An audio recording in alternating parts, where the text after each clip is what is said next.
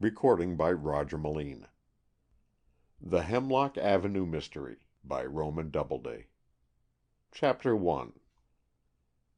Young Lyon, lounging in the courthouse to make up his daily tale of items for the Waynscott News, was perhaps the only man who knew exactly how the quarrel between Lawrence and Fullerton began, though when later events had made that quarrel take on an unexpected significance, he was exactly the one man who did not talk about it.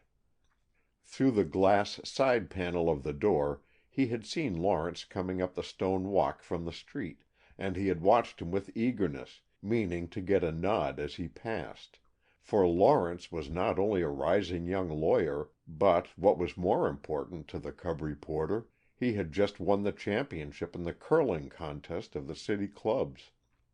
Slight as was Lyon's acquaintance with him, it had the touch of hero worship which a youth is always ready to pour out as an offering before a man who is at once an athlete, a social success, a man eminent in professional life, and withal magnetic and charming in his personal relations, as Lawrence was. So he counted it luck just to have the chance to say good morning.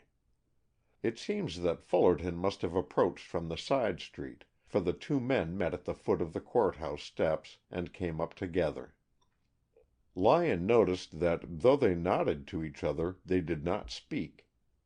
At the top Fullerton pushed ahead, so as to come first through the revolving pepper box of a storm door which made the entrance of fresh air to the courthouse as difficult as was the exit of foul air within. Lawrence swung through in the next compartment, pushing the door around much more rapidly than suited Fullerton's dignified gait. The knowledge that he had thumped his distinguished predecessor's heels probably cheered Lawrence's heart, for he cried gaily as he emerged, "You see, I follow in your footsteps." "Not for the first time," said Fullerton in level tones, with a slow lifting of his lowered eyelids. The effect of those quiet words on Lawrence's temper was surprising. Instantly his hand flashed out and he slapped Fullerton's face. In a moment half a dozen men were between them. Some one restored Fullerton's hat, which had fallen off at his sudden start, while others officiously laid restraining hands on Lawrence, who was trembling like a nervous horse. "You may think a trick will win, but, by my soul, I'll take the trick," he cried hotly. Fullerton, who was quite white except where the marks of Lawrence's fingers burned like a new brand on his cheek, stood perfectly still for an instant, with his eyes on the floor, as though waiting for anything further that his opposing counsel might have to say. Then he replaced his hat, bowed slightly to the group, and walked away to the elevator. "Jove, if I had the grip on my temper that Fullerton has, I'd be Attorney General by now," said Lawrence lightly. "Guess I'll take the other elevator all the same." And he walked jauntily down the hall. The collected group of men burst into excited cross-currents of talk. What was it all about? What will Fullerton do? Gee, but Lawrence might be disbarred for that. Fullerton, of all men! He must be getting old, if he lets that pass. Oh, this isn't the end of it. You can bet on that, all right. But what was it all about? Why, Fullerton got a decision in the Sims case yesterday. Beat Lawrence on a technicality. It was rather sharp practice, but Fullerton goes into a case to win, and he knows all the tricks of the trade. You heard what Lawrence said about taking the trick?" Yes, they had all heard what Lawrence had said. Lyon listened to the gossip, but contributed nothing. He was perfectly certain that Lawrence's hot speech about a trick had been expressly intended for the bystanders. The champion was too good a sport to take a professional defeat like a baby.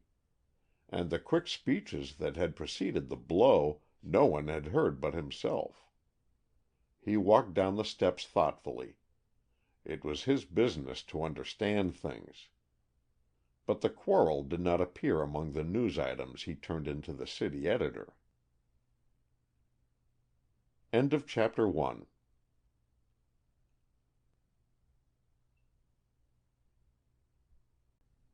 Chapter 2.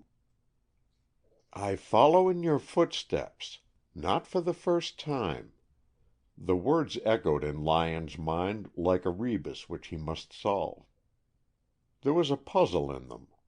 Could he, by turning them and trying them, find the answer? Of course it wasn't really his business, but for some reason the puzzle haunted his mind. He had an assignment that evening to report a concert given at the Hemlock Avenue Congregational Church, under the auspices of certain ladies sufficiently prominent in society to ensure a special reporter. He had timed himself to reach the church a little before 9, and as he walked briskly up the north side of Hemlock Avenue, his attention was attracted by the opening of a door in a house on the opposite side of the street. The light, streaming out toward him into the snowy whiteness of the night, showed a man at the door parleying with the maid-servant within. After a moment the door closed, and the man came slowly down the steps. He appeared to hesitate when he reached the street, then he turned up the avenue in the same direction that Lyon was going, and almost opposite him. As he passed under the street lamp, Lyon saw, with a sudden quick pleasure, that the man was Lawrence. He was walking laggingly, with his head bent. At the corner he turned south on Grant Street, and so soon passed out of sight.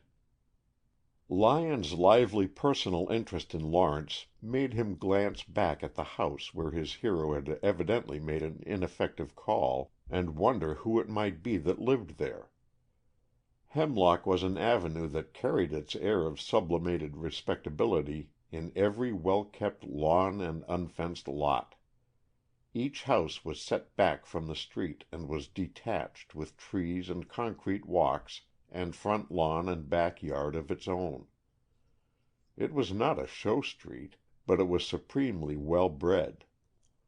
It struck Lyon, newly come from a busier city, as curious that, but for himself, Lawrence was the only person moving in the street.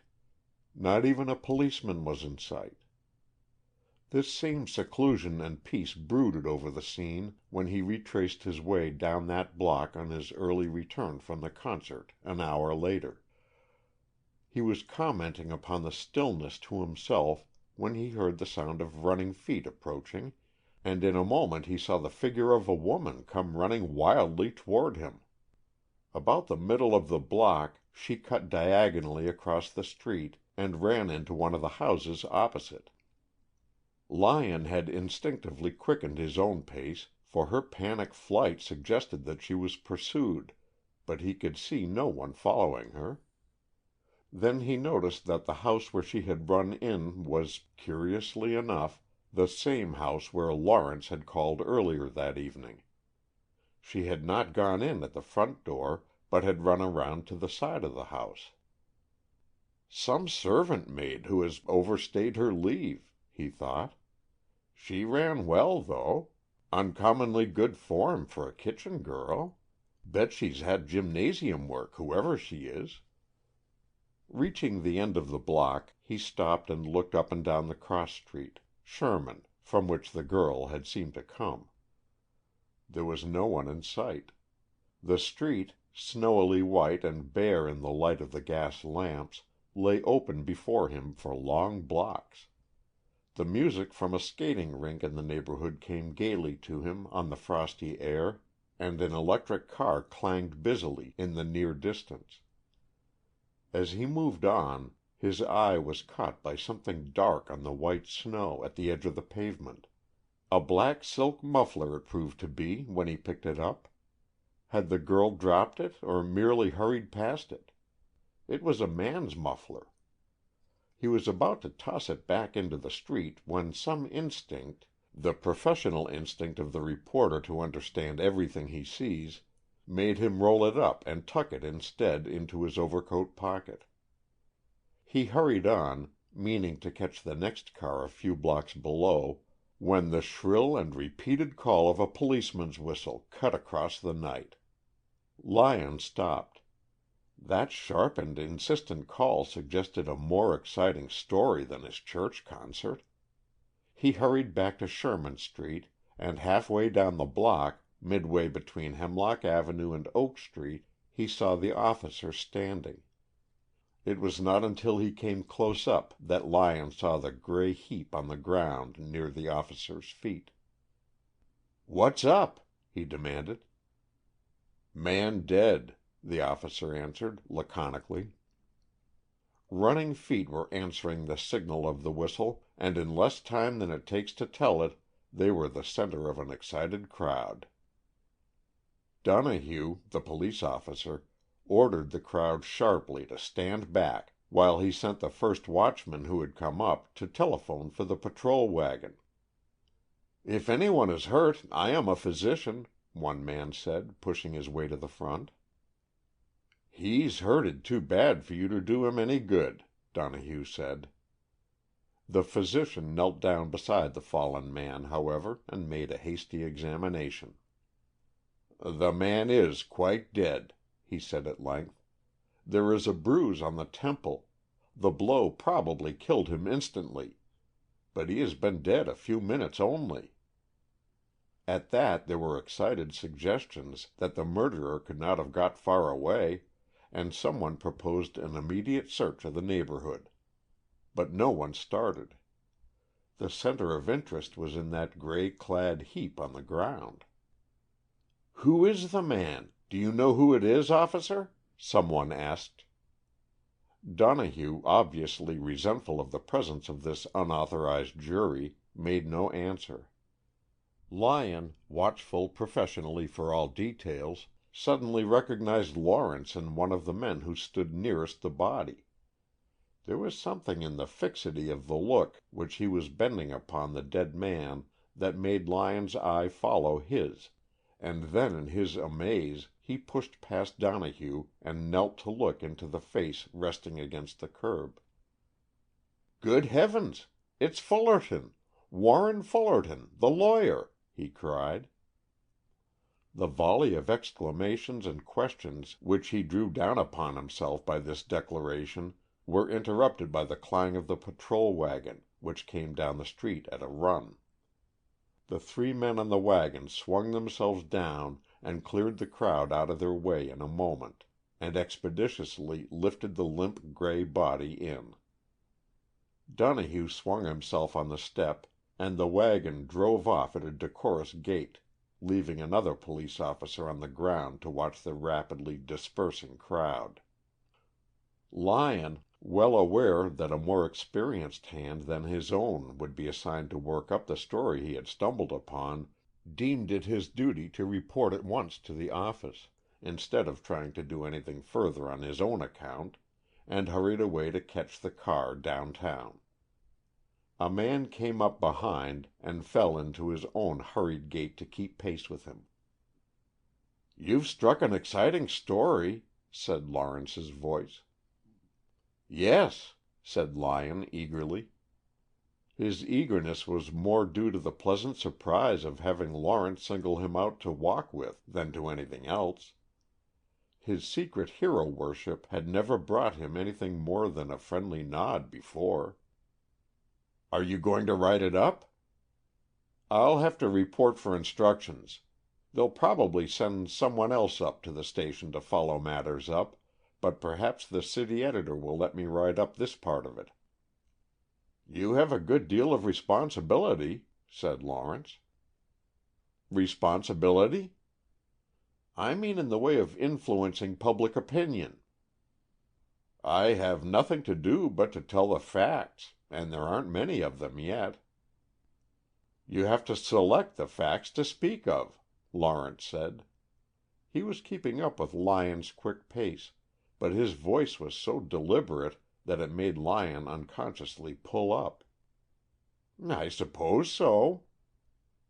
"If you wanted to make a sensational report, for instance, you could work in the peaceful night and the deserted street and other things that really have no relation to the facts, in such a way as to connect them in the public mind." "Yes, I suppose so." "That's what I meant about your responsibility. Responsibility to the public and responsibility to the individuals you may happen to work into your story." Lyon nodded. He felt that there was something behind this not yet clear to him. "You were fortunate in being on the spot. You must have been the first man there. I was close behind you, I think. I was not far behind you when you came down Hemlock Avenue." Then suddenly Lyon understood. It was quite as though Lawrence had said, "I hope you will not consider it necessary to mention that a minute or two after the time of the murder you saw a woman running in terror from the spot and going into a house where I call." He had quite forgotten the running girl for the moment. Now the sudden bringing together of the two ideas staggered him. "There are things that once said can never be unsaid," said Lawrence. "Yes."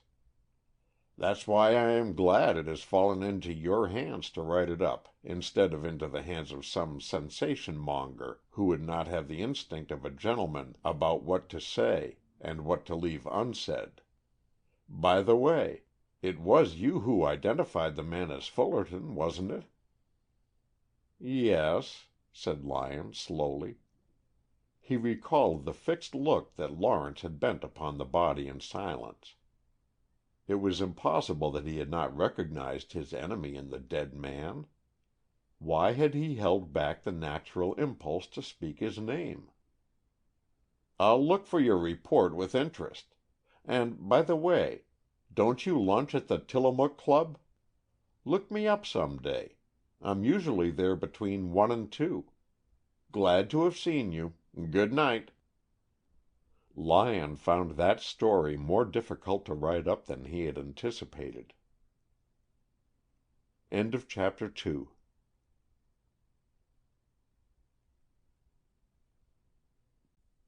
Chapter 3.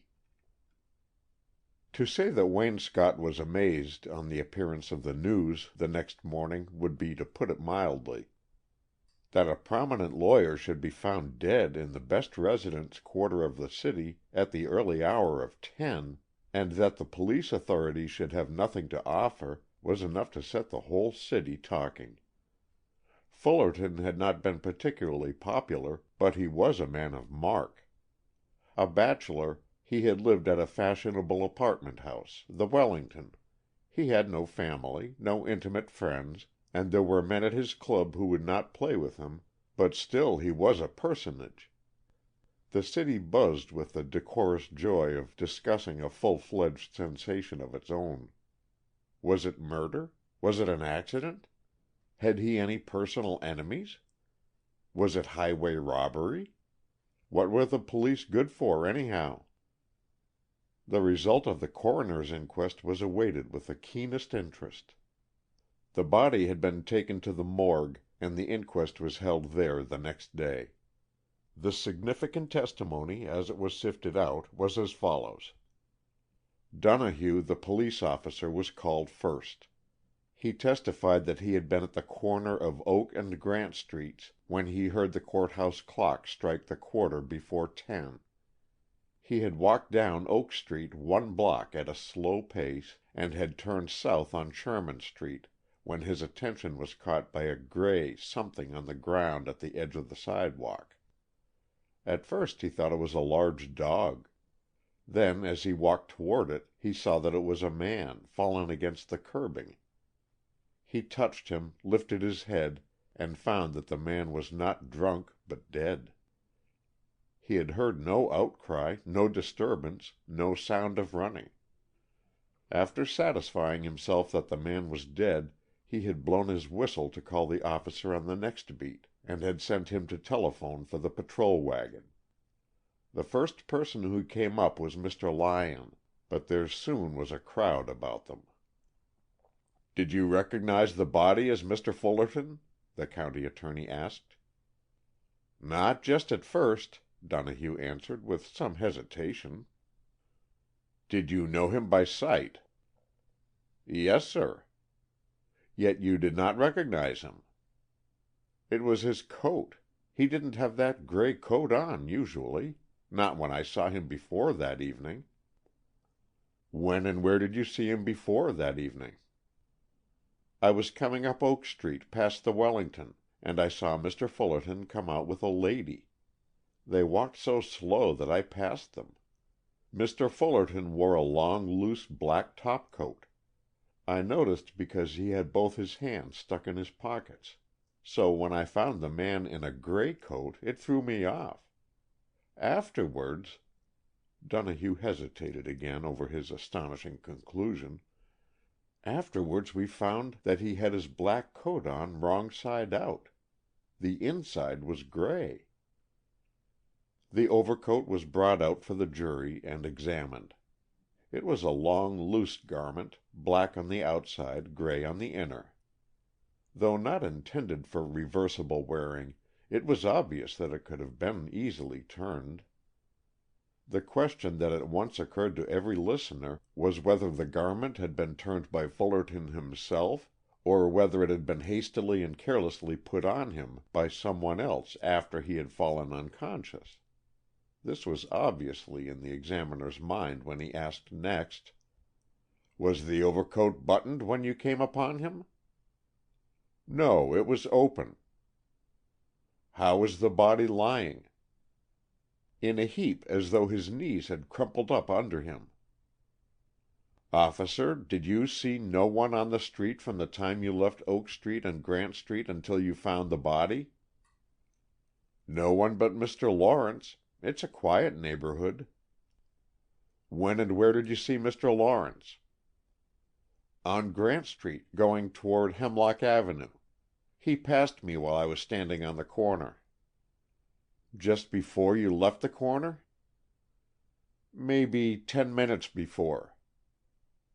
"If you had walked straight down Grant Street to Hemlock Avenue, down Hemlock Avenue to Sherman Street, and up Sherman Street to the spot where the body was found, how long would it have taken you to get there?"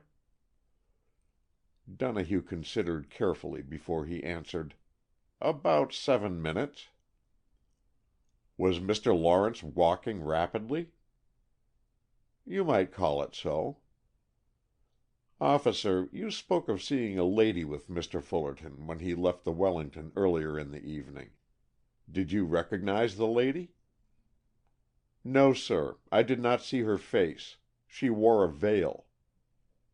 "Did you notice anything else about her, or her dress?" "She wore a short fur coat and a muff. Her dress was dark.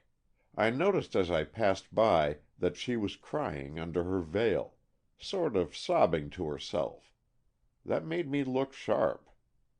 Mr. Fullerton was walking kind of swaggering, with his hands in his pockets." "Would you know the lady if you saw her again?" "If she wore the same clothes, I might," Donohue answered somewhat doubtfully. The physician, Dr. Sperry, who had pronounced Fullerton dead, was next called. He testified that he was returning from the concert, and was on Hemlock Avenue when he heard the police whistle. When he saw the crowd gathered on Sherman Street, he had thought some one might be hurt, and had gone up to offer his professional assistance. He had found the man dead, with the mark of a severe blow on his temple. "Dr. Sperry, will you describe the appearance of the wound?" "It was a bruise rather than a wound. The temple was indented, showing that the delicate bone there had been crushed in. The skin was broken, and the blood had oozed down the left side of the face." "Should you say that it was the mark of a heavy blow?" "Yes, or a swinging blow. It was undoubtedly made by some dull instrument, heavy enough to crush, and yet with a metallic edge that cut the skin sharply." "Would such a blow cause death at once?" "Instantaneously." "Can you say how long the man had been dead?" "Not less than 10 minutes, not more than half an hour." After an intimation that Dr. Sperry would be recalled later, Lyon was called. Lyon had made no mention of the running girl in his report for the News, but he foresaw that the matter would come out in his examination, and he hastily resolved that there was one point of information which he would not volunteer, the house which she had entered. Let them ask him if they wanted to get at that. He testified, in answer to the preliminary questions, that he was returning from the concert and was on Hemlock Avenue between Sherman and Hooker Streets when he heard the policeman's whistle, and ran back to see what the disturbance was. You had passed the corner of Sherman Street a few minutes before? Yes. And you saw nothing unusual? I saw a man's muffler on the ground. I have turned it over to the officers. The muffler was produced and examined. At one place the folds were stiff and matted together. The jury examined the stain. Was this spot wet when you picked the muffler up? I did not notice. Did you see anyone on the street? While I was farther up on Hemlock Avenue, I noticed a woman running across the street. How was she dressed? I was too far away to see. Did she wear a veil? I think not. I could not swear to it, however. Did you see Mr. Lawrence? No, not until I saw him in the crowd afterwards. I believe it was you who first identified the body? Yes. Was Mr. Lawrence present when you did so? Yes. Did you see him examine the body? I did not see him touch it. Was he near enough to identify the body? He was near enough, so far as that goes. He did not volunteer any information as to who the dead man was, though he was near enough to recognize him, and presumably must have recognized him? I did not hear him say anything. Was the light sufficiently bright to enable you to see clearly? It was rather a shadowy spot. There are lamps at the corners of the block only. We were standing about the middle of the block. The next witness sprung the surprise of the day.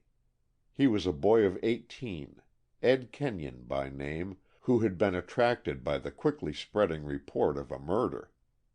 Asked to tell his story, he said, "After the rest of the crowd had gone home, some of us fellows thought we would hunt for the murderer, so we made up a party and looked in all the alleys and went through some of the back yards around there. Right across the street from where the body was found there is a vacant lot. It is a good deal lower than the sidewalk, and there is a fence at the inside edge of the walk to keep people from falling off.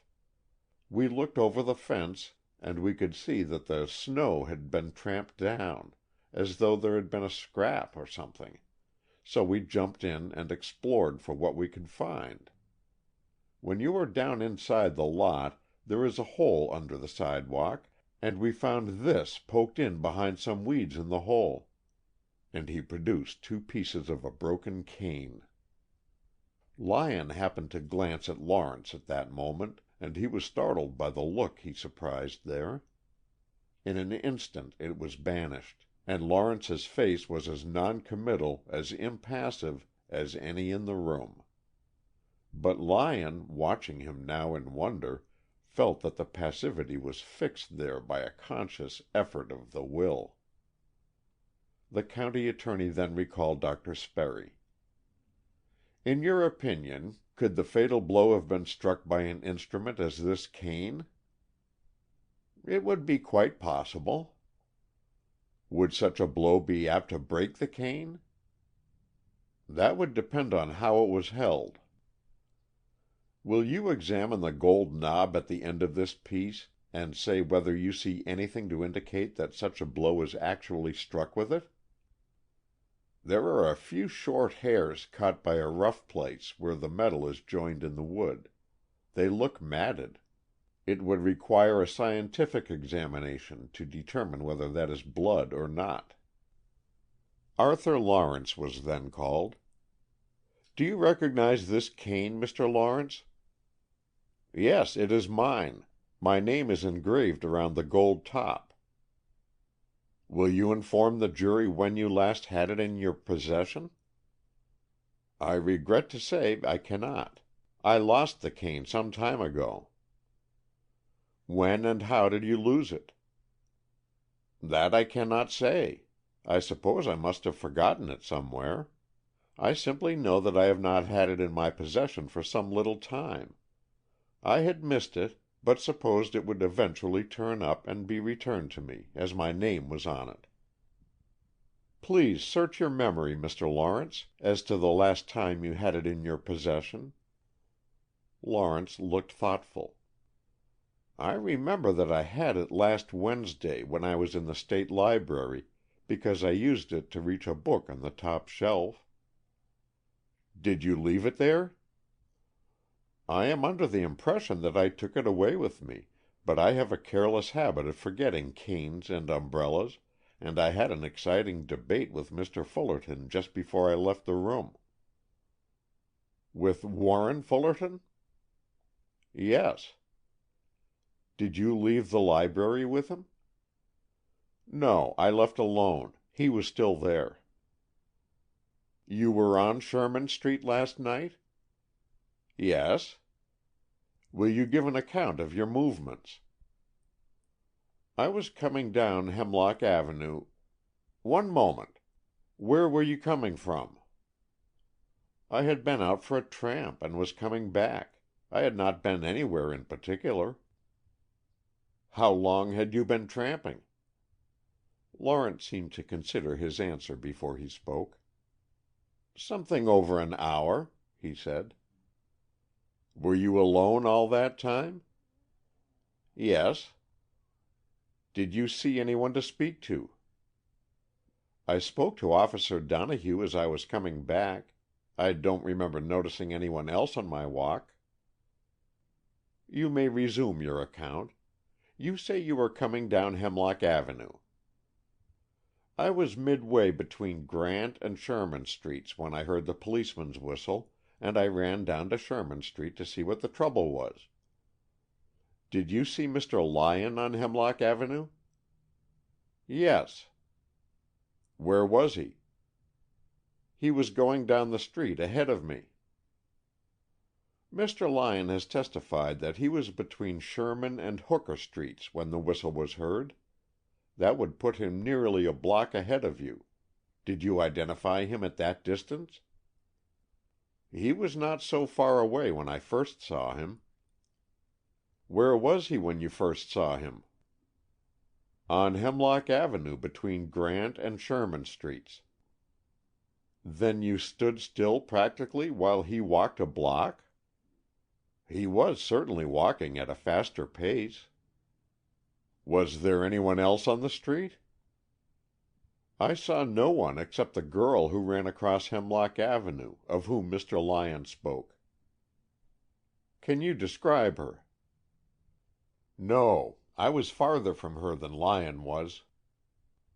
"When you heard the policeman's whistle, did you go at once to the spot?" "No, I paid no attention to it at first. Afterwards, when I saw a crowd was gathering, I fell in with the rest to see what had happened." "Did you recognize the body when you came up?" "Yes." "Did you have any reason for refraining from so stating?" "I was shocked and startled to see who the man was. I had no definite reason, either for speaking or for silence." "What were your personal relations with Mr. Fullerton?" "We were not friendly." "When did you speak to him last?" "Yesterday morning, in the court house." "What was the nature of your conversation at that time?"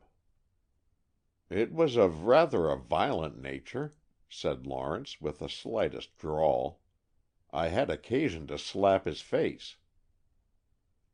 The boys who had been with Ed Kenyon were called to corroborate his story of finding the broken cane.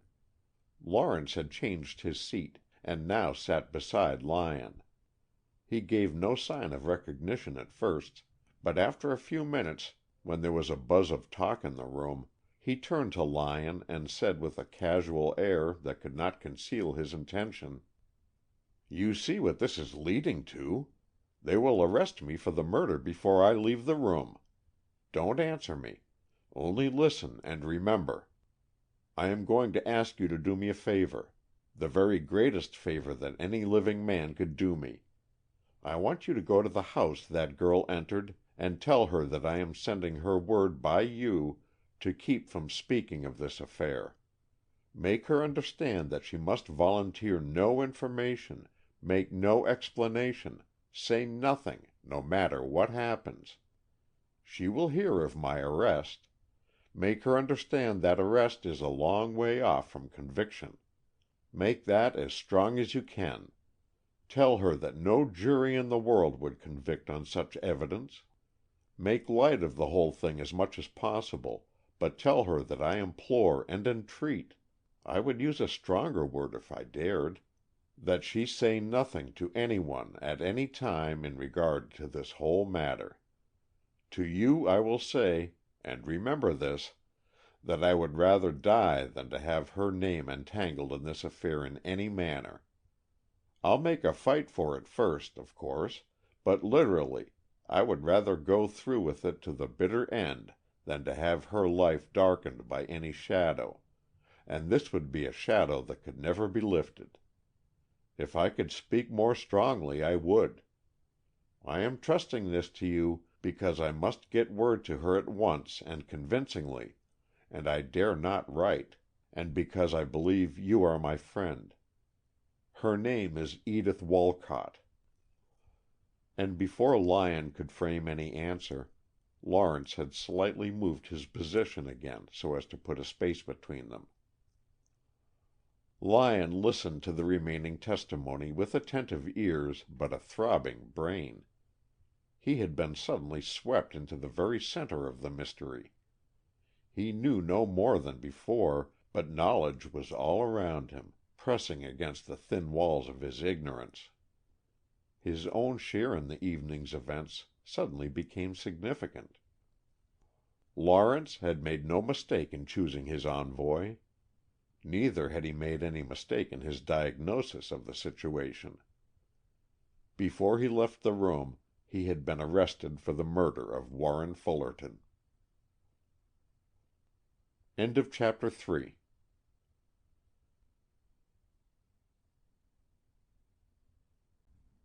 Chapter 4. Percy Lyon had a natural gift for human nature, as some people have for music or for mechanics. Unconsciously and instinctively he could read character, and as with all instinctive knowledge, he was utterly unable to say how he reached his conclusions.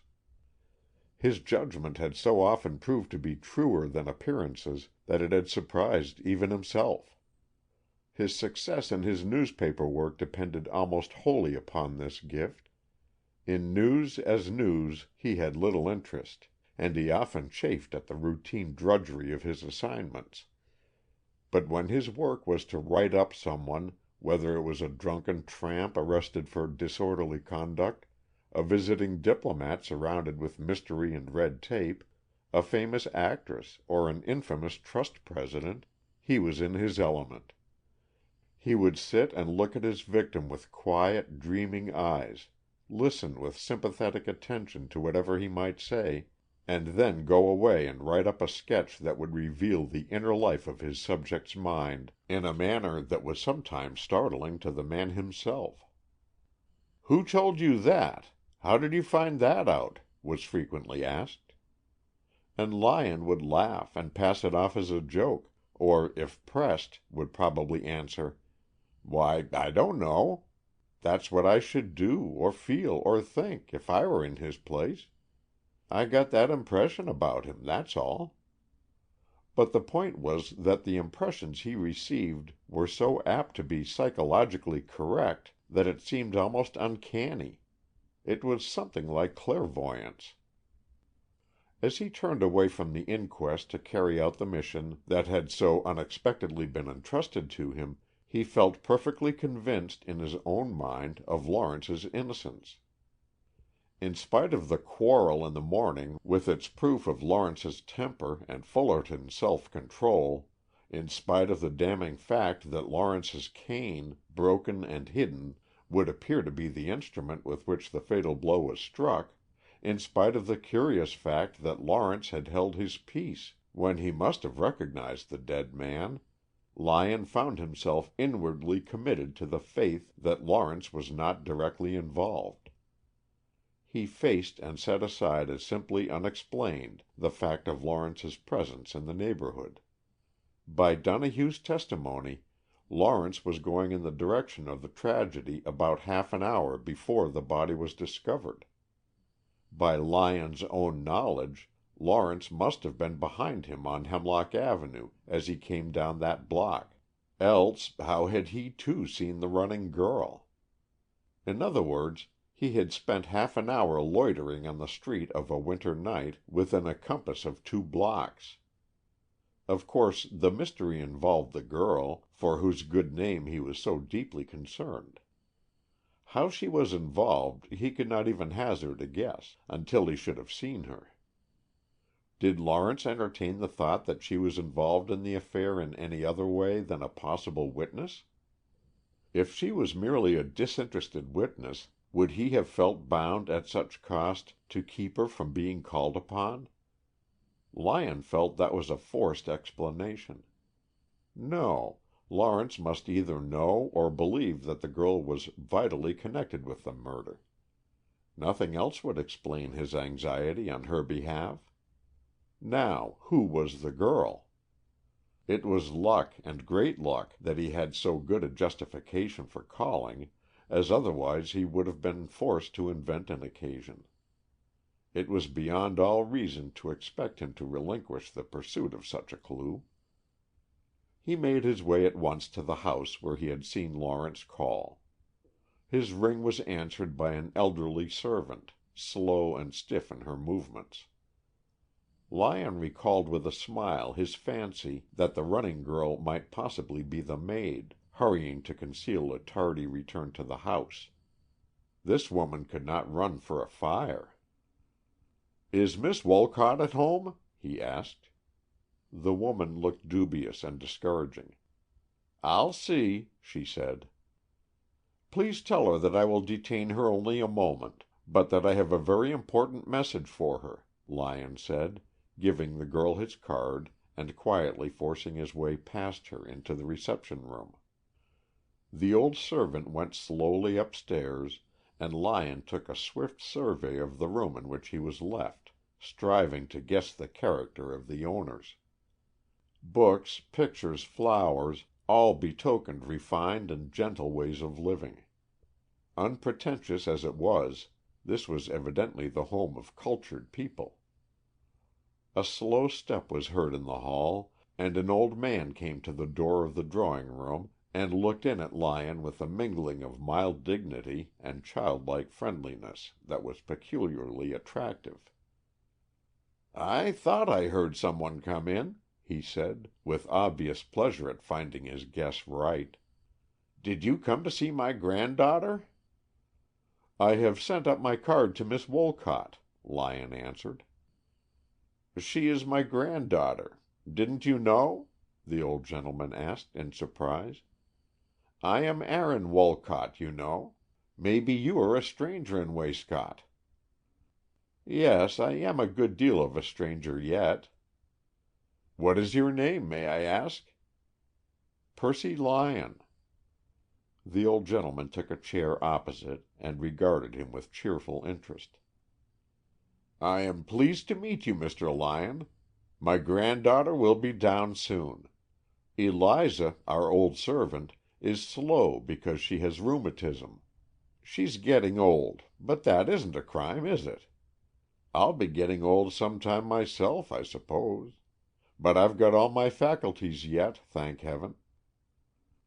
"Have you lived in this house long?" Lyon asked.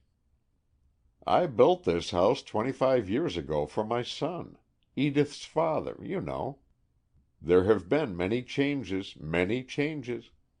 He died when he was 30, and his young wife followed him and left the baby Edith and me alone together. There's something wrong when young people die and old people are left. We should not outlive our children." "Do you mean that you live here utterly alone with your granddaughter?" asked Lyon quickly. This was significant. "Except for Eliza. Eliza is a good servant. Edith isn't much of a housekeeper. She doesn't care for anything but her music. But she's a good girl, Edith is." "Do you wish to see me?" a cool, low voice asked at the door. Lyon rose to his feet and bowed. "If you are Miss Wolcott, I have a message for you," he said, and by a pause he conveyed to her the idea that the message was for her alone. Miss Wolcott regarded him for a moment with an observant scrutiny, which she made no attempt to disguise, and then she returned to her grandfather. "It is time for your walk, Dandy," she said. She got him his overcoat, hat, and stick from the hall, and herself buttoned his coat up to his throat. "You see how she spoils me," Mr. Wolcott said, with evident pride in his voice. "I'm old enough to look out for myself." Edith did not speak. In grave silence she gave him his gloves and watched him put them on while Lyon as intently watched her. She was a tall girl of perhaps 25, with eyes of midnight blackness, broad black eyebrows that drooped in straight heavy lines toward her temples, and black hair that was drawn in smooth broad bands at the side of her head to repeat the drooping line of her brows.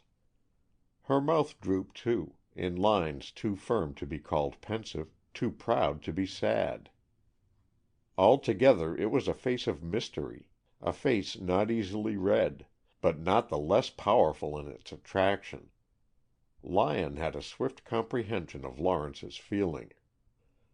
If this woman was in any way connected with the murder, the matter was serious as well as delicate. Lyon's pulses began to tingle as a hunter's do when he sees a mysterious track which he does not understand. She let her grandfather out at the front door, and then came back to the room where Lyon was waiting. Calmly seating herself, she bent an inquiring and unsmiling look upon him. It struck him that she had shown nothing of her grandfather's tendency to unnecessary words. "I have come at the request of Mr. Lawrence, who wished me to bring you a message," Lyon said. There was something like a flash of light in her shadowy eyes, but whether it meant eagerness or anger, love or hate, Lyon could not say. She bent that same intent, unsmiling regard upon him, with only a deepening of its intentness, as though waiting for his next word with held breath. "Mr. Lawrence considered it important that I should see you personally and at once, since he could not come himself to explain his reasons for what may sound like an extraordinary request," he went on deliberately. She moved restlessly. "I have not seen Mr. Lawrence since—" Lyon interrupted. "Pardon me. May I give you the message before you say anything more? Mr. Lawrence has been arrested on the charge of killing Warren Fullerton." "Oh, heavens! Has it come to that?" the girl gasped, with horror on her face. Lyon raised a warning hand. "And his urgent request to you is that you refrain from giving any information which you may possess in regard to the matter to anyone. That of course includes myself." Miss Wolcott was holding fast to the arms of the chair, and her pallor seemed to have deepened visibly, for she did not lose her self-control for a moment.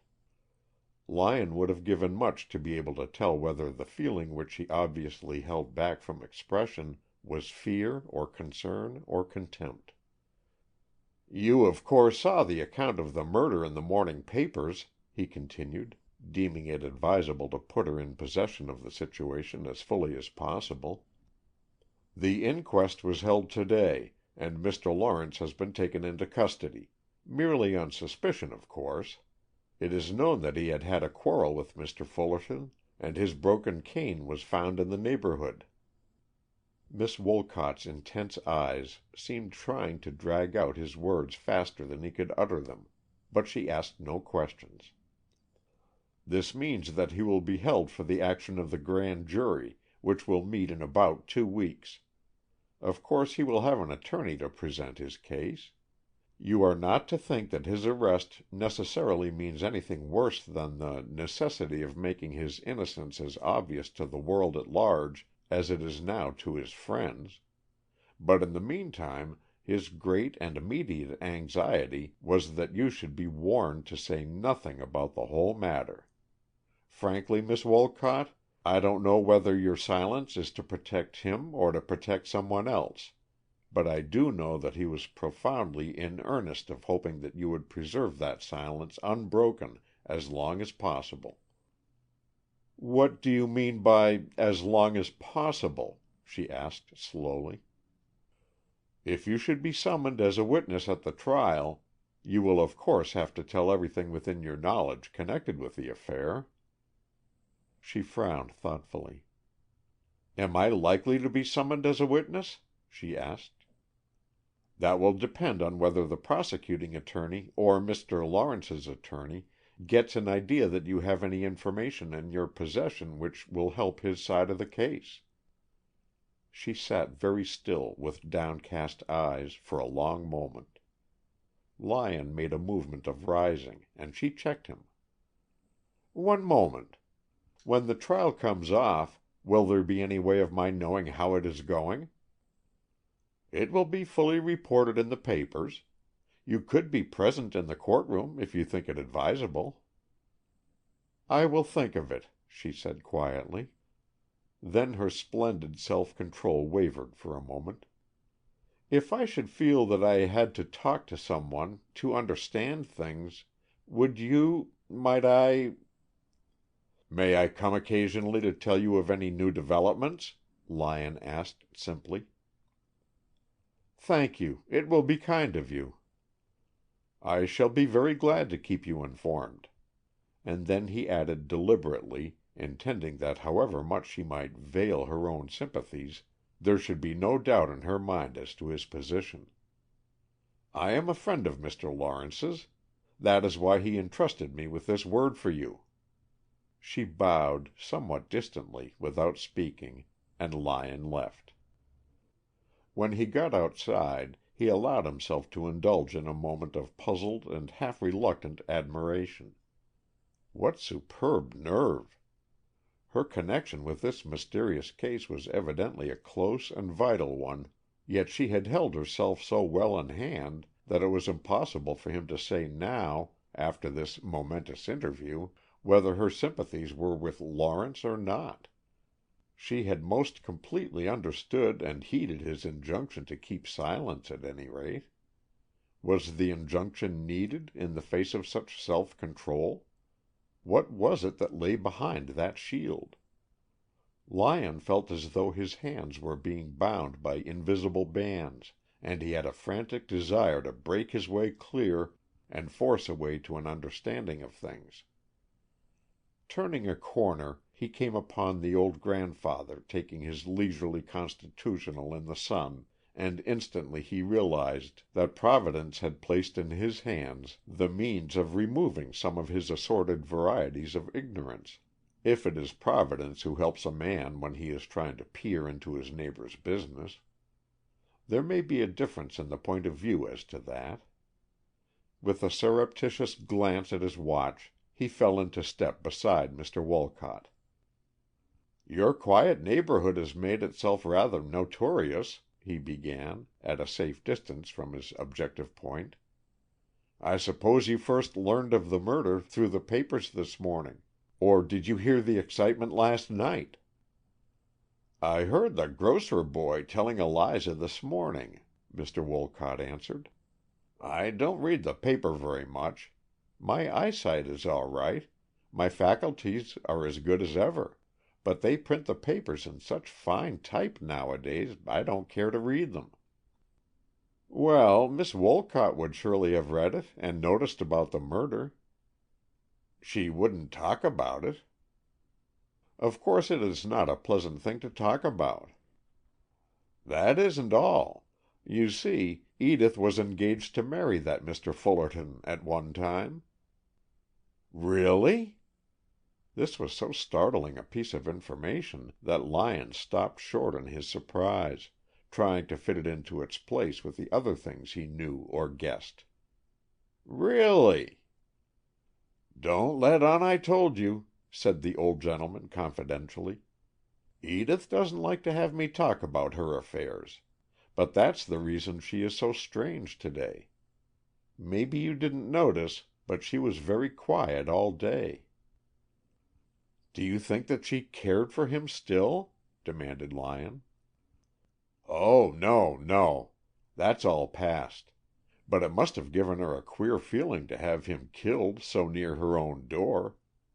No, she didn't care for him. If he had died in some other way, I think she would have been glad. I'm not sure she isn't glad as it is, though maybe she was a little scared to have her wish come true. It is kind of awful to have something up there take you at your word." "What makes you think that she would be glad?" "Oh, I see things, if I am old. Edith doesn't think I notice, but I know more things about than she guesses. She said once that she wished he was dead. I heard her." "Really? How was that?" "I had gone to sleep on the couch in the library, not really asleep, of course, but I was lying down to rest my eyes for a moment, and Edith didn't know I was there. I woke up and saw her standing by the window looking out, and she was so excited that she was talking aloud to herself. She threw up both hands, like this, and said aloud, 'I wish to heaven you were dead, dead, dead!' Then she ran out of the room like a whirlwind, and I got up and looked out of the window. Mr. Fullerton was standing on the sidewalk, looking up at the house. He touched his hat when he saw me, and smiled a nasty, sarcastic kind of smile, and walked off." "When was this?" "Maybe 2 weeks ago." "Did you ever speak of it to anyone?" "Never, not a word, not to anybody except Lawrence." "Oh, you told Arthur Lawrence?" "Yes, you see, I like Lawrence, and I thought it was just as well to let him know that there wasn't anything between Edith and Fullerton any longer.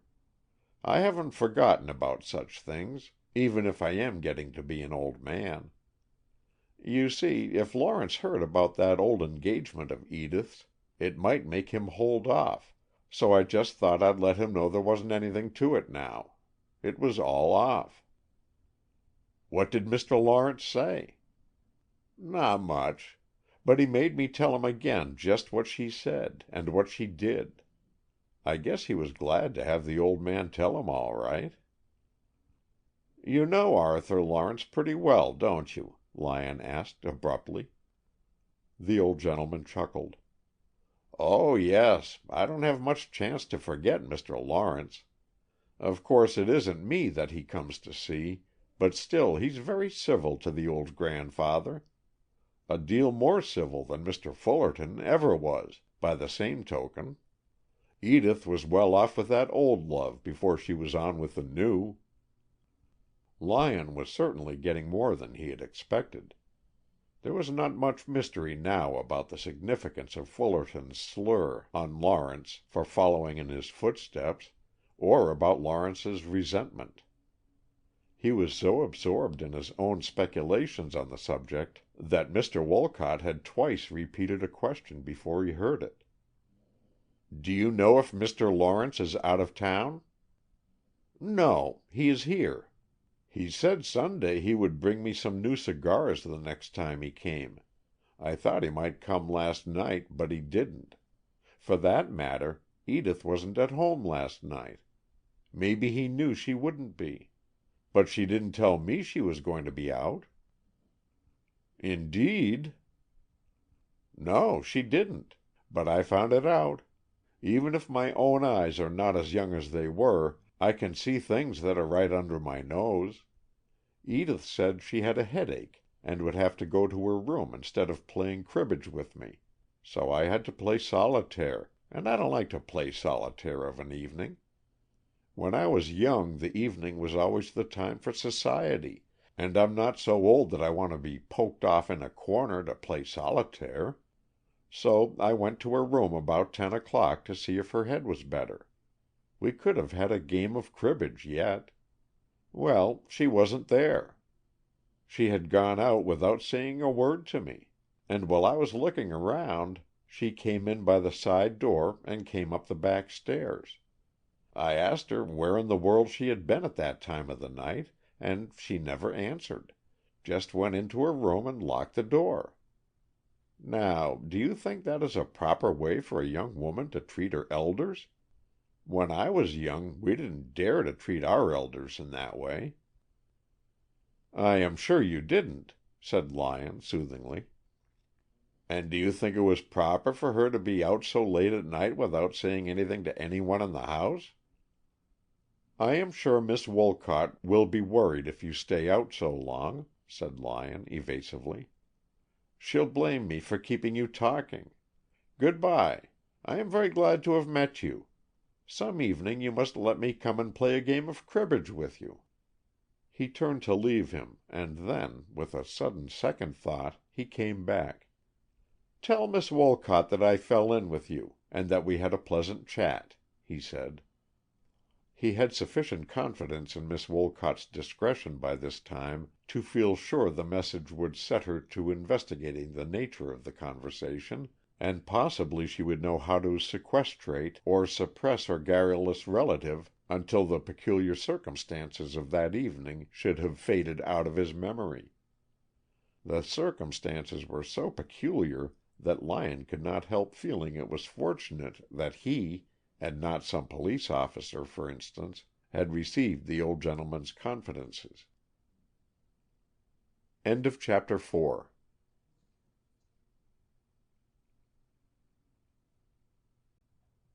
5. Lyon went straight to the jail to report to Lawrence. He had little difficulty in securing admittance, for the sheriff was sufficiently pliable and Lawrence sufficiently important to permit a softening of the rigors of prison discipline in his case. His arrest might, indeed, be considered merely a detention on suspicion until the grand jury had formally indicted him, and the sheriff had evidently considered that his duty was filled by ensuring his safety, without undue severity.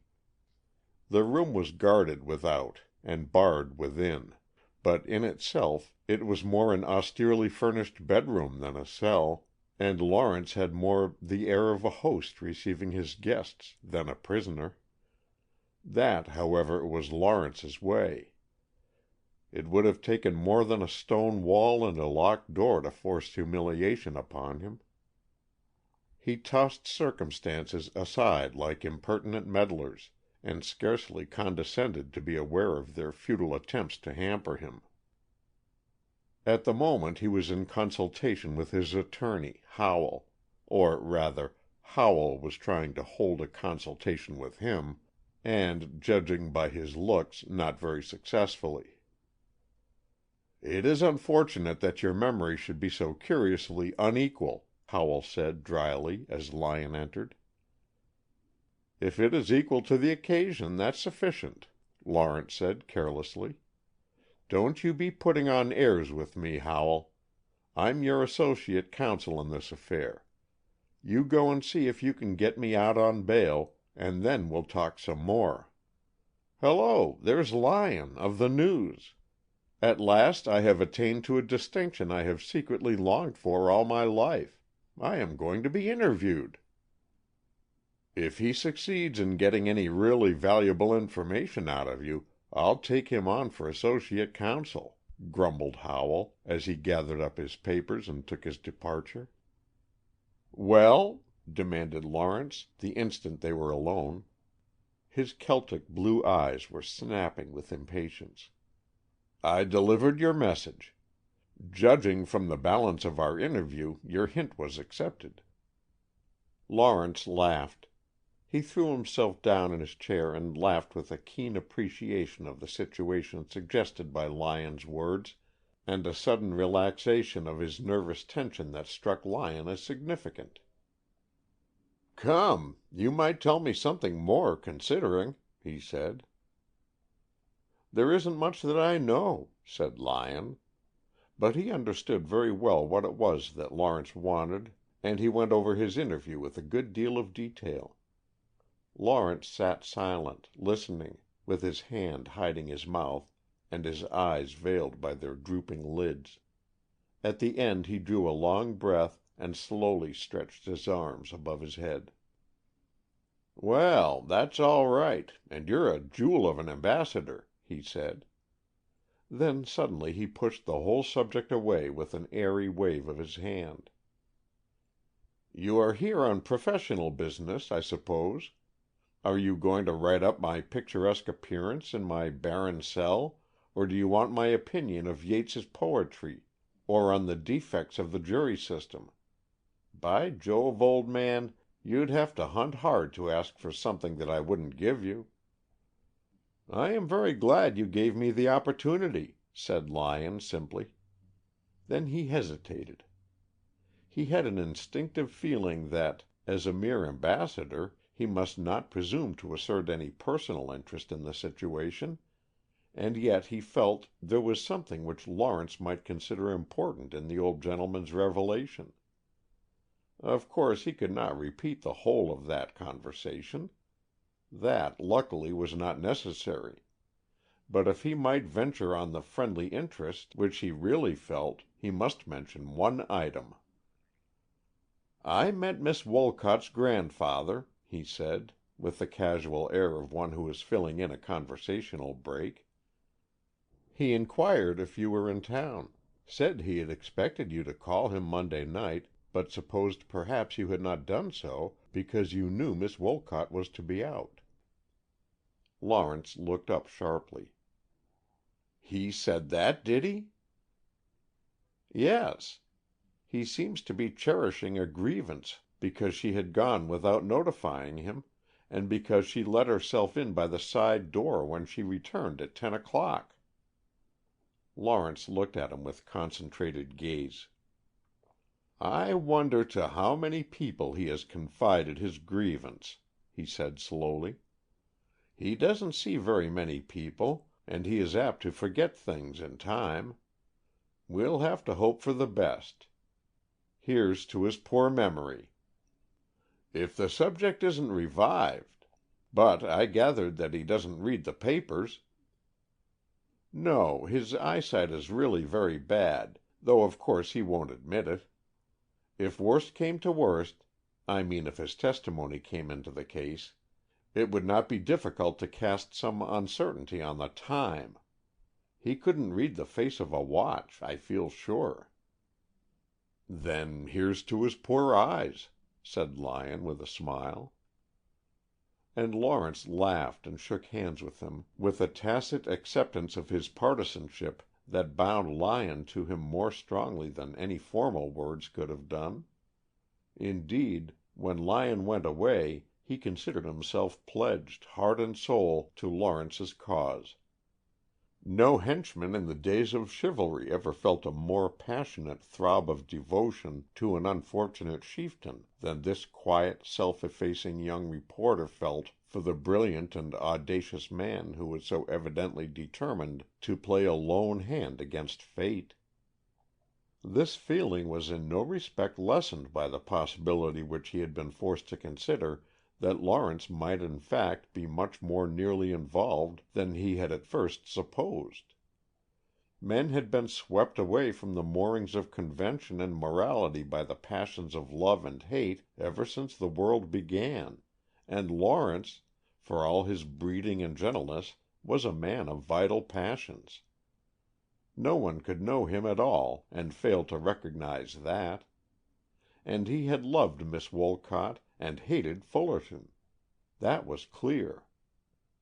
But the question of whether he was, in fact, guilty or innocent was merely secondary. The first question for Lyon, as for any true and loyal clansman it must always be, was merely by what means and to what extent he could serve him. And that settled once and for all the question of his own obligation to speak. The cause of justice might demand that he should give Howell a hint as to important witnesses. The language in which he mentally consigned the cause of justice to the scaffold was not exactly feminine, but the sentiment behind it was peculiarly and winningly feminine. If Lawrence wanted this thing, he should be allowed to have it, and the cause of justice might go hang. At the same time he was absorbed in a constant speculation on the facts of the case. The little light he had gained only made the darkness more visible. If Lawrence had indeed struck the fatal blow, how had it come about? Had he encountered Fullerton and Miss Wolcott together, and had there been a sudden quarrel with this unexpected termination? Then Miss Wolcott was the sole witness, and Lawrence's injunction to silence was easy enough to understand. That was of course the most obvious explanation, though on that theory it was hard to understand Lawrence's amazement when his cane had been produced at the inquest. On the other hand, if Lawrence's tale was true about his being behind Lyon on Hemlock Avenue, then his persistent evasion of all really conclusive proof of his alibi must be due to his determination to shield Miss Wolcott. Did he think it possible that she herself was the murderer? It was necessary to consider even that possibility. Lyon recalled the girl's sphinx-like composure, and he was by no means sure that it might not cover passional possibilities which could, on occasion, burst into devastating force. She was the sort of woman who would be quite equal to taking the law into her own hands if she felt it expedient to do so. Lyon knew the brooding type. If, for instance, she loved Lawrence, and if she felt that Fullerton stood between them, and particularly if she had any cause for bitterness against Fullerton which would make her feel that in slaying him she was an instrument of justice, well, tragedies were happening every day that were no more difficult of belief. She was not an ordinary woman, and when a woman breaks through the lines of convention she will go farther than a man.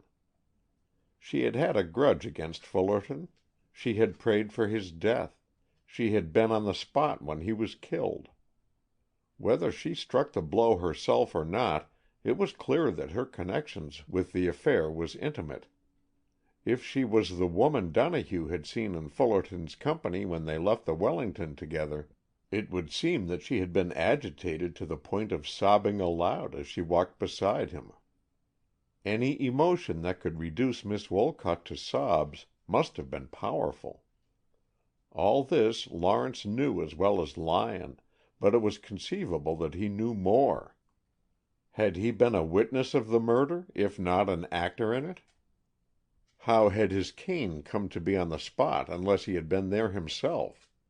And the fact that Fullerton's overcoat had been turned seems to indicate a deliberate attempt at concealment, which did not accord with the girl's frantic flight from the spot. Someone else had been involved in that, someone with steady nerves and a cool head. In all the uncertainty, the one thing clear was that Lawrence had been so concerned about protecting the girl that he had almost seemed to invite rather than to repel suspicion. Whether the grand jury would consider the evidence against him as strong enough to warrant an indictment remained to be seen, but if it did not, it would not be because of any effort on Lawrence's own part. That unfortunate public quarrel in the court house was a serious complication, and since the murder that point had been much before the public. Half a dozen different versions had been given by as many positive eyewitnesses. That they differed so widely in detail only made the public more certain that there must have been something very serious in it. The wiseacres who had prophesied that something would come of it took credit to themselves. It was merely from curiosity, and with no idea of the discovery he was about to make, that Lyon went to Hemlock Avenue that evening at 10 to retrace the course he had taken the night before. He wanted to fix the scene in his memory definitely, and to take note of what he had seen and what he might have seen if he had looked. He stopped at the place where he had seen the running girl and looked about. Certainly she had come from Sherman Street, and, cutting diagonally across Hemlock Avenue, had crossed the field of his vision squarely. He shut his eyes for an instant to recall the scene. She ran well. He could see now that swift, sure flight.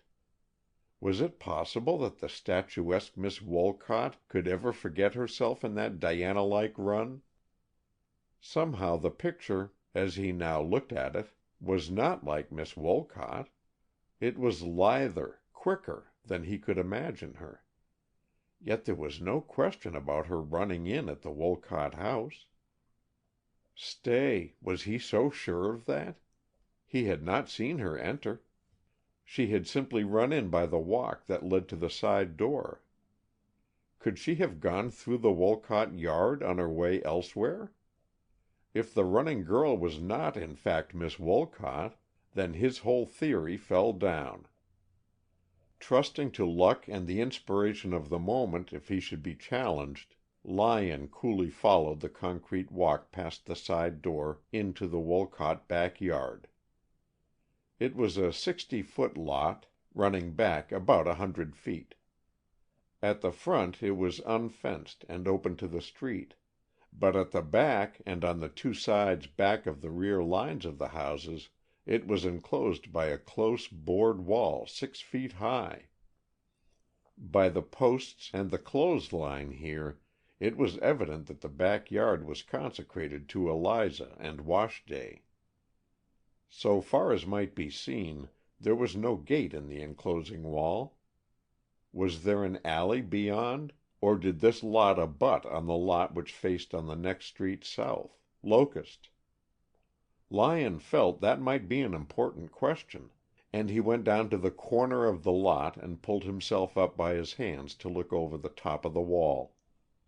He satisfied himself of 2 points: that there was no alley between this lot and the adjoining one, and that the board which he had laid his hand upon was not firm.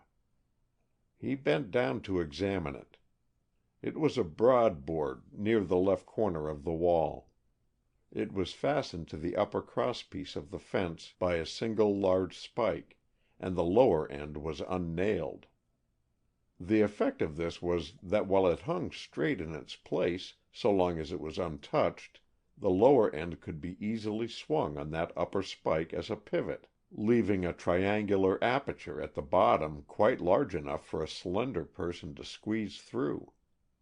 To test it, Lyon pulled himself through and swung the board back into its place. He found himself in a large enclosed space, boarded in on all sides except the front, where a high wire fence separated it from the street. With a certain astonishment, Lyon recognized his surroundings. He was in the enclosed grounds of Miss Elliott's private school for girls on Locust Avenue, a highly select and exclusive establishment. Was it as easy to get out as to get in? He hesitated a moment before deciding on further explorations, but the trees in the yard gave him the aid of convenient shadows, and he cautiously followed the wall around the lot, trying each board. There were no more secret panels. Everything was as firm as it looked. He had thought to get out by the gate on Locust Avenue, for it somehow touched his dignity to crawl out by that little hole that had admitted him. But to his surprise he found that the wire fence, which enclosed the lot on the front, came up to the house itself in such a way that no exit could be made on that side except through the house. Moreover, the fence was too high to jump, even for him. Emboldened by the fact that the house was as entirely dark as though it were vacant, Lyon made another and even more careful examination of the enclosing wall. There was no break, and he was forced to make his way out, as he had come in, by Miss Wolcott's backyard. He regained the open street with a tingling pulse. Perhaps his discovery meant nothing, but perhaps it meant everything. It might enable him in time to tell Lawrence that the running girl was not Edith Wolcott. The sudden recognition of that possibility excited him keenly. Could it be that Lawrence had mistakenly jumped to the same conclusion that he had? Were Lawrence and Miss Wolcott both keeping silence, each to shield the other, while the guilty person made her escape through the sacred precincts of Miss Elliott's Select School? He would interview Miss Elliott tomorrow. End of chapter 5.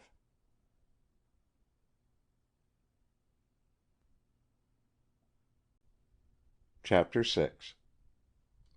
It was 2:00 in the afternoon of the next day before Lyon found it possible to carry out his plan to interview Miss Elliott.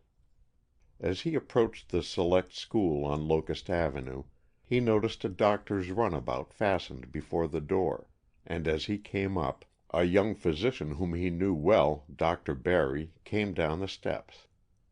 Lyon had often found it useful to assume a curiosity when he had it not, and he at once seized his opportunity. "How is your patient?" he asked with an assured air. "What do you know about my patient?" Barry asked in obvious surprise. Lyon, in fact, knew so little that he deemed it advisable to answer this question with another. "Will she be able to see me?" "You newspaper men beat the devil. How did you find out she was here? She particularly wanted to keep it quiet. Miss Elliott called me in with as much secrecy and mystery as though her guest were a royalty traveling incognito, and here I find you on the steps ready to interview her for the benefit of the whole public." "You don't understand," said Lyon quietly. "The only way to keep things out of the newspapers is to take the newspaper men into your confidence. By the way, is her ailment serious?" "Puzzling. Disordered state of the nerves," said Barry, frowning. Lyon laughed. "Don't put on professional airs with me." "That's straight. It looks very much like nervous shock. I don't at all approve of her seeing visitors." "Then why don't you forbid it?" fished Lyon with curiosity. "I'm too young, and she's too important," laughed Barry as he jumped into the runabout. "I haven't the nerve to give orders to the wife of a multimillionaire." And he drove rapidly off. Lyon rang the bell with a feeling of exhilaration. He was making progress. While the neat servant who answered his ring took his card to Miss Elliott, Lyon waited in the reception room and hastily reviewed his facts. The wife of a multimillionaire traveling incognito and suffering from nervous shock. How could he surprise Miss Elliott into giving him her name?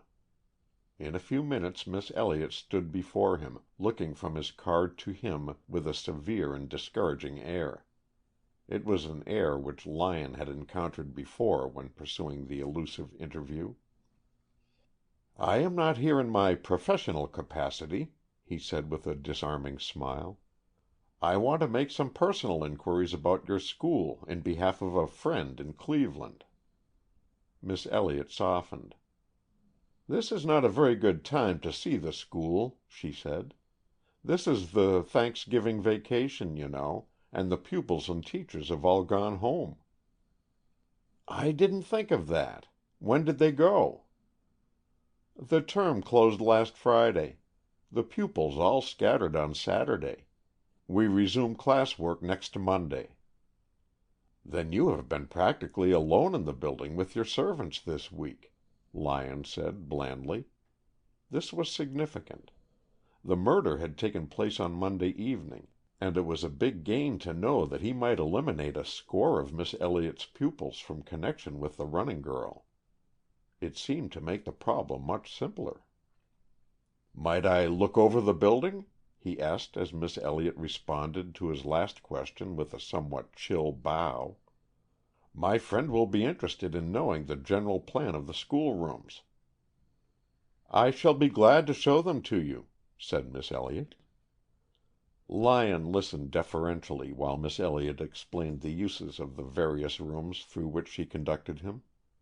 The building was a large, square, old-fashioned house, the first floor of which contained Miss Elliott's own suite, several large schoolrooms, and in the rear, some rooms into which she did not take him, and to which she vaguely referred to as "my resident teacher's apartments." Lyon guessed at once that this was where her distinguished guest was quartered, a guess which was confirmed when the second story was thrown wholly open to him. He took special note of the window fastenings, and saw at once that it would be the simplest thing in the world to throw open a window and slip out into the large enclosed yard. "Your high wall suggests a convent school," he said with a smile. "Are your young ladies as carefully secluded as that wall would suggest?"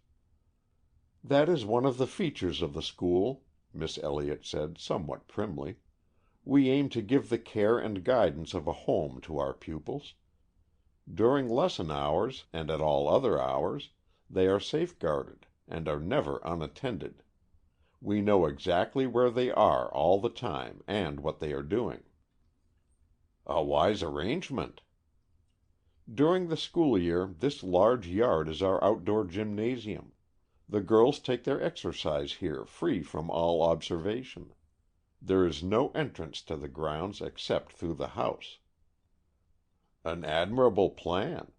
In fact, your arrangements are all so admirable that I do not wonder at the reputation which your school has achieved.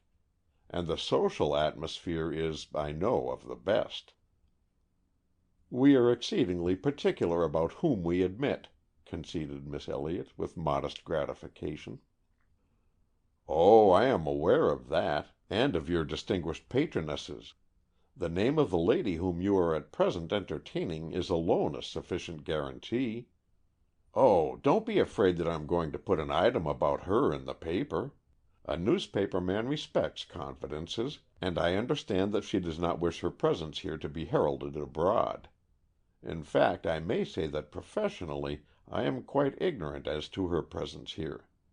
But personally and privately, you understand," and he smiled intelligently. Miss Elliott bowed. "Mrs. Woods Broughton is an old personal friend," she said simply. "She used to live in Waynscott, you know, before her marriage. There are so many people here who used to know her that she would have no chance for a quiet rest if it became known that she was here, and she is very much in need of a quiet rest." Lyon looked sympathetic. "Yes, a nervous shock, I understand from Dr. Barry. I hope she is improving." "I think she is in better spirits than when she came, though any nervous disturbance is hard to understand." "Will she remain after the school reopens?" "Necessarily for a while. She is not in condition to travel." Lyon left the building in so abstracted a state of mind that he fairly ran into a man on the sidewalk. With a hasty muttered apology he hurried on. The discovery that the mysterious woman was Mrs. Woods Broughton was, in a way, staggering. As well connect any other national celebrity with small local affairs. Mrs. Woods Broughton's name was known throughout the country, not only because of her husband's wealth and position, but because of the more or less romantic circumstances attending her marriage. She had been Mrs. Vanderburg when Broughton met her and fell in love with her, and everybody knew that the divorce, which she had procured shortly afterwards, had been merely a preliminary to the brilliant wedding which had set the newspapers agog. It had been a very decorous and unsensational divorce, without a breath of scandal, for Vanderburg had been an unknown quantity for so many years that no exception could be taken to the deserted wife's action in securing legal recognition of her practical and actual independence. Still, the need of securing a divorce might never have occurred to her if Woods Broughton had not come into her life. Lyon remembered the story in its general outline, though he had forgotten that the scene of it was Waynscott. The papers had been featuring the wedding at the time he began his career as a reporter in Cleveland, and the whole affair had taken on a special and personal interest to him from the fact that about 6 weeks later he had himself met the divorced husband, Vanderburg, under dramatic circumstances. He had been traveling a long afternoon in Ohio, and had struck up a traveling acquaintance with a clever, cynical, world-worn man in the smoking car. Percy Lyon's experiences at that time had been somewhat limited, and he had never before encountered the particular variety of liveliness which this sophisticated traveler afforded. He had apparently been in all quarters of the globe, and if his tales had something of a Munchausen quality, they were none the less entertaining for that. The interruption of his last tale had been tragic. There had been a sudden grinding of the wheels on the rails, a tearing crash, and then confusion, horrible and soul-shaking. When Lyon began to think consecutively again, he found that he was frantically tugging at the crushed seat which was pinning his companion to the floor of the overturned car. Help answered promptly to his shout, and they soon had the man out, but he was unconscious, and so badly hurt that the physician shook his head gravely. "Better telegraph for his friends, if you can find out who they are." Lyon, in the absence of any closer acquaintance, had searched the unconscious man's pockets for a clue to his identity, and in an inner pocket he found an old notebook with the name William H. Vanderburg written on the flyleaf. The name had suggested nothing to his mind at the moment, and while he was looking further for an address, the man's eyes had opened slowly and taken the situation in with full intelligence. "You have nothing to do with that book," he said harshly. "If it's my name you are hunting for, Enoch Arden will do for my headstone. I have no friends to notify, and you will please be best if you bury me and forget about me, and particularly keep that name out of the papers. I have a right—" But the effort was too much. He gasped and fell back dead. Lyon had been so impressed by the stranger's peculiar commanding personality that he had respected his wish to be left unidentified. He considered that the bare accident that he had stumbled upon the man's real name did not justify him in disregarding the owner's wish to keep it concealed, and he did not change his view when he saw that a bunch of newspaper clippings which had fallen out of the notebook related to the divorce granted to Grace Vanderburg. Lyon reviewed the situation as fully as it was known to him. Mrs. Vanderburg had secured a legal separation in the courts and had married again. The decree was based on the representation that William H. Vanderburg had deserted his wife and had been unheard of for over 12 years. Whether William Vanderburg had intended to make difficulties or not, Lyon had no means of guessing. But if he had, certainly his death had closed the incident forever. The unintentional witness slipped the old notebook into his own pocket and allowed the railroad company to bury the body of one unidentified man. That was all 3 years in the past, or thereabouts, and now he had been brought most curiously across the path of that dead man's former wife. Truly, the goddess of accident was throwing her shuttle with what almost looked like design.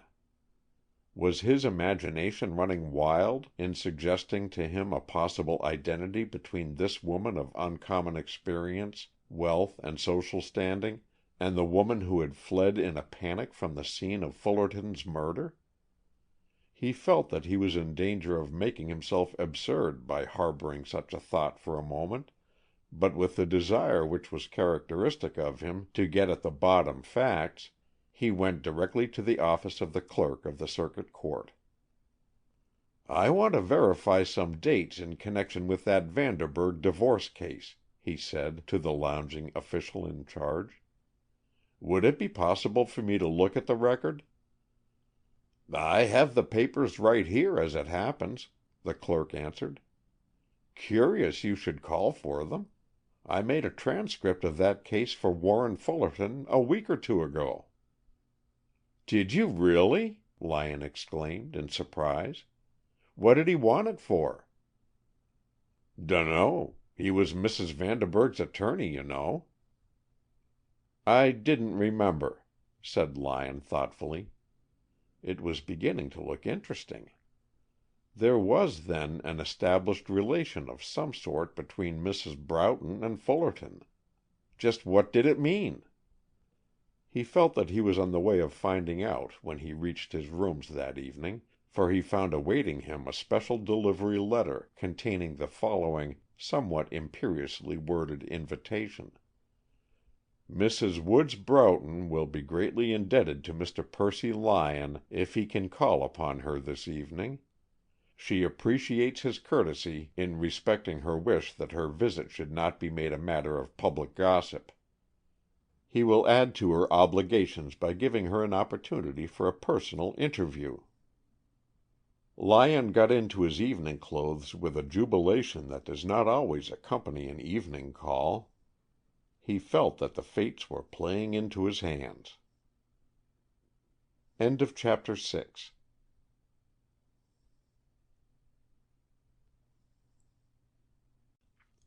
Chapter 7. Lyon was evidently expected, for he was conducted at once to the rooms which had been closed to him in the afternoon, and there he found Mrs. Broughton awaiting him. He was prepared to be interested in the woman whose story had so curiously touched his own experiences, but when he came into her presence he forgot that he was before the woman whose first husband he had buried, and whose second husband was a man heralded by headlines across a continent.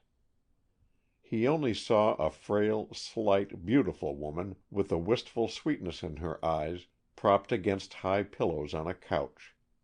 She looked so ill, so like a fluttering candle in the wind, that his concern must have betrayed itself, for she smiled at him with an air of reassurance. "It was kind of you to come so promptly at a stranger's request," she said gently. "Miss Elliott told me of your visit this afternoon, and I wanted to thank you for respecting my wish to remain unknown to the general public. I wonder how you came to know?" "It was mostly an accident," Lyon murmured. "I come across a good deal of incidental information, you know." "You newspaper men are so clever," she said, and Lyon wondered whether his imagination was playing him tricks, or whether there was really something like fear lurking in her eyes. Certainly her hands were fluttering with nervousness, and her breath came and went in hurried gasps that meant either extreme weakness or emotion. With an obvious effort that awoke his admiration, she pulled herself together and went on in a stronger voice. "That was not the reason I had for wishing to see you, however. I wanted to ask you some questions that you, as a newspaper man, could answer better than anyone else, and since you already knew of my presence here, I could speak to you without spreading that insignificant bit of information any further than it has gone already." "I shall be very happy if I can be of any service," Lyon answered, with more sincerity than usually goes into the polite phrase. He felt really that nothing earth could offer would rejoice him more just then than to have her ask questions, for nothing would more certainly reveal where her own interests and anxieties lay. But she seemed to find it difficult to begin, for a long pause followed, a pause which he would not break, and which apparently she could not. At last she said, with an abruptness that made her voice tense, "I was very much shocked by that tragedy Monday." Lyon nodded, and kept his eyes lowered to remind her of his presence as little as possible. But he wondered, why did she say Monday? If her knowledge of it came through the papers, the shock could not have reached her until Tuesday. And how else could she have known, unless— "You see, I used to know Mr. Lawrence," she said. Had she meant to say Mr. Fullerton, Lyon wondered, and veered from the name? Since Fullerton had been her lawyer, she certainly had known him also. "That is why," she continued, "I am anxious to learn anything that you can tell me. Anything more significant than the reports in the public prints, I mean." "There isn't much known. That is the difficulty of the situation. If you read the account of the inquest, you saw that Mr. Lawrence was merely held on suspicion, because the police had not been able to find anyone else to hold. Of course it does not follow that they will not discover some other clue." She listened with tense interest. "The law is terrible," she said with an involuntary shudder. "You never know what it is going to do. It is like a wild beast waiting to spring. It terrifies me to think of Mr. Lawrence being actually in jail, but—they will have to let him go, won't they? He can't really be in any serious danger." "The circumstances were sufficient to warrant his arrest. Unless he can clear himself, or unless the real murderer is discovered, his situation is certainly serious." "I can't bear to think of it," she cried nervously, pressing an embroidered handkerchief hard against her trembling lips. "Why, Arthur Lawrence always was the very soul of honor. It's horrible to have him involved." "Yes, it is," said Lyon simply. "Has he a good attorney? If it's a question of getting the very best lawyer in the country to defend him, would it be possible for me—oh, I have heaps of money, you know, and if it could possibly do anything for an old friend—" "Did you wish me to make that suggestion to Mr. Lawrence?" Lyon asked. "I don't know," she said helplessly. "I think I wanted your advice. If Mr. Lawrence is sure to be cleared anyhow—" She hesitated irresolutely. "Perhaps I would better wait a while and see how things go," she concluded, as Lyon gave her no help. "I think the help that Lawrence stands in need of," said Lyon deliberately, "is not money, but information that will clear up the case." She started up nervously. "But I couldn't give that. I haven't any information. You didn't think—" "I was only supposing a case."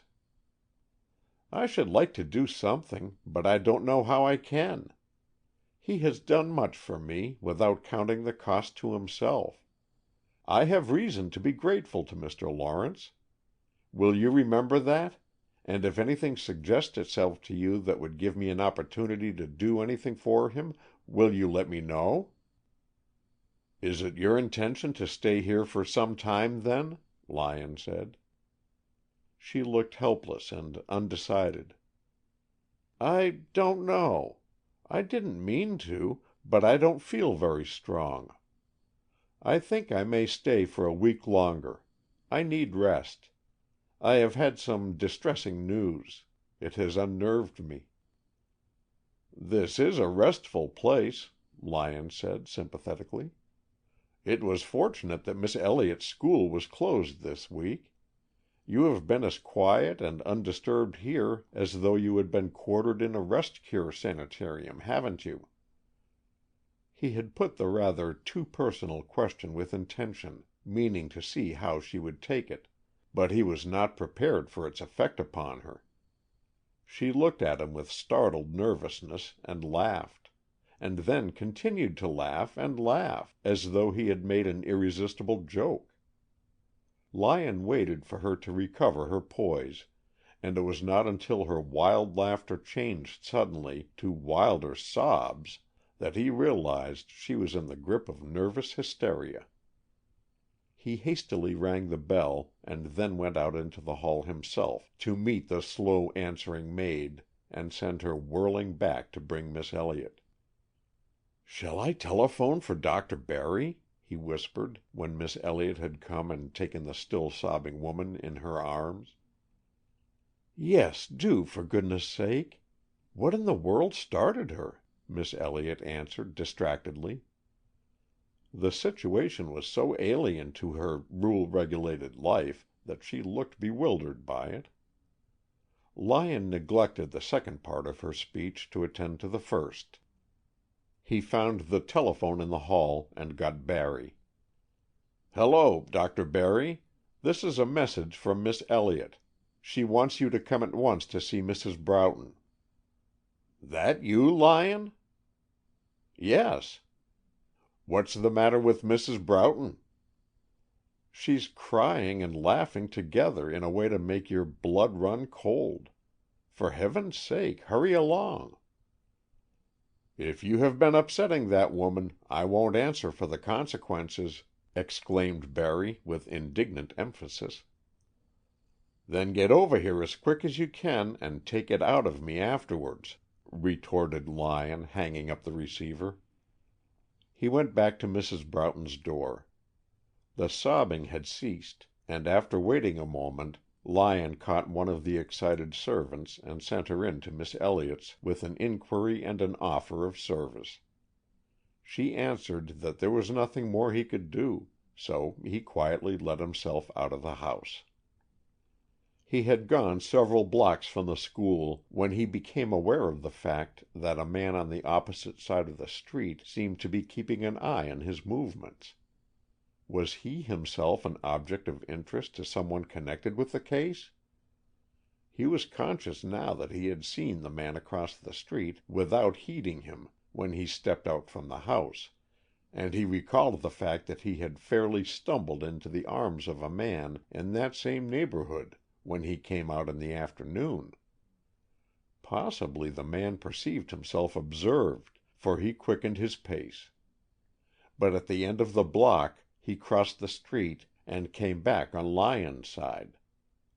Lyon looked sharply at him as they passed each other, but the man's face was indistinguishable in the shadow.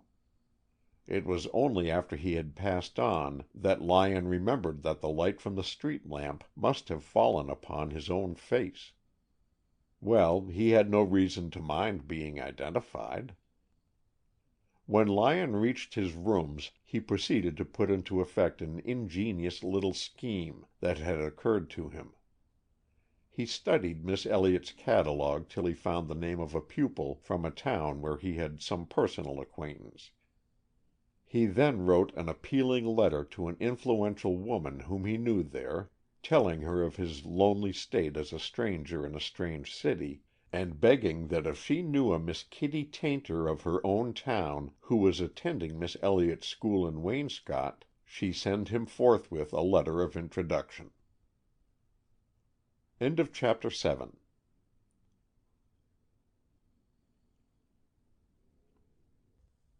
Chapter 8. Conscience and interest in the case combined prompted Lyon to call upon Dr. Barry early the next day and inquire how Mrs. Broughton was. "Just about as ill as she can be," the doctor answered grimly. "I had left special orders that she was not to see anyone. What in thunder did you mean by forcing yourself upon her in that way?" "I didn't. She sent for me." "Sent for you? What for?" "She wanted to ask me something about the Fullerton case." "Are you serious?" "Certainly." "And was that what you had been talking about when she had that attack?" "Yes, in general. She used to know Lawrence, and what she particularly wanted to know was whether his situation was serious. She did not seem hysterical at all, or even specially nervous, until she went off suddenly at the end into that awful laughter." "Well, if she should send for you again, you are not to go without letting me know first. Frankly, I consider that her reason is trembling in the balance, and the greatest care will be necessary to pull her through the crisis safely.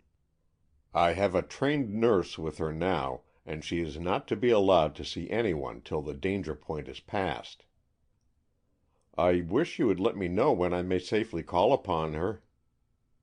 "That won't be for some time yet. What do you want to see her about?" She entrusted me with a commission. I want to report upon it." "She probably won't remember it when she recovers. I don't consider that she was really responsible for what she may have said or done yesterday. She has had some sort of nervous shock that has shaken her entirely out of the normal. It will take a long time before she is herself." "When did she call you in?" Lyon asked abruptly. "Tuesday afternoon. Why?" "Oh, I just wondered how you came to know so much. Good by." He went away with a sense of bafflement. That Mrs. Broughton was in some way connected with the tragedy, and that the nervous shock from which she suffered dated from that evening, seemed to have been made so patent that he had all the eagerness of the hunter to run the facts down. And yet to do so under the present circumstances was almost brutal. How could he raise a breath of suspicion against a woman who was trembling on the verge of mental derangement as a consequence of what he had seen or had possibly had a share in? And yet, if the truth would serve to clear two innocent people from suspicion, could he justify himself in not speaking? More and more he felt inclined to entertain the idea that the woman he had seen running across the street was Mrs. Broughton. If he could but establish that as a fact, and so clear Lawrence's mind of the conviction that it was Miss Wolcott, he felt that Lawrence would probably be able to clear himself of the shadow under which he rested without difficulty. Brutal or not, he must get the facts. Quietly, if possible, but he must get them. It would be more brutal to let the innocent suffer than to fix the crime upon the guilty, however sympathetic he might feel toward the latter. He determined to go quietly on and gather what information he could without at present sharing his suspicions with anyone. With this end in view he went to the Wellington, Fullerton's home. He hunted up the elevator boy in the first place, and soon established a thoroughly satisfactory understanding with him on the basis of some theater tickets. "Now I want to see how good a memory you have, Johnny. You know that lady who came to see Mr. Fullerton that evening?" "Yes, sir. I remember all about her." "Did you know who she was?" "No, sir. She kept her veil down all the time. But she was an elegant lady. She had on a dress that swished when she walked, and an elegant muff and coat." "What were they like?" "Why, just fur." "There are lots of kinds of fur. Did you notice particularly?" "Why, dark fur, I guess," Johnny answered hopefully. "Yes, elegant black fur." Lyon saw he was improvising and passed on to another point. "What time did she come?" John brightened into positiveness. 7:30. I know that for sure, because that was when I told her she would be apt to find him, and so I was watching out for her when she came." "Oh, then she had been here before?" "Yes, she came twice in the afternoon, but Mr. Fullerton was out. I told her she would find him for sure if she came at 7:30, because he wouldn't be going out in the evening before 8, but she was so anxious that she came again about 4:00. I knew he wouldn't be here then, and it was just as I said." "When you told her to come at 7:30, didn't she look at her watch?" "Yes, she did." "What kind of a watch was it?" "A little watch. I don't remember. But gee, it was on a dandy chain, all right." "I don't believe you remember the chain any better than you do the watch." "Yes, I do. It was a long chain that went around the neck, and she wore it outside of her coat, dangling, with a purse at the end. The watch was inside the purse. The chain was gold, with red stones in it here and there, and they sparkled like anything." Lyon recognized the fidelity of the description. Mrs. Broughton had worn a long chain of enameled gold links, set with rubies magnificent enough to have excited the admiration of even less appreciative observers than an elevator boy. It would be crediting too much to coincidence to suppose that there could be another chain of so unusual a style worn by someone else that day. "Had that lady ever been here before?" he asked. Johnny was positive on that score. No, she was a stranger. The first time she came, early in the afternoon, she didn't know where his room was, and I took her around and rang the bell for her myself. I never seen her before. She had a funny way of talking. Mr. Fullerton," and he mimicked the soft evasion of the R that had characterized Mrs. Broughton's speech. "Good for you, Johnny. You're doing well. Now, do you know when she went away?" "She and Mr. Fullerton went out together about 8 o'clock." "Now think carefully about this. Was there any other lady who came to see Mr. Fullerton that afternoon?" "No." "Or in the forenoon or in the evening? Any time at all on Monday?" Johnny looked a little uncertain of his ground. "They don't always say who they want. They just say 2nd floor, or 5th, you know, and sometimes they walk up." "Then if there was anyone else who came to see Mr. Fullerton that day, you wouldn't know about it?" Johnny dived into his memory. "There was another lady here that evening, but I don't know who she wanted to see. She didn't say." "When did she come? What do you know about her?" "She came just after the lady with the long chain, because I met her in the hall as I came back from ringing Mr. Fullerton's bell. I thought she was going to the Stewarts' apartment, because there isn't anyone else at that end of the hall except the Stewarts and Mr. Fullerton. Then when Mr. Fullerton and the lady came out and went down together, this other lady was in the hall again. I held the elevator for her, but she turned her back, and I went down." "Did you take her down later?" "No, she must have walked down." "Can you describe her? Did you see her face?" "Nah, she had a veil on." Lyon inwardly anathematized the feminine expedient of wearing veils. "Can't you remember anything about her?" "I didn't see her close," he said apologetically. "Have you told anybody else about Mr. Fullerton's visitor, Johnny?" "Mr. Bede was here, asking me all about her the next day." "Did you tell him the same things you have told me?" "I didn't tell him about the chain. I didn't think about her looking at her watch until you reminded me." "Oh, well, that isn't important," said Lyon carelessly. "Did you mention the other lady to Mr. Bede?" "No. Was she a-comin' to see Mr. Fullerton, too?" "Not that I know of. What made you notice her, by the way?" "She was a stranger. Most people that come here I know." "You've done very well, Johnny. Now I want to see the janitor. What's his name?" "Mr. Hunt." He proceeded to look up Mr. Hunt, and preferred his request that he be allowed to inspect the rooms of the late Mr. Fullerton. But he found that functionary disposed to make the most of the temporary importance which the tragedy had conferred upon him. "Them rooms is locked up. The public ain't admitted. The police has took the key." "But you have a duplicate key, you know." "And what if I have?" "Why, you could let me in for half an hour." "What for should I do that?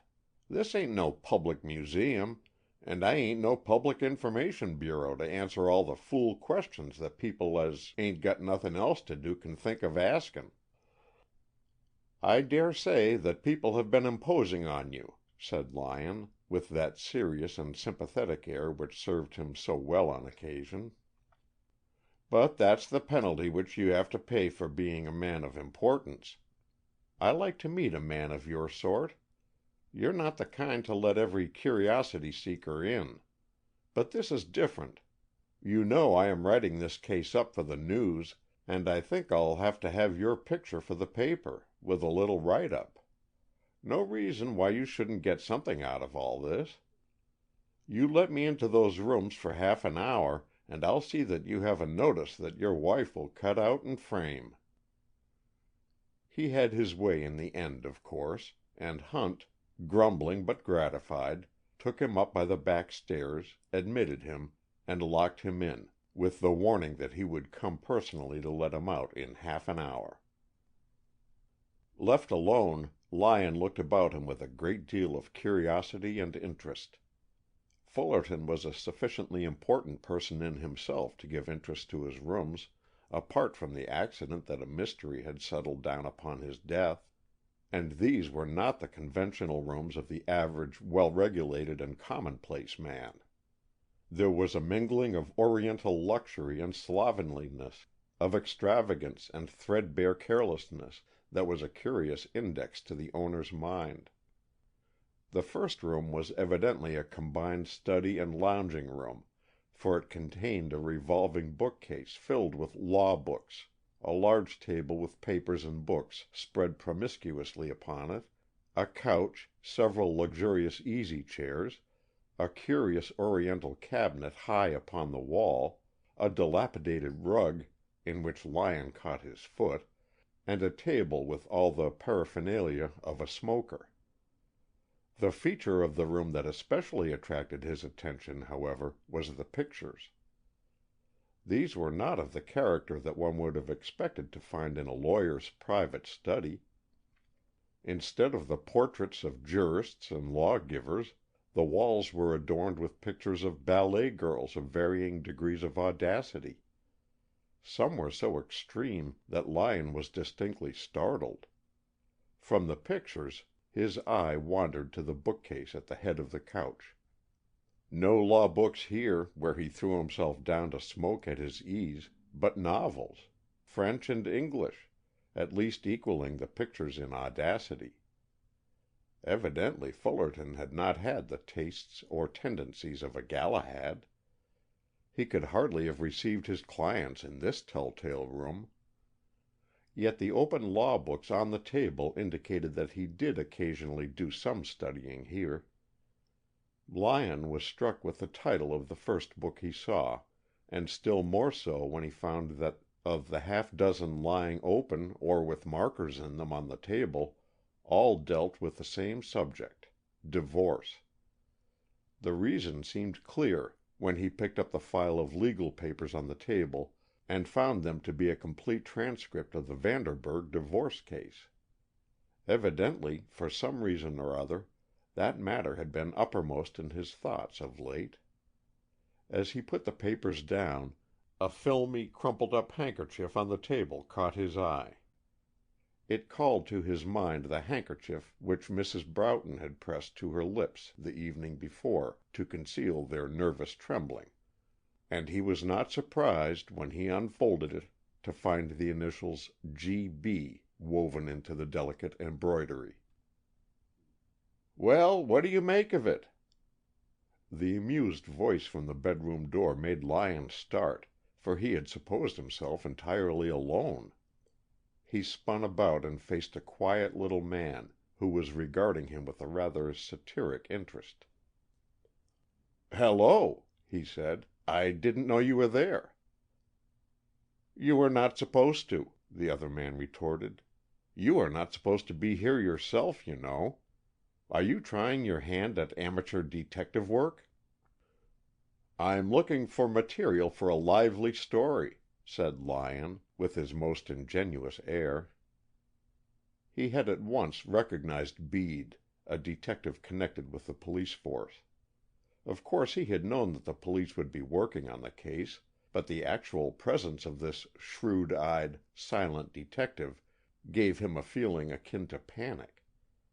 Could Bede read his thoughts and tear from him the secret he was most anxious to guard, Miss Wolcott's connection with the affair? It was absurd to think so, and yet the idea made him absurdly nervous. He thrust the thought down to the bottom of his mind and faced Bede with a blank aspect. "Help me out, can't you? Give me some interesting bits to work up for the public. What have you discovered so far?" Bede laughed softly. For the public?" He came over to the table and picked up the handkerchief which Lyon had thrown down. "You were interested in this, I noticed.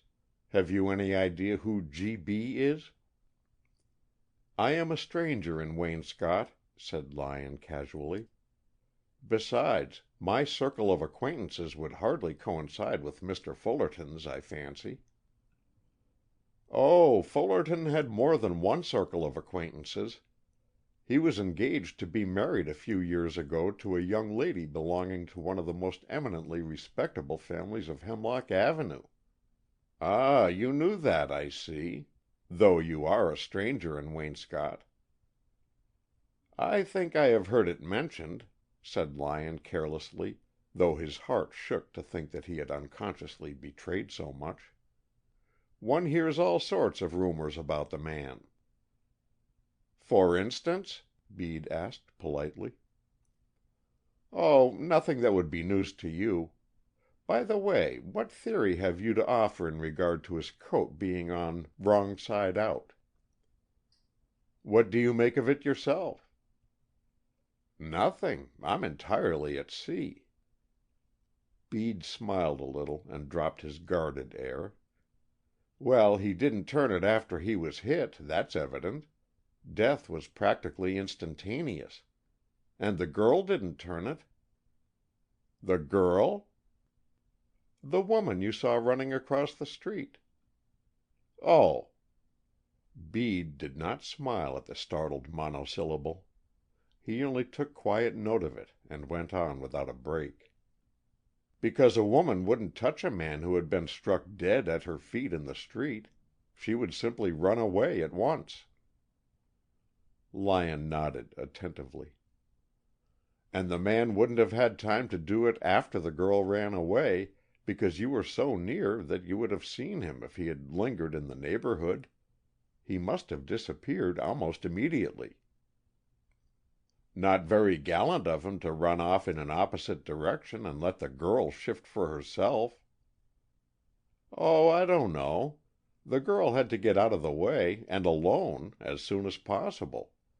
Besides, the man may not have run off in an opposite direction. He may simply have jumped off into that low, vacant lot, until the gathering of a crowd gave him a chance to get away without being conspicuous." He was watching Lyon closely, but that young man's surprise was too genuine to be mistaken. "Therefore, to return to the question of the coat," he continued, "it is pretty clear that he must have turned it himself." "But why?" "As a disguise. To escape being recognized by a young woman who had seen him in a black coat a very short time before. It is possible that he trusted too much to the disguise, and so came too near, and so provoked the quarrel which ended so fatally. Even a mild-tempered man doesn't like to be spied upon when he is, we may assume, making love on his own account." "It seems to me you are assuming that Lawrence killed him, and then building up a scene to fit that theory," said Lyon, hotly. "What makes you think I am assuming it was Lawrence?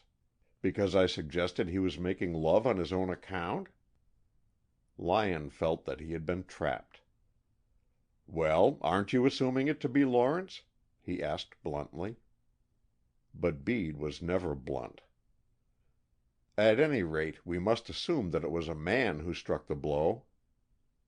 "Why must we?" "A woman doesn't kill in the open, even where she hates. She has the cat nature. She strikes from ambush unless attacked, and she doesn't carry a man's cane, even for purposes of defense, much less for purposes of offense." "There's one point about that cane business that I wonder whether you noticed," said Lyon thoughtfully. "Lawrence swore that he had it in the State Library a few days ago because he remembered poking a book down from a high shelf with it, which is as characteristic of Lawrence as it must have been bad for the book. But he couldn't swear that he took it away with him, because he got into a dispute with Fullerton, and he doesn't remember what he did.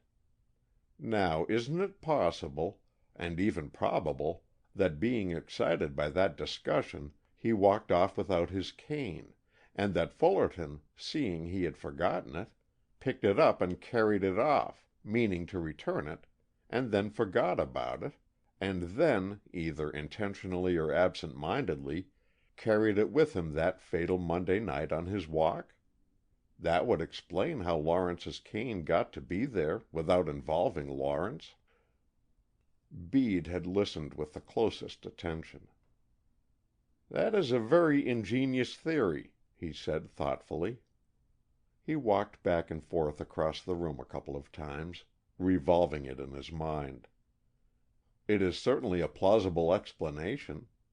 Fullerton's antagonist may have wrested the cane from his own hand and struck him with it, as you very cleverly suggest.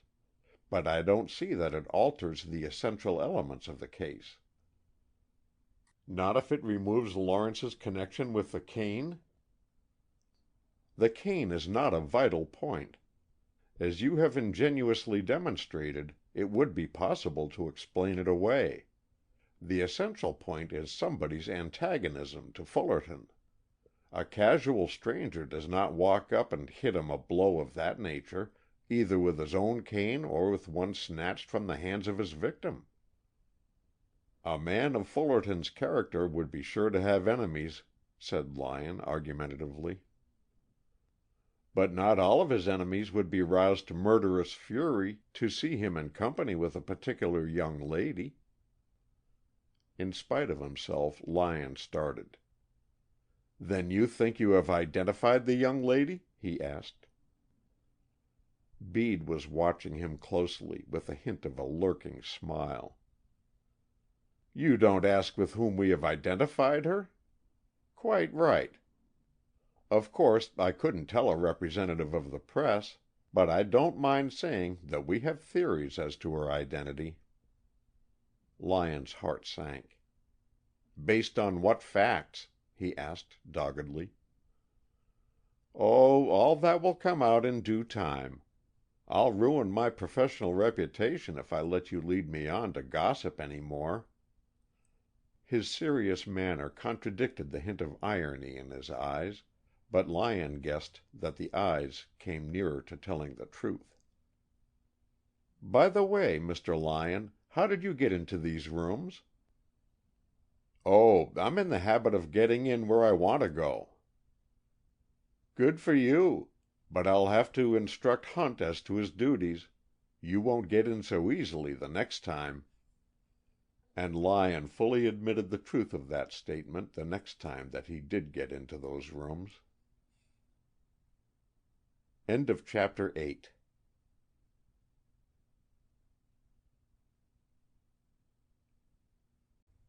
Chapter 9. Lyon was distinctly nervous when he got away from Bede and had time to reflect on their conversation. Two things were evident: that Bede knew about Fullerton's former relation with Miss Wolcott, and that he suspected Lyon of knowing more of the situation than the miscellaneous public. Was it possible that he was trying to connect Miss Wolcott with the woman who had called upon Fullerton that evening and had gone out with him? Lyon was satisfied in his own mind that the woman was Mrs. Broughton, but Bede was certainly justified in entertaining the other hypothesis, since he knew nothing about Mrs. Broughton.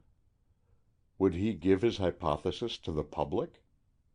That was exactly what Lawrence had been so anxious to prevent that he had refused to clear himself of the charge of murder, if, as Lyon believed, he was really not implicated. Was his sacrifice to be for nothing? Lyon saw, at any rate, that he himself must be wary in his movements, since it was evident that Bede was thoroughly alive to as much of the situation as he knew.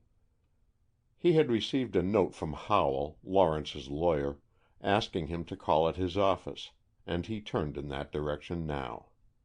His way, however, took him past the jail, and he took the opportunity to carry out the scriptural injunction to visit those in prison. Poor Lawrence must need a little cheering up. But poor Lawrence greeted him with a gayety that did not suggest the need of sympathy. Indeed, his eyes were dancing with triumph. Do you see my flowers, old man?" he cried jubilantly. A huge bunch of long-stemmed roses, still in the florist's box, was filling the cell with color and fragrance. "Who sent them?" asked Lyon suspiciously. "Devil a card or a scrap of writing with them." "Oh, then it's merely because you have become a celebrity," said Lyon indifferently. "Silly women are always sending flowers to the principals in any murder case." "Bad luck to you. You're jealous," cried Lawrence. "If you are going to slander my roses after that fashion, you can go. Go and get me a dictionary of the flower language. I want to find out what American Beauties mean, when they come without a card." "I'd like to know myself," said Lyon, taking note of the florist's name on the box.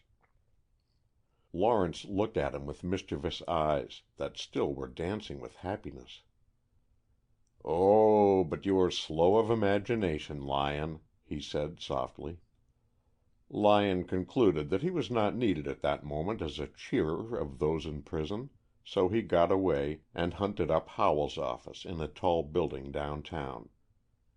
He was taken into the lawyer's private office, where he found Howell with his hands behind his back, staring moodily through the window into a dingy court, instead of deep in his books as a lawyer is supposed to be. There was exasperation and protest in every line of his figure. He turned to nod to Lyon without relaxing his gloom. "I'm glad to see you, Mr. Lyon. Sit down. I asked you to call in connection with this case of Lawrence's." "Yes." "Have you any influence with him?" "I doubt it," said Lyon with a smile. "I don't think he allows many men to exert an influence upon him." "At any rate, you are a friend of his?" "Most certainly, so far as I am concerned. I am rather too new a friend to feel that I have much right to claim the title." Howell regarded him frowningly, though with what was evidently intended for good will. "I think you will understand me, Mr. Lyon, when I say that a more pig-headed, exasperating, obstinate client never fell to my lot. He doesn't remember. He can't say. What I need in preparing my defense is not a law library, so much as a kit of burglar's tools. I have got to break into his mind somehow. He is hiding something. Do you know what it is?" Lyon reflected that Bede had not asked that question. Bede had known. He must still keep faith with Lawrence, who had trusted him. But was it not possible to help Lawrence against his will through his lawyer? He picked his way carefully. "I don't really know very much, Mr. Howell. I guess at some things, and I shall be glad to lay my little knowledge before you.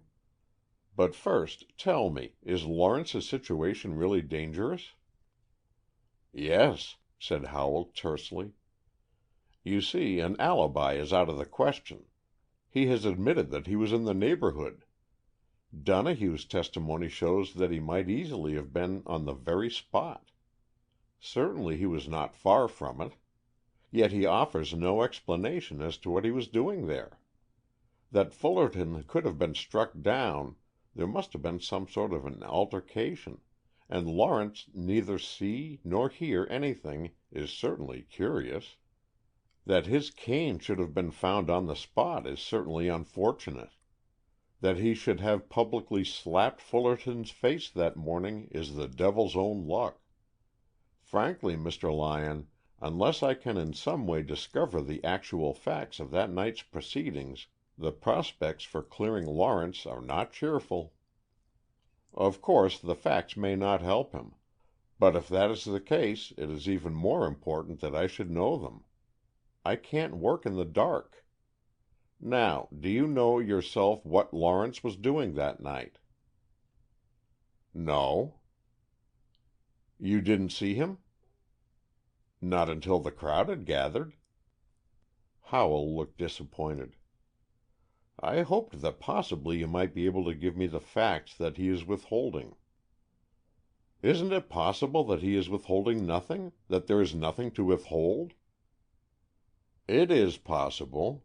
But if that is the situation, it is a malicious conspiracy on the part of fate to trap an innocent man. It will be difficult to make a jury believe he is as ignorant as he wants us to think. No, as far as I can see into the situation, our only hope is that there is a woman in the case, and that we can work the jury for emotional sympathy." He looked keenly at Lyon. "You may think it a wild notion," said Lyon, "but I have an idea that possibly there is a woman in the case, though Lawrence doesn't know anything about her. I was in Fullerton's rooms at the Wellington this morning—" "How did you get in?" "Blarneyed the janitor. On the table I found a handkerchief that is the mate of one I have seen in the hand of Mrs. Woods Broughton." "Well?" "On the table was a transcript of the divorce proceedings in the case of Grace Vanderburg versus William H. Vanderburg. You know, of course, that Grace Vanderburg is now Mrs. Woods Broughton." Howell nodded. "There were a number of books on divorce on the table, as though he had just been looking up the subject, or discussing it with a client. You know Fullerton was Mrs. Vanderburg's attorney." "You are leading up to something." "This. The elevator boy gave me a more particular description of the woman who left the Wellington with Fullerton that evening than Donohue was able to give. I feel sure that woman was Mrs. Broughton." "Mrs. Broughton is not in Waynscott." "Yes. She is staying with Miss Elliott on Locust Avenue." "But the papers have not mentioned it. Are you sure?" "She is very quiet, under the care of Dr. Barry, and suffering from a nervous shock which dates from Monday night." Howell's foot tapped nervously upon the floor. "But this is amazing, if not incredible. How do you come to know it, or think you know it?" "I have seen and talked with Mrs. Broughton." "You?" "Yes. She sent for me to ask for information about Lawrence. She said she had been distressed by the news of the murder, and as Lawrence was an old friend, she was anxious to learn what danger he stood in, if I could tell her anything more than the reports in the papers. That's about all." "All!" exclaimed Howell excitedly. "What more would you want, in the name of wonder? The woman who was in Fullerton's company—" "That's merely my guess, you remember. But the elevator boy described a chain she wore, and her manner of speaking very accurately." "When did you see her?" "Last night." "You must take me to her immediately. Here you have wasted hours—" Lyon shook his head. "Dr. Barry has forbidden her seeing anyone. He fears serious nervous disturbance, mental derangement, in fact. She has evidently had a severe nervous shock." "Does Dr. Barry know what you have told me?" "No." "Does anyone know?" "No."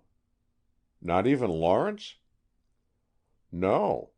I didn't know just what effect it might have upon—his policy of silence. In fact, I didn't know how to proceed farther until I had consulted you." Howell smiled grimly.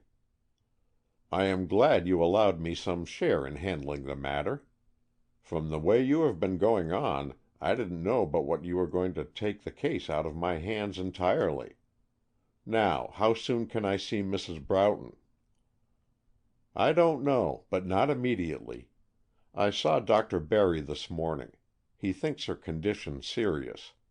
I told him I wanted to see her as soon as possible, but he warned me not to attempt it until he gave me leave," and he described the scene he had gone through the evening before, when Mrs. Broughton went into hysterics. Howell looked serious. "I see. Of course I can't force myself upon a woman in that condition, and until I know exactly what her testimony is going to be, I don't want to have her appear in the case at all. It is possible, of course, that after I have talked with her, my chief care will be to have her out of the way of the prosecution. I can't tell what I shall do until I have seen her. If only Bede does not stumble upon this. I came upon Bede in Fullerton's rooms this morning. I don't think he has thought of identifying the woman with Mrs. Broughton." "Although you have?" "Well, I had the advantage of knowing that Mrs. Broughton was in town. I don't think Bede does." "How did you find it out?" "By a sort of accident. I was at Miss Elliott's school, making some inquiries about the school, and Miss Elliott let it out." Lyon breathed a little more freely when that dangerous question was past. Howell tapped his underlip thoughtfully with his long forefinger. "You have given me a most important suggestion, Mr. Lyon. Of course it may lead up to nothing. Even if Mrs. Broughton was the woman whom Donohue saw with Fullerton, it doesn't follow that she was still with him when the tragedy occurred. Indeed, it is more than unlikely, because if she knew anything about the affair, a woman of her standing and character would have spoken out at once. She would have nothing to fear." Lyon said absolutely nothing, but Howell, watching him, caught some unspoken thought, and turned upon him with swift amaze. "You don't mean—" "No, no, no," said Lyon. "I am sure not." But Howell looked thoughtful. "He was her attorney in that divorce suit, and you say that the table was covered with books on divorce, and that she had been there to consult him, as is evidenced by her handkerchief. If there was anything irregular about that divorce, and he knew about it, and threatened to use that knowledge, it is not impossible to believe that Fullerton might resort to blackmail on occasion.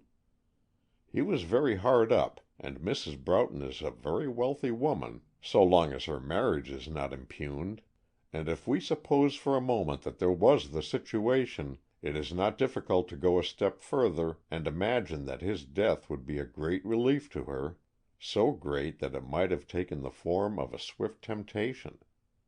The blow may have been a sudden, desperate impulse, and it would not have been beyond the strength of a woman, even a slight woman. But the means, the cane? It has occurred to me as a bare possibility that Fullerton may have been carrying the cane himself, and that his assailant may have wrested it from him. You remember Lawrence's testimony that he had the cane in the library a few days before, and that, owing to an excited discussion with Fullerton, he did not remember whether he took it away with him or whether he left it there. Suppose he left it there, and Fullerton picked it up. It might have happened that he had it with him on that evening." Howell started to his feet and paced the room in suppressed excitement. "It may be utterly fantastic and incredible," he said finally, pausing before Lyon and looking at him with abstracted eyes, "but it is the first possible gleam of an outlet that I have seen in any direction. I must follow it up. I must see Mrs. Broughton just as soon as possible. I am walking on a mine until I know what she has to say for herself. It may all amount to nothing. It may be of the most vital importance. Now how can I be sure of knowing the earliest moment that I can risk demanding an interview without danger to her health?" "I know Dr. Barry." "But you can't tell Dr. Barry why you want to know. It is important that not the slightest hint of this should reach the other side. Of course Bede may work it out for himself. He is not a fool. Quite the contrary. We have to take our chances on that. But we don't want to help him. And if by chance Mrs. Broughton should have nothing to confess except that she saw Lawrence assault Fullerton, we don't want to help Bede to that bit of testimony. It is quite on the cards that this is what she will have to tell me. Have you considered that?" "I don't think she will," said Lyon slowly. "Do you happen to have any reason for that assurance? Your theories are interesting, young man. If you have any more of them in reserve, I'd like to hear them." But Lyon shook his head. "My theory is based on the assumption that Lawrence really knows no more about the affair than he has told you." "I hope it may prove so," said Howell, somewhat dubiously. "In the meantime, bear in mind that I must have a chance to see Mrs. Broughton quietly at the earliest possible moment. Good Lord, man, the grand jury meets in 10 days from now. Now, have you any suggestions as how that interview can be arranged without notice to the public and without any chance of a slip-up?" "I have just secured a letter of introduction to one of the pupils in Miss Elliott's school, Miss Kitty Tayntor," said Lyon. "I thought it might prove useful in keeping in close touch with the situation." Howell's gray eyes twinkled appreciatively. "It strikes me that you are wasted as a mere newspaper man. You have talents. Go ahead and improve your acquaintance with Miss Kitty. That is safer than to depend upon Dr. Barry, because he might be biased. He might think it advisable to get Mrs. Broughton away quietly, without letting you know about her movements. Of course, a woman of her prominence can't be lost, but on the other hand, if she wanted to get out of reach, she could make it difficult for us to find her. It is much better that we keep watch on her movements without letting her suspect that fact." "I'll do my best," said Lyon. "And that is a good deal," said Howell with a sincerity that made Lyon flush with pleasure. When Lyon left Howell's office, he went around to the florist whose name he had noticed on the box of roses in Lawrence's room. After selecting a boutonniere and admiring the seasonable display of flowers, he asked casually, "By the way, Maxwell, who sent those roses to Lawrence? Arthur Lawrence, you know." "I'd like to know myself," said the florist, waking up to sudden interest. "I don't have such an order as that every day." "Why, what was there unusual about it?" "Well, $100 bills are unusual in my business, and it isn't often that I get a letter with $100 in it, and no name signed to it, with orders to send flowers till the money is used up, and more will be coming." "That does sound uncommon. I'd like to see that letter if you have it around." "Oh, yes, I kept it as a curiosity." He opened a drawer in his desk and threw a letter on the counter before Lyon. Lyon's first glance at it showed him plainly enough that the brief note was written in the same large, angular handwriting that had marked the note which he had himself received from Mrs. Woods Broughton. As he picked it up to examine it more closely, an unfortunate accident occurred. A man who had entered the shop shortly after Lyon, and who had possibly overheard their conversation, had come up close to Lyon's elbow, and now leaned forward suddenly, as though to look at the note over his shoulder. His hasty movement upset a vase of flowers on the counter. The vase was broken, the flowers scattered over the floor, and the water poured over Lyon's cuff and hand, as well as over the note which he had just picked up. The man was profuse in his apologies, and supplemented Lyon's handkerchief by his own to remove the traces of the deluge. Somehow in the momentary confusion the note itself was lost sight of, but Lyon had seen enough to satisfy him that this munificent order for flowers was simply another indication of Mrs. Broughton's interest in Lawrence and his situation. Lawrence had wondered what the roses might mean in the language of flowers. Lyon could not help wondering whether they spelled remorse. End of chapter 9.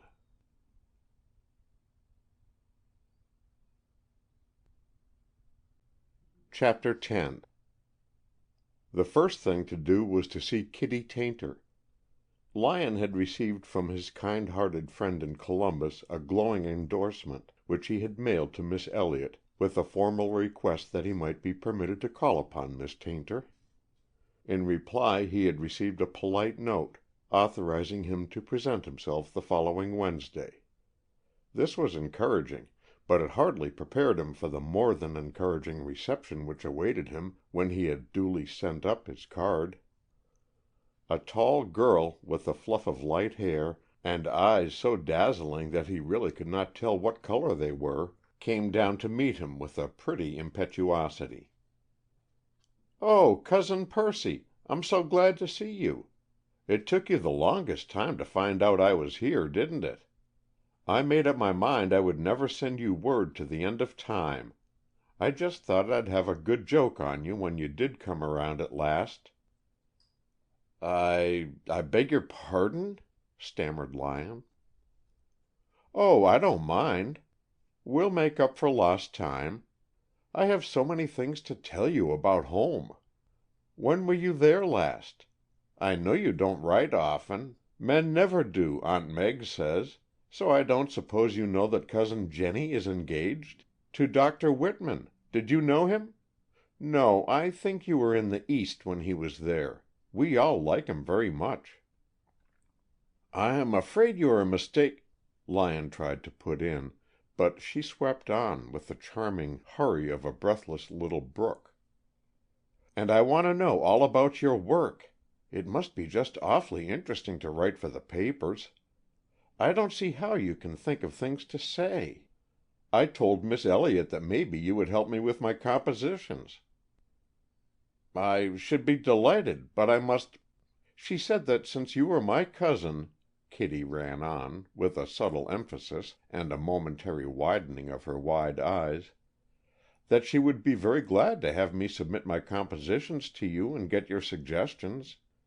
It is very fortunate that you are my cousin. You know if you were not, you wouldn't have been allowed to call on me at all. That's one of the rules of the school." "Oh," said Lyon, with sudden illumination. "I didn't know that. I'm afraid I never mentioned our relationship to Miss Elliott. I did not know that it was necessary." "Oh, I made it all straight. I explained it to her," Kitty said, clapping her small hands inaudibly and fairly beaming her joyous thanks upon him. "Would the rules of the school permit you to go out for a walk with me? If I tread on dangerous ground without knowing it, you will have to put me straight. It is a glorious day, and a brisk walk would do you a lot of good." "I don't know," Kitty murmured. "Sometime, maybe." "No time like today," said Lyon, firmly. With his best air he approached the lady who, in the far end of the reception room, had been absorbed in a volume of British poets. "Would there be any objection to my taking my cousin out for a walk?" "I think not," the lady said, somewhat hesitatingly. "Then run up and put on your hat, Kitty," said Lyon, coolly. "I'll guarantee to have her back at any time you set." "I don't quite know what Miss Elliott would say," hesitated the timid lady, "but I think you'd better be back in half an hour." Kitty threw her arms around her neck. "You're just an angel, Miss Rose," and she flew up to her room, while Lyon devoted himself to Miss Rose so successfully that she looked upon young men as a class more hopefully from that hour. "Now, Cousin Kitty," said Lyon as soon as they were outside. "You needn't keep that up," she interrupted. "Yes, I do," he said firmly. "I mustn't get out of practice for a minute or I might slip up sometime. Now talk fast and tell me all the things that I really have to know." She shot a shy glance at him under her lashes. "It was awfully nice of you to catch on so quickly." "It was interesting, but difficult. But you are a gorgeous girl. Suppose I hadn't caught on?" "I know. Wouldn't it have been awful? Or suppose you hadn't been nice, you know? But I had to take some chances. You don't know how dreadful it is to stay shut up inside of walls like that and never go outside unless we go with one of the teachers, and never to see any callers unless they are relatives. and I haven't any relatives at all except Aunt Meg and Uncle Joe and Cousin Jenny at Columbus, so I never had the excitement of going downstairs to see someone in the reception room, while the girls hung over the banisters to see what he looked like when he went away." She stole a gratified glance at Lyon's straight figure and good clothes. "When Miss Elliott came to tell me about your letter, I was just wild to think that I should have to miss this splendid chance just because you hadn't said you were a relative, so—" "I see." "Do you think it was very awful?" "If it had been anyone else but me, it would have been awful, but since it was I, and since you are never going to do it again for anyone else—" "Oh, never, never!" "I think it was in great luck," said Lyon, simply. And certainly the words were well within the limit of his feelings on the subject. He had barely hoped to establish some sort of an entrée to the school. That the Miss Kitty whose name he had selected at random from the catalogue should be so pretty, so funnily absurd, so unusually entertaining, was pure gratuity on the part of fate. And what a daringly reckless child it was! Modest as Lyon was, he couldn't help recognizing that it was luck for Kitty as well as for himself that it was he and not someone else who had been admitted so confidently to this fascinating intimacy. A dawning sense of responsibility for this irresponsible new cousin made him defer the real object of his inquiry to extend the field of his acquaintance with Kitty herself. "How long have you been at school here, Kitty?" "I came last September. Why?" "Oh, I think I ought to know. Do you like it?" "Oh, it's rather good fun," she said cheerfully. "We have lots of spreads in our rooms, and Miss Elliott has rules about everything, and that keeps us busy. Rules always make me want to go right to work to break them, just to see if I can." "And can you?" he asked with interest. She looked demure. "Oh, maybe there might be some that I don't know about yet that I couldn't break." "What are some of the rules of the school?" That was a point on which he particularly wished to post himself. "Oh, everything. Miss Elliott won't ever let me go out walking with you like this again. Miss Rose is a new teacher. She has just come and she didn't know." "But I may come and see you?" "Only on Wednesdays, but that will be quite exciting. There are very few girls who have some one come to see them every Wednesday. But maybe some Wednesdays you will be busy?" she added politely. "Of course, if you are busy, I shouldn't expect you to come. Some of the girls sometimes have flowers sent to them." "I'm glad that's allowed," said Lyon, with an inward smile. He was trying mentally to figure out how he was going to keep in touch with Miss Broughton's condition if he was only allowed to visit the school once a week. That would not suit him at all. There was now only a week or 8 days before the meeting of the grand jury, and if Miss Broughton's information was going to do any good at all, they must have it very soon. He must try to draw Kitty into his scheme at once, while he had this opportunity. "Kitty, I want you to help me out about something. There is a lady visiting Miss Elliott." "Oh, do you know her?" "I know who she is, and I have met her once." "Isn't she perfectly beautiful? I should rather be like her than anyone else in the world." Lyon smiled inscrutably, but his tongue was discreet if his eyes were not always. But instead of explaining to Kitty that Mrs. Broughton, beautiful as she was, could never hope to be as delightful as Miss Tayntor, he held himself strictly to the matter in hand. "Mrs. Broughton is very ill, and Dr. Barry says that I must not disturb her by talking business.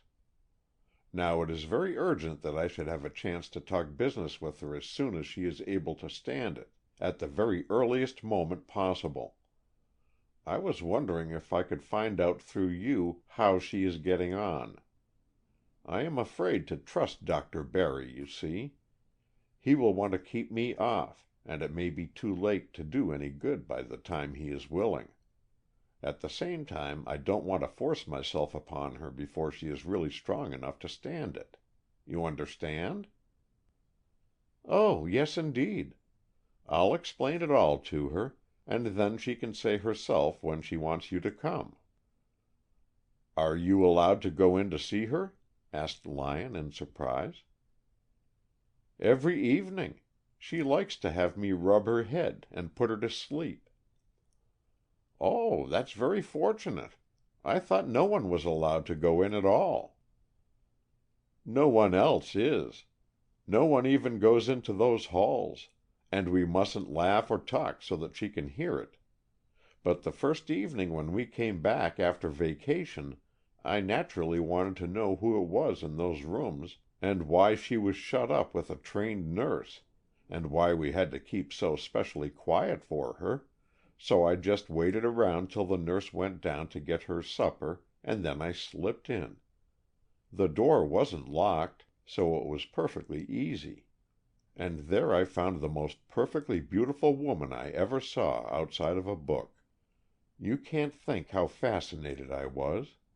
I knew it was good for my education to see a lot of her, because she had such lovely manners, and I was wild to think they would come and order me out and make a rule that I must never go in again, so I just made myself as interesting to her as I possibly could. I had to hurry a lot, because there wasn't much time. The nurse was liable to come back any moment." "How interesting can you make yourself when you really give your mind to it?" asked Lyon with lively curiosity. "Oh, interesting enough. It worked all right, too, because when the nurse came back, Mrs. Broughton just insisted that I should stay a little longer. She said it did her good, and she would be nervous if they didn't let me stay, and that she liked to have me there. And she got so excited that they got scared, I guess, because the nurse said, 'Well,' like that, you know, and so I stayed, and I was good for her, too. So ever since that, they let me go in for an hour in the evening, while the nurse is having her supper." "Good! Nothing could be better. Then you can let me know the first minute that she is strong enough for me to come and see her, and particularly whether she is planning to go away. Would you be sure to know that?" "Oh, yes, I'd see. I always see things." "And you could send me a note?" Kitty looked doubtful. "Miss Elliott reads all our letters, you know." "No, I didn't know." "That wouldn't matter, because I could write it so that she wouldn't understand, although it would be perfectly plain to you, but I am not sure she would let me write to you at all. You see, you are a rather new cousin, and if you are going to come around to see me every week—" "She would think that was enough. I see. Well, then, what can we do?" But Kitty had a plan already evolved. "I know. My room is the corner one at the back of the house. You can see it from this corner of the street. There! Do you see the two windows with the curtains clear up? Well, so long as I leave the curtain in the right-hand window up the way it is now, it means that she is too ill to be disturbed. But if I pull it down she is getting better, and the more I pull it down, the better and stronger she is, until when I pull it way down she is quite well. The other window, the one in the corner, will tell about her going away. If I see signs of her getting ready to go, I'll pull it part way down, and if it goes as low as the middle sash it means you must hurry if you want to see her, and when I pull it quite down she has gone." "Kitty, you are a genius! And you don't mind that it is breaking rules? Only they aren't made into rules because nobody thought that they would be needed? I thought just a little that you didn't quite like it a while ago." Lyon laughed. "You are quite right, and I mustn't be superior any more. But it is very important that I should have a chance to see Mrs. Broughton. important to other people than myself." She gave him a demure sidelong glance, and then dropped her eyes. "Is it about Mr. Lawrence?" she asked ingenuously. "You amazing young lady! What do you know about Mr. Lawrence?" "Mrs. Broughton told me about him." "Did she?" he asked alertly. "What did she tell you?" "Oh, she has talked about him a great deal. He was an old friend of hers before she was married, and just think, she had seen him only the day before all this happened." "Did she tell you where she saw him, or what they talked about?" "No, but she is very grateful to him for something he did for her. She says he is like a knight of old. I think if he could know she said that, he would feel proud, don't you?" Lyon frowned thoughtfully. Mrs. Broughton's sudden sense of gratitude toward Lawrence seemed uncalled for. "What else did she say to you?" Kitty reflected. "She said that they would never, never hang Mr. Lawrence, because nobody saw him kill Mr. Fullerton, and they couldn't hang him unless somebody swore they saw him. Is that the law?" "I don't know much about the law myself." "And she says that it isn't so bad for him to be locked up for a little while, when they will have to let him go in the end, as it would be for some one to be hanged. I think that is true, too, don't you?" In spite of the need he felt to explore her mind, the words on her lips shocked him. "Mrs. Broughton shouldn't talk to you about such things," he said impatiently. She lifted astonished eyes to his. "But then I should never have known anything about it. Miss Elliott doesn't allow us to read the papers, ever, and I want to know life." "Time enough," laughed Lyon. "Oh, I'm not a child. I can understand. It has been a great thing for me to know Mrs. Broughton." "She is a beautiful woman," Lyon conceded somewhat coldly. Secretly he thought Kitty might have been as well off without that intimacy. But before he left the subject, there was one point on which he wanted to get light, if possible, without betraying the point of his interest. Mrs. Broughton's possible acquaintance with the loose panel in the protecting wall of the schoolyard. "Do you know if Mrs. Broughton has been here before?" he asked. "Oh, yes. She always stops here when she comes to Waynscott. She was one of Miss Elliott's first pupils." "Then she knows the house and yard pretty well?" "Oh, of course." "By the way, I notice that your back yard is fenced in. There is no way of getting in except by the front door, of course." Kitty looked at him with surprise. "When you say 'of course' in that careless way, it makes me think you mean just the opposite," she said suspiciously. He had to laugh at her penetration. "Then is there any other way in?" he asked. She hesitated, and then said with an exaggerated imitation of his own careless manner, "Oh, of course not." "Does Mrs. Broughton know about it, do you think?" She pursed up her lips and nodded her head violently. "She belongs to the Immortal Few Society. It has always been one of the things the Immortal Few learned at initiation." "Has she spoken of it to you?" "No." "No, she wouldn't be apt to," Lyon reflected. Then, somewhat violently, he changed the subject. "Come, we won't talk about her any more. Tell me about our family, so that I won't make mistakes." She spent the rest of the time coaching him about his newly acquired relatives, and they parted at Miss Elliott's door with mutual satisfaction. There is no game so trying to the nerves as a waiting game. Lyon was cool by temperament and self-controlled from experience, but he found it necessary to call on both his native and acquired composure to enable him to face the situation without wanting to do something, anything, to force fate's hand. To wait, just to sit still and wait for Mrs. Broughton to recover, while all the time Lawrence was drawing nearer and nearer to the day that would blast his career even if he escaped with his life, it was nerve-racking. And all the time Bede was working, like a mole in the dark, undermining the wall of silence which Lawrence had thrown up. Heaven knew what he might feel bound to discover for the credit of his profession. It might prove, of course, that Mrs. Broughton had nothing bearing upon the subject to tell, but until he knew that to be the case, he would hold the hope that somehow, in some way, she might clear matters up. Yes, he must wait. And then, as he was dropping off to sleep, he woke himself up to murmur quite irrelevantly, "Anyhow, I'm glad she didn't say that she would be a sister to me." End of chapter 10.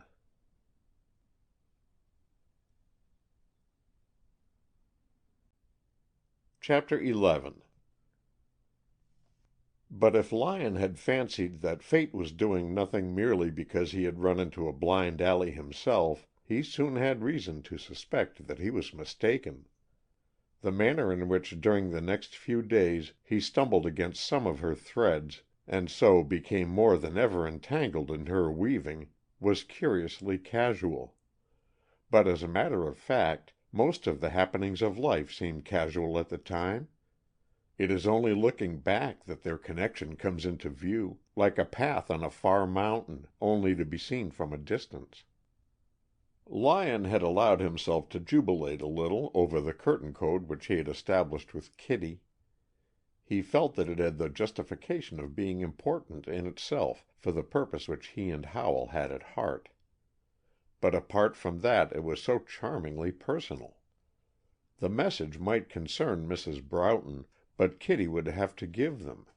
And that little fact was so interesting that if he had not been a young man of much steadiness of purpose, he might have let it eclipse the significance of the message. As it was, he felt it highly important that he should be able to see those windows very frequently. Suppose Kitty should pull down a curtain and he not know about it for hours? The idea was not to be entertained calmly. Would it be possible for him to get a room in the neighborhood? He had learned in his profession that the world belongs to him who asks for it. Selecting a house whose back window must, from their position, command an unobstructed view of Miss Elliott's School, he boldly rang the bell. He had no idea who might live there. The house was on a lot adjoining Miss Wolcott's, and, like her house, it overlooked the back windows and the grounds of the school. It was in a position that suited his needs. For the rest, he trusted to the star which had more than once favored his quiet audacity. His ring was answered by a servant of a peculiarly uncheerful cast of countenance. "Is your mistress at home?" Lyon asked. "There ain't no mistress," the woman protested in an aggrieved tone. "Well, your master, then. Will you take up my card? I want to see him on business." She took it and departed, with that same querulous air of dissatisfaction with the world in general. That there was no mistress in the house was very evident, even to Lyon's uninstructed masculine sense. The reception room where he waited was dusty and musty, bearing unmistakable signs of having been closed for the summer and since left untouched. There was an echoing hollowness about the halls that seemed to proclaim the house uninhabited, in spite of the servant. While Lyon was speculating upon the situation, a thin, dark, middle-aged man entered the room silently, and yet with an alertness that was noticeable.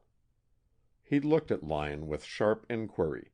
Almost it struck the intruder with distrust.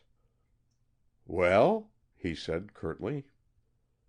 "I hope it won't strike you as cheeky," said Lyon, "but I called on the bare chance of your having a spare bedroom that you could rent me for a month, or even less. I think my references would be satisfactory.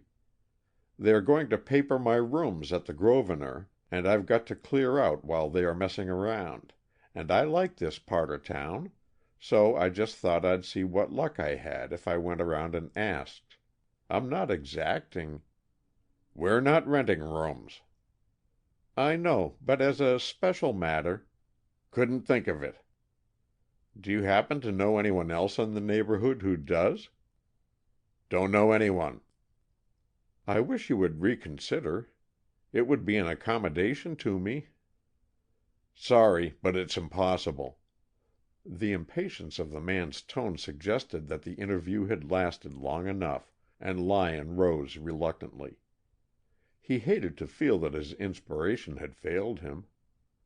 At that moment, however, the portière which separated the reception room from what appeared to be an equally musty and dusty library in the rear was pushed aside, and another man entered, a man of impressive bearing and appearance, in spite of the fact that he wore a skull cap and a long dressing gown, and that a pair of large blue goggles hid his eyes. The lower part of his face was covered with a beard, and yet Lyon felt at once that here was a man of powerful personality.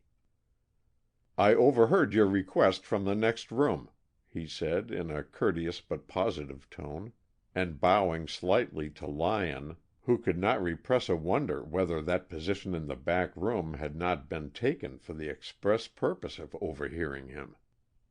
"I'm not sure that we cannot accommodate the young gentleman, Phillips." Phillips looked disapproval and injury in every line of his face, but he said nothing. He had at once fallen into the attitude of a subordinate. "You are more than kind," said Lyon eagerly. "I know it's a great deal to ask, but it would be a great accommodation, and I'd try to make no bother." "You will have to judge for yourself whether there is a room that you could use. I don't know much about the house. We have only just moved in ourselves. It was a furnished house, closed for the summer, and the agent let us take it for the time being. I am in town temporarily, having my eyes treated, and I wanted a place where I could be more quiet than in a hotel. My name is Olden. That is my good friend Phillips, who looks after me generally, and thinks I ought not to increase my household. I sometimes venture to differ from him, however. The servant, whom you saw at the door, has undertaken to keep us from starving, and she would undoubtedly be able to care for your room. Now you know the family. Would you care to look at the rooms?" "Thank you, I should like to very much," cried Lyon gaily. It was so much better than he had had any possible grounds for expecting that his faith in his star soared up again. This was what had come of venturing, and in spite of the curious sensation of talking in the dark which Mr. Olden's goggles gave him, he liked the man. There was a dignity and directness in his speech, and his voice was singularly magnetic. Olden led the way upstairs, moving with the swift confidence of a man of affairs, and not at all as an invalid. "There are 4 bedrooms on this floor," he said. "Phillips has one of them, and I have one. This large room at the front is unoccupied."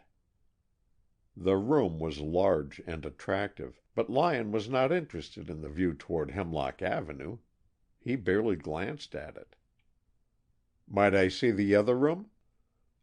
Olden opened the door to a back bedroom which, though clean, was small and in no wise so desirable as the other. But it looked the right way, and on going to the window, Lyon saw that Kitty's curtains were both high up. "This will suit me exactly," he said eagerly. "May I have this room?" "You really haven't looked at it very carefully," said Olden, with just the barest hint of amusement in his voice. "Oh, well, I can see that it will suit me. I shan't be in it very much, you know. I'm connected with the News, as you know from my card. I'll be here only at night." "Yes, it's a pleasant little room, and it has an open view. That large building is Miss Elliott's school, I am told." "Yes, I know," laughed Lyon. "Fact is, I know one of the young ladies at the school." "Indeed?" There was surprise, and if it had been possible to believe it, disappointment in Mr. Olden's voice. It was as though he had said, "Oh, is that it?" The blue goggles scrutinized Lyon for a moment before he said, "Well, shall we consider it settled?" "If you please. When can I come in?" "Whenever you like. I'll tell Sarah to make the room ready. And I hope, Mr. Lyon," he added, as they went back downstairs, "that you will sometimes join me in a cigar before you turn in.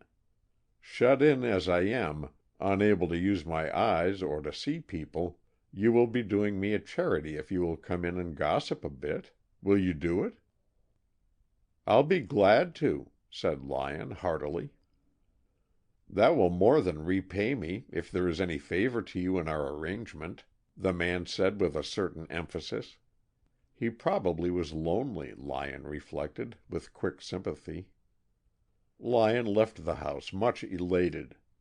When he reached the sidewalk, he remembered that he had not asked for a latchkey, and that he was apt to return late. He hurried back to the door. The lock had not caught when he came out, and the door stood just so much ajar that he saw Olden and Phillips in the hall, and heard Olden exclaim, with a ring of passion in his voice, "You would have thrown such a chance as that away?" They both looked so startled, when he made his presence known, that he was swiftly aware that he was the subject of what seemed to have been a heated discussion. Evidently Phillips had protested against his admission to the household. At his suggestion about a latchkey, Olden answered, "Why, I have only one, but I'll let you in myself whenever you ring. I'll be up, never fear." Lyon had a busy afternoon, for in spite of his mental absorption in matters relating to Lawrence, he was still reporting for the News and had to keep his assignments. He therefore had no opportunity to see Howell that day, and it was 9 o'clock at night when he arrived, with his suitcase, at his new home. Olden let him in with an alacrity that suggested he had been waiting for him. This idea was also suggested by the looks of the dining room, where a tray, with bottles and glasses and a box of cigars, had been arranged alluringly within sight. "All right, I'll be down in a minute," the new lodger said gaily. "We'll make a night of it. Just wait till I put my suitcase in my room." He ran upstairs to his room and looked across to Miss Elliott's School. Across the white barrenness of the snowy yard that stretched between the two houses, the light gleamed brightly from Kitty's windows. The curtain of the right window was perceptibly lower than the other. It seemed to cut off the upper third of the window. Lyon read the message with keen interest. "Mrs. Broughton is better. She gives no sign of departure." Across the dark he blew a kiss to the unseen messenger, and hurried downstairs where his mysterious landlord was walking restlessly up and down the long dining room. "Well, what shall we gossip about?" he asked gaily. Olden had shown no signs of physical feebleness, yet Lyon felt a hurt about him that prompted him to a show of cheerfulness beyond his habit with a stranger, and the success of his curtain code had put him into an elated mood. "What do people generally gossip about?" "Their friends, don't they? And their enemies, and the delinquencies of both." "That's all right," said Olden quickly. "Tell me about your friends and their delinquencies." "I haven't many here. I'm a stranger myself, comparatively. The man in Waynscott I care most for, and admire most, and am sorriest for, is Arthur Lawrence." Olden was leaning forward in an attitude of eager listening. "That sounds like a good beginning. Will you have something? Then have a cigar, and talk to me about Arthur Lawrence. I'm entirely a stranger in Waynscott, you know, but of course I have heard of the murder. I infer that you believe him innocent?" "Yes, I do." "Yet I see that he was unable or unwilling to give a very clear account of his movements that evening. Phillips read me the newspapers, and I thought it looked like a tight box for him, unless he could explain his movements somewhat. But he may explain them yet. Trial by newspaper is not final. There has been no chance for the real testimony, you know." "Has gossip nothing to say on the subject?" persisted Olden. He had dropped into an armchair and was surrounding himself with smoke, but Lyon was aware that through the smoke and the goggles, which he still wore, he was bending an observant eye upon his visitor. "Gossip says many nothings. So far, nothing relevant. The murder seems to be one of these clueless mysteries which are the most difficult for the police to unravel." "But you are behind the scenes, in a fashion. Don't you know something that the public hasn't got hold of? I'm interested, you see." Lyon smoked thoughtfully. The man's interest was so marked that it struck him as going beyond the bounds of ordinary curiosity. He felt that he must probe it, and so he answered with a view to keeping the subject going. "We hear of the mysteries that are solved, but there are many more that drop from the notice of the public because they remain mysteries forever." "Is it not possible that there may be a woman connected with the mystery?" asked Olden, with a sudden hardening of his voice. Lyon smoked deliberately a moment. "With nothing known and everything to guess, it is difficult to say of anything that is not possible," he answered. "Has Lawrence's name never been connected with a woman? Is there no gossip?" "Of the sort you suggest, nothing, I believe." Lyon's voice was calm, if his feelings were not. "Your Mr. Lawrence is a wonder," said Olden, dryly. "I hope to meet him some day. Let us drink to his release and to the confusion of the grand jury. A man who can keep himself free from all feminine entanglements ought to get out of a little thing like an accusation for murder without any difficulty." "You seem to have strong feelings on the subject," said Lyon. It occurred to him that all the drawing out need not be on Olden's side. Olden smoked a minute in silence, and then asked abruptly, "Do you believe that women as a class have any sense of truth?" "Oh, they must have some." "But do they have the same sense of honor that we have?" "I don't know that we have enough to hurt. But you are thinking of some specific case. Suppose you give me an outline of it." "What makes you think that?" "Oh, we always are thinking of a woman when we generalize about women." Olden smoked hard and in silence for a few minutes. "I don't know whether you are right about that or not," he said finally. "But you are right in saying that I was thinking of a specific instance, and I'll be rather glad to give you an outline of it, because I should like to ask your opinion in regard to it. I think I understand men pretty well, but I never have had much to do with women. Perhaps if I had, this is the story of a friend of mine. He told me about it just before I came on." Lyon nodded. Possibly that might be the truth, but he would keep an open mind on the subject. "My friend is a man past middle life, a successful business man. He has made money and has knocked about the world a good deal, but he never fell in love until he was nearly 50, never had time, I suppose. Then he was hard hit. The woman was a good deal younger than he was, beautiful and all that. He married her just as soon as he could win her consent, and was idiotically happy. For a year he thought she was happy too. She seemed to be. Then one day she received a letter from her old home that upset her.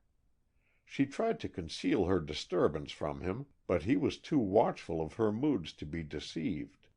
From that moment his happiness was destroyed. His wife was concealing something from him. Other letters followed. They always had the same effect. The husband could not be blind to the fact that his wife was changed. She avoided him, withheld her confidence, and he found her more than once in tears. Perhaps it does not sound very serious, But you must remember that he was madly in love with his wife. It was serious for him." Lyon nodded. "Did he know anything of his wife's past history, her friends, or her—" "Her lovers? No, he didn't. There was the sting. He simply didn't know anything. He could only see that something had come out of that unknown past to ruin his happiness. Why didn't he ask her straight? He did once, and she pretended not to know what he was talking about. After that he set himself to watch. He pretended to be called away on a sudden business trip. She left by the next train for her old home, and went at once to the man with whom she had been corresponding." How did her husband know who the man was?" "He had once found a letter, destroyed before it was finished, which enabled him to identify the man." "Was it a love letter?" Olden dropped his head on his hand. "Not in terms, but it showed that this man possessed a confidence which she withheld from her husband. In it she spoke of her unhappiness in her married life as of something that he would understand, something that they had acknowledged between them. Does that seem a little thing to you?" "No, I can understand. Well, what did he do?" "Nothing, yet, but I am afraid he may do something. If he should kill the man, would you say he was justified?" "What would be the use?" asked Lyon, lightly. "That isn't the question when your brain is on fire. You see only one thing. The whole world is blotted out, and only that one thing burns before your eyes. I suppose that is the way one feels when going mad. Everything else blotted out, you know, except that one thing that you can't forget night or day, awake or asleep." His voice was trembling with a passion that went beyond control. If Lyon had had any question that the strange man was telling his own story, he could no longer doubt it. Such sympathy is not given to the troubles of a friend. "I understand that he has not killed the man yet?" "No, not yet." "Well, then, I'd advise him to wait a bit, in any event, and make sure of his facts. There's no sense in hurrying these things. Tell him to count 10. Also tell him that circumstantial evidence is the very devil. The chances are that if a thing looks so and so, that's the very reason for it turning out to be the other way. Now, take this case of Lawrence's." "Yes, what of it?" Olden had recovered himself, and he asked his question with an interest that seemed genuine, if somewhat cynical. "The circumstantial evidence against him is pretty bad, yet you wouldn't want to have him hanged on the strength of it, would you?" "I would not," said Olden, with a sudden laugh that sounded strange after his passion of a moment before. "I can think of nothing that I should more regret than to have your friend Lawrence hung. I drink to his speedy discharge." And he poured himself a stiff drink, and drained it with a fervor that made the act seem sacrificial. Certainly there was a good deal of the original Adam in this curious stranger.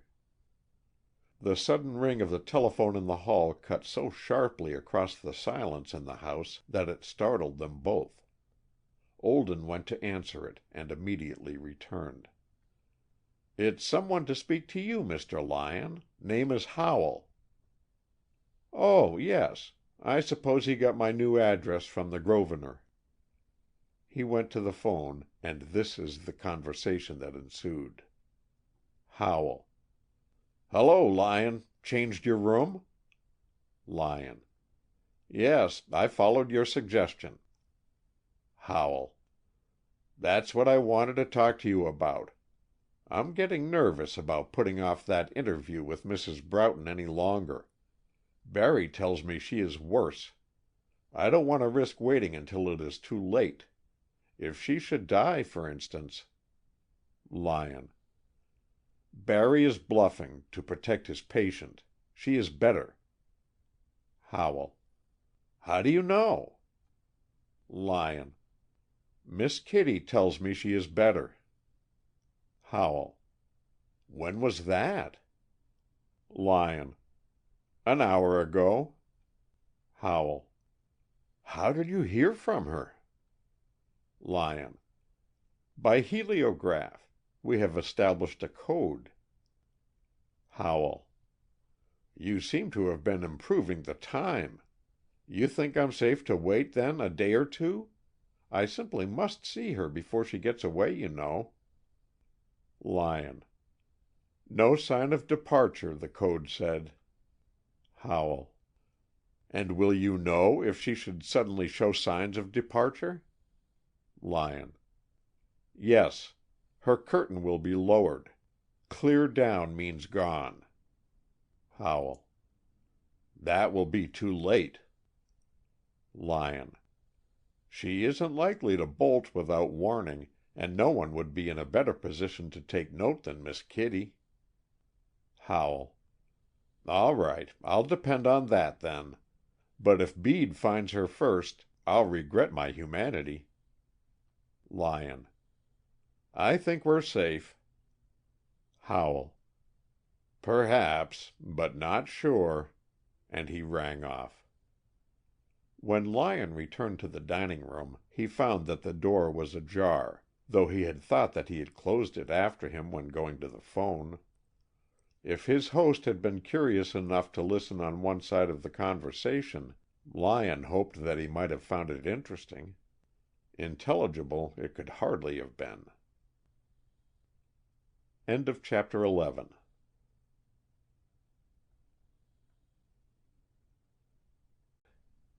Chapter 12. Lyon had carefully refrained from giving Lawrence any hint as to the new turn his suspicions had taken. He had an instinctive feeling that the masterful prisoner in the county jail would have scant patience with any unauthorized efforts on his part to penetrate the mystery. That, to Lyon's mind, might be very good reason for not talking about his activities, but he was the last man to abandon his own line merely out of deference to another man's prejudices. He was always more interested in getting results, however, than in getting credit, so he was content to work instead of talk.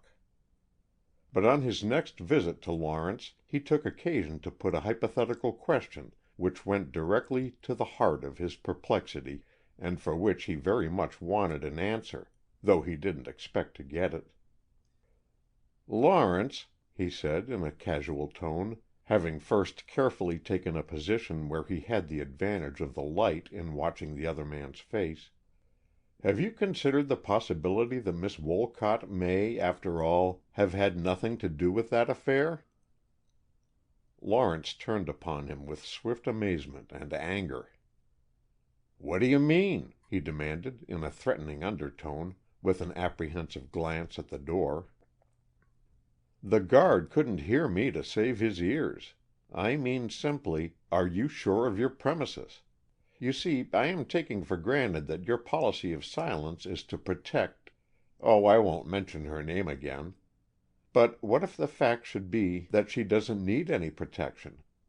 What if it really proves that you are making a sacrifice which is not merely heroic, but is unnecessary?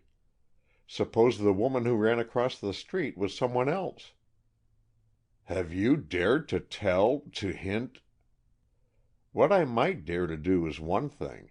What I have actually done is another.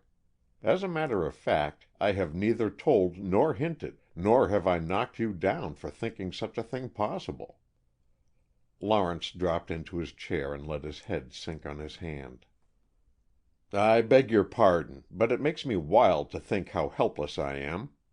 I can't keep Howell, for instance, from mousing around, and I can't keep Bede from peering and prying, or me from guessing or breathing. No, you can't.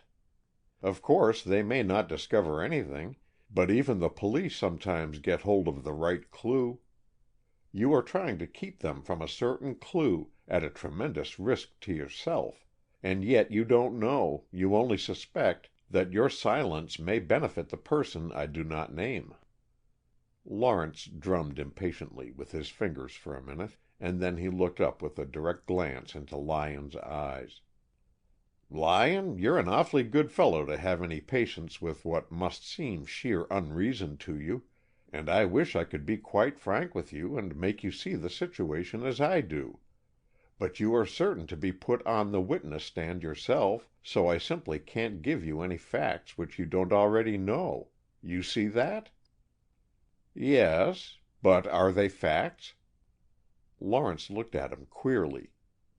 "What explanation do you suggest for my cane being where it was?" he asked. "You left it somewhere, perhaps at the State Library, and Fullerton picked it up, carried it off, and had it in his hand when he was attacked." Lawrence looked surprised, and then he laughed in quick amusement. "Ingenious, by Jove! I hope you've suggested that theory to Howell. It will give him something to occupy his mind. It would be difficult for him to prove it, but then, it would be difficult for the prosecution to disprove it, unless they should happen to discover where I actually did forget my cane." "You mean—" "You can probably work it out," said Lawrence, dryly. "Supposing that I did mean that, don't you see that the one and only person who could throw any light on how my cane came to be where it was found is the one and only person who must not be questioned?" "I see. But do you really think that the one and only person will maintain silence on such a matter at such a cost to you? If things come to the worst, I fear the one and only person will not. My hope is that things will not come to the worst, that there may be a disagreement or even an acquittal.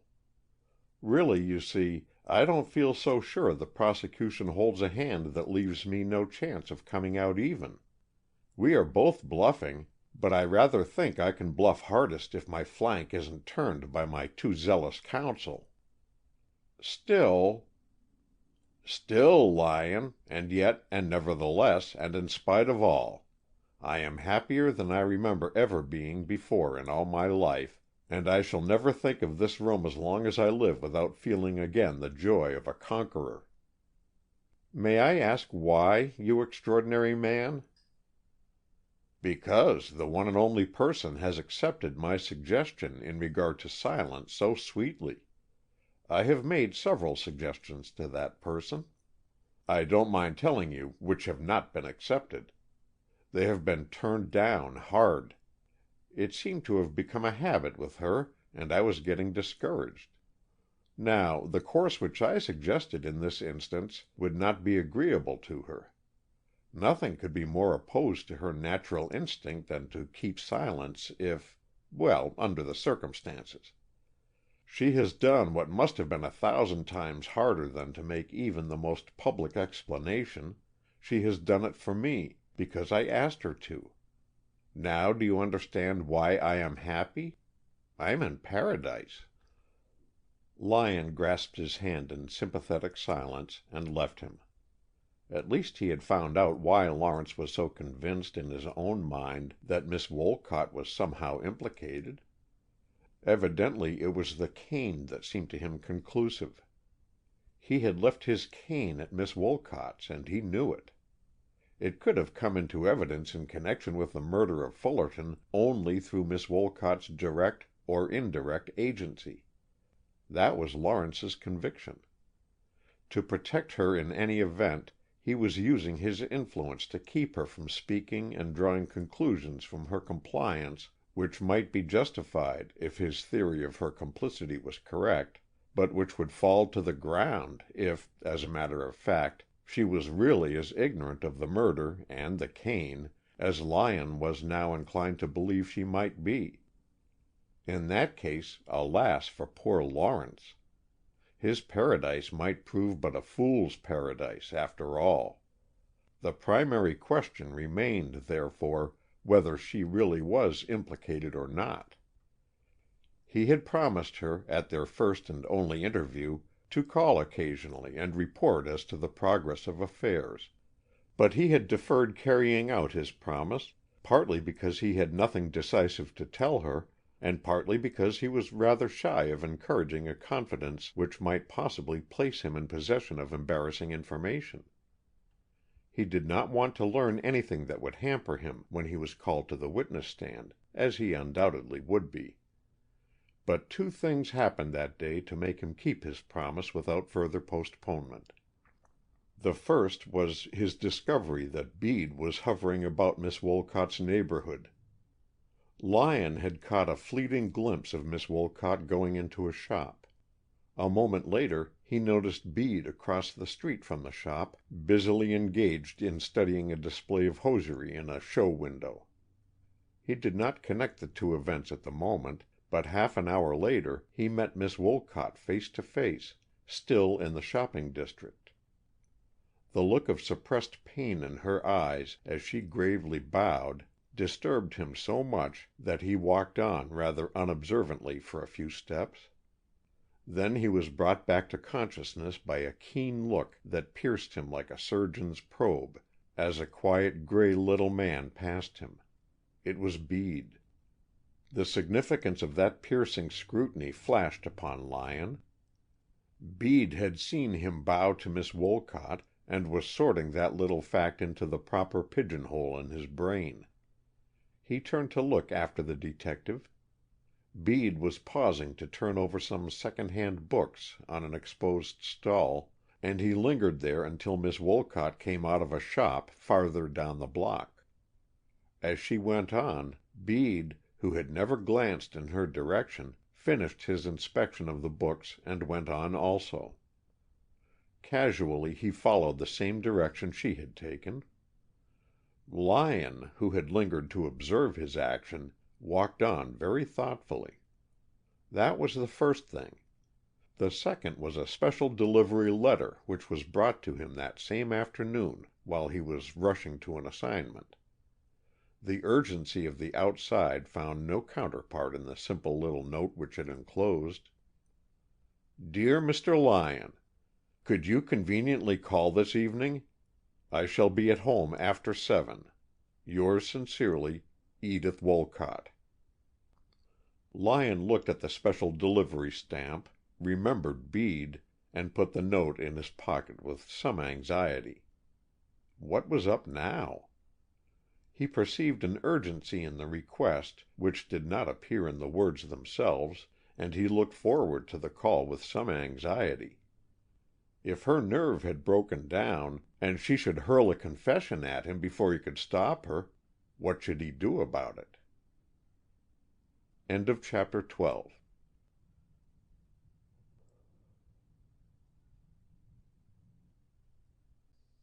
Chapter 13. Miss Wolcott received Lyon with the same curiously cold and impersonal manner that had struck him before, but unless he deceived himself, it was a manner deliberately assumed this time to conceal some unwonted nervousness of which she was herself afraid. Her face was as sphinx-like as ever, but there was an unevenness of tension in her voice which betrayed emotion. "I sent for you because something curious has happened," she said abruptly, "and I don't know anyone else to talk it over with. I received yesterday, by mail, this letter," and she handed him a single sheet of notepaper on which was written in a bold hand, "Remember, I said living or dead. Warren Fullerton." Lyon looked up at her in amaze. "You received this yesterday?" "Yes." "Are you familiar with Mr. Fullerton's handwriting?" "Yes, it is his." "Can you be positive about that?" He thought she suppressed a shudder, but her voice was coldly calm as she answered, "I do not think I can be deceived in it. I know it very well." "May I see the envelope?" She handed it to him silently. It corresponded with the paper, was addressed to her in the same bold, assured hand, and the postmark was particularly plain. It had been mailed the day it had been delivered. The note and envelope were both made of a thin, peculiar, grayish-green paper, oriental in appearance, with a faint perfume about them that would have been dizzying if more pronounced. Lyon held the paper up to the light. It was watermarked, but so faintly that he had to study it carefully before he made out that the design was that of a coiled serpent with hooded head. As he moved the paper to bring out the outline, the coils seemed to change and move and melt into one another. Certainly it would have been a difficult paper to duplicate. "Was Mr. Fullerton in the habit of using this paper?" "Yes, it was made for him. He was given to fads like that. And another thing, though a trifle. You will notice he uses 2 green 1-cent stamps instead of the red 2. He always stamped the letters written on that paper with green stamps." "Does the message convey any special meaning to you?" Miss Wolcott waited a moment before replying, as though to gather her self-control into available form. "I was at one time engaged to be married to Mr. Fullerton. I was very young and romantic and silly. I had not known him very long, and almost immediately I had to go East to spend 3 months with some friends. While I was away I wrote to Mr. Fullerton, very silly letters. After I came back something happened that made me change my mind and my feelings toward him.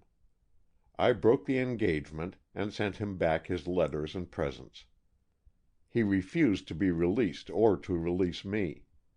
It was a very terrible time. He said that if ever I should marry anyone else, he would send my love letters to him to my husband, and this whether he was alive or dead." "Ah! That explains, you think, this phrase?" "I am sure of it." "Did the threat make any special impression on you at the time? I mean, did it influence your actions at all?" "It made me determine never to think of marrying."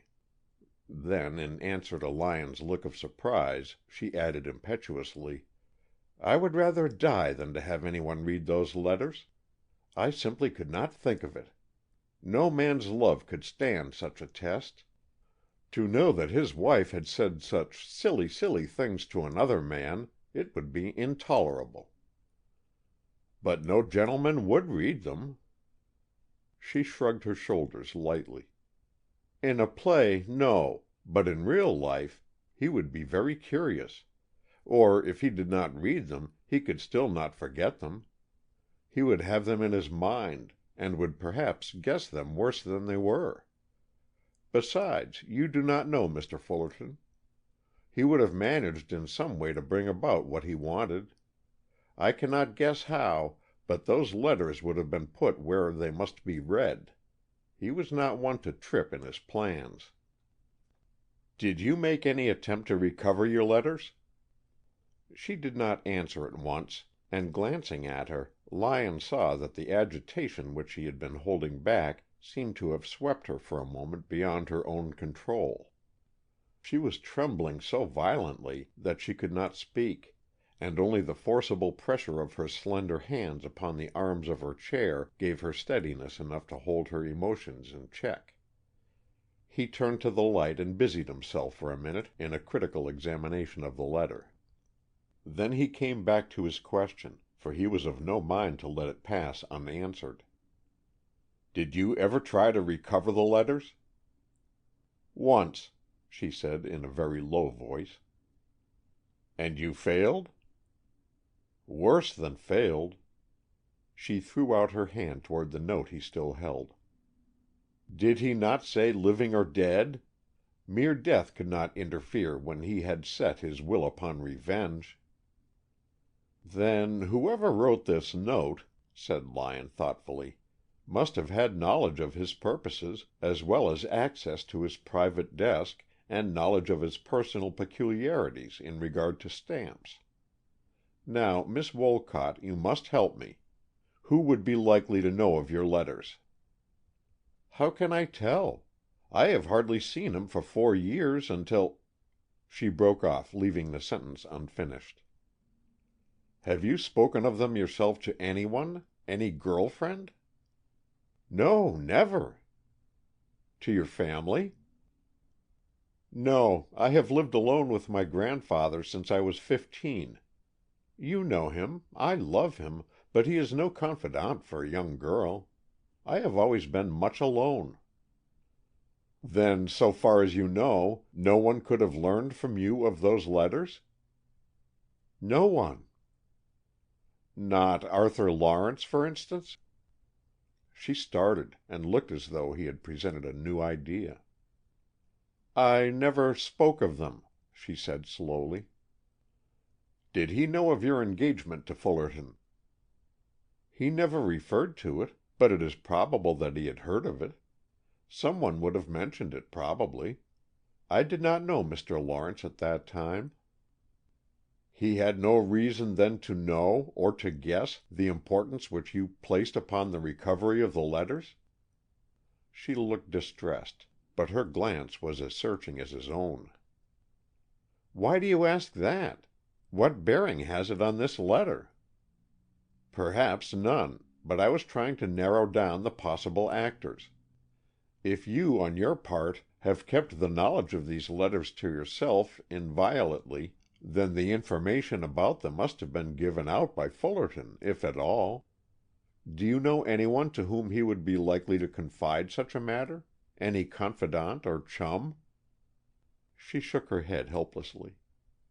"I know nothing of his friends. My impression is that he had very few.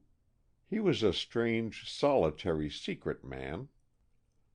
"And yet it must be clear that either he wrote this himself, or it was written on his private paper in his handwriting by some one who had intimate knowledge of his affairs, not only of the fact that he had those letters of yours, but of the threat which he held over you in regard to them. Now, if he wrote it himself, why wasn't it mailed until yesterday? And who did mail it yesterday, anyhow? If some one was in his confidence and is trying to play upon your fears, we must find out who it is. May I take this letter with me?"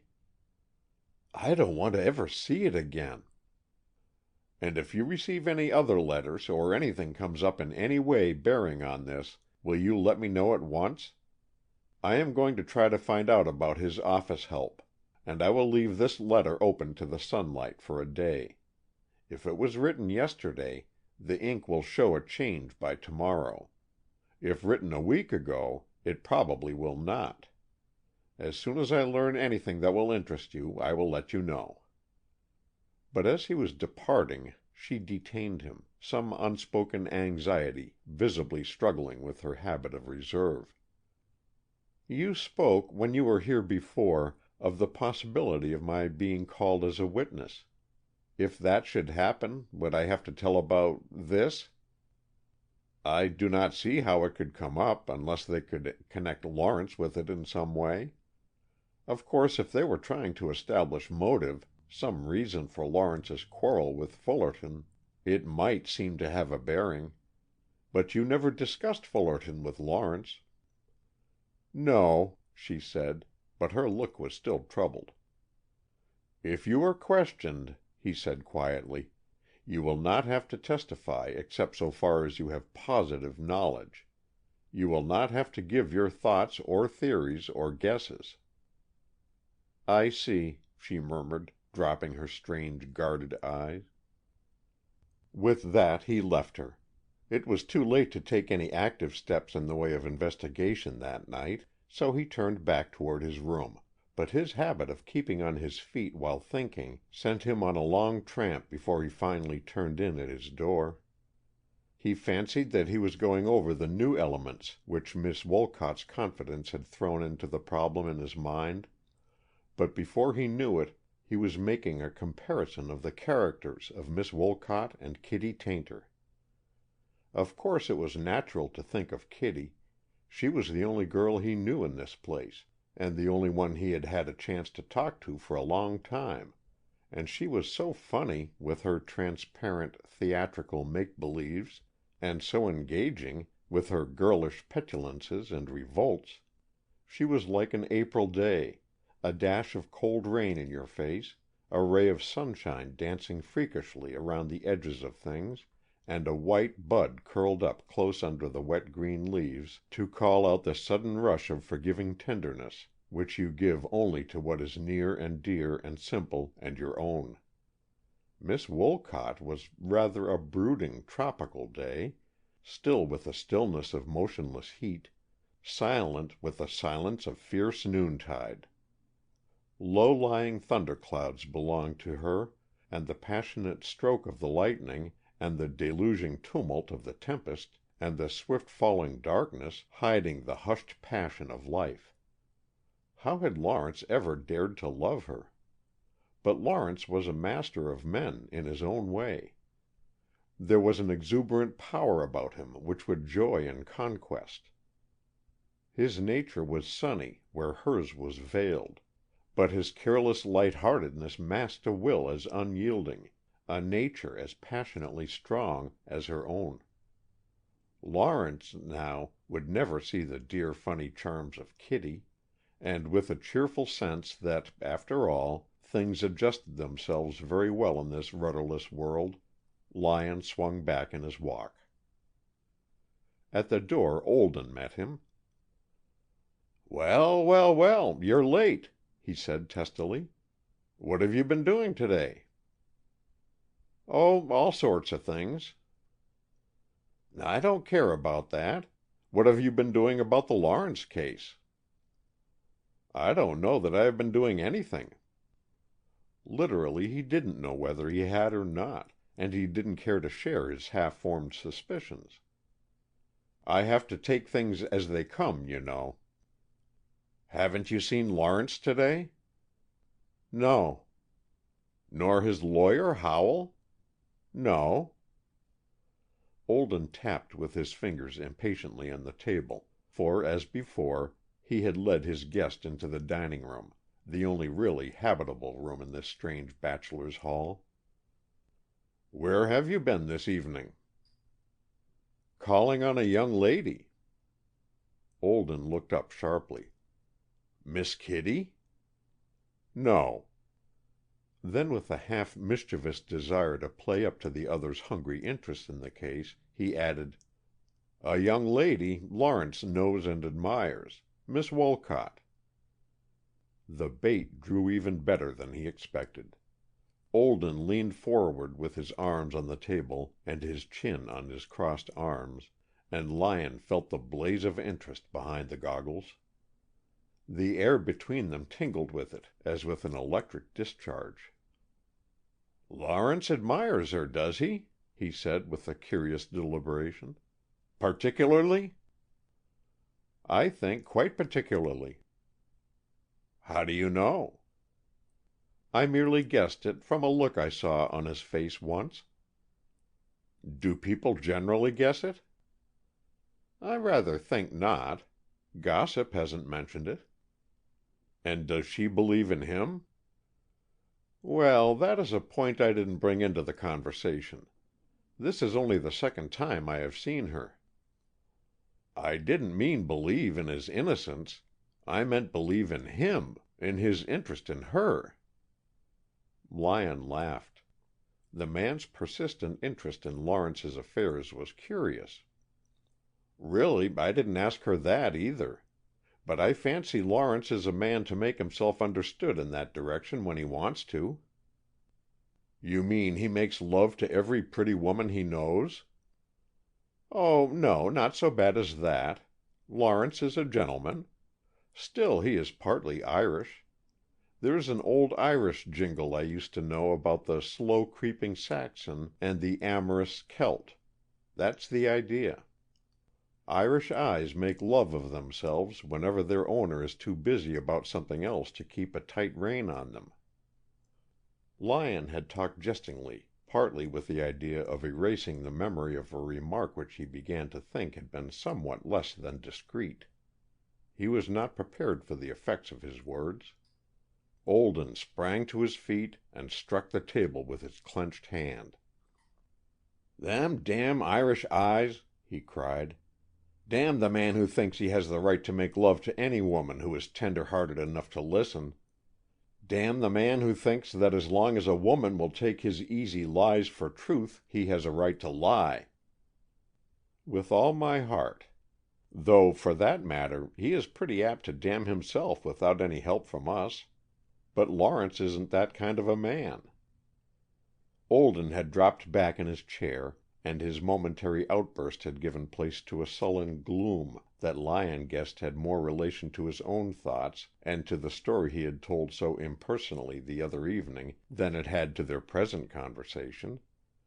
There was something pathetic in the mood he showed, a strong man bound into helplessness by the Lilliputian cords of emotion. When a young man had to have it out with his own heart, it was a fair and square fight, with no odds. But at Olden's age, the thing was not decent to look upon. It was like seeing some old tennis champion going down before play that was only healthy exercise for the youngster in the game. He jumped to his feet. "Come, I'm going to bed. Good night, Mr. Olden." "Good night," said Olden absently. Then he looked up with an obvious effort to be civil. "Don't think that I have anything against your friend Lawrence, or his Irish eyes," he said lightly. "I hope with all my heart that he may be set free. With all my heart." "So do I. Good night." Up in his own room, Lyon's first act was to walk to the window and look across the white expanse of snow to Kitty's windows. The cheerful light answered him with something of the subtle mischief of Kitty's own solemn air. As he looked, all the lights went out. Miss Elliott's School was wrapped in innocent slumber. Lyon blew a kiss across the night, and then pulled down his own curtain. He opened Fullerton's strange epistle and studied it again, but the cryptic message remained as cryptic as ever. Pulling out a number of old letters from his own writing case, he compared them with Fullerton's until he found one which corresponded closely in the blackness of its ink with Fullerton's. This he laid aside as a standard of comparison. Then he opened the new letter to the air, leaving it where the sun should strike it when it came into the room in the morning. The first point to determine was whether the letter had actually been written by Fullerton before his death, or whether someone still living was carrying out the dead man's sinister wishes. End of chapter 13.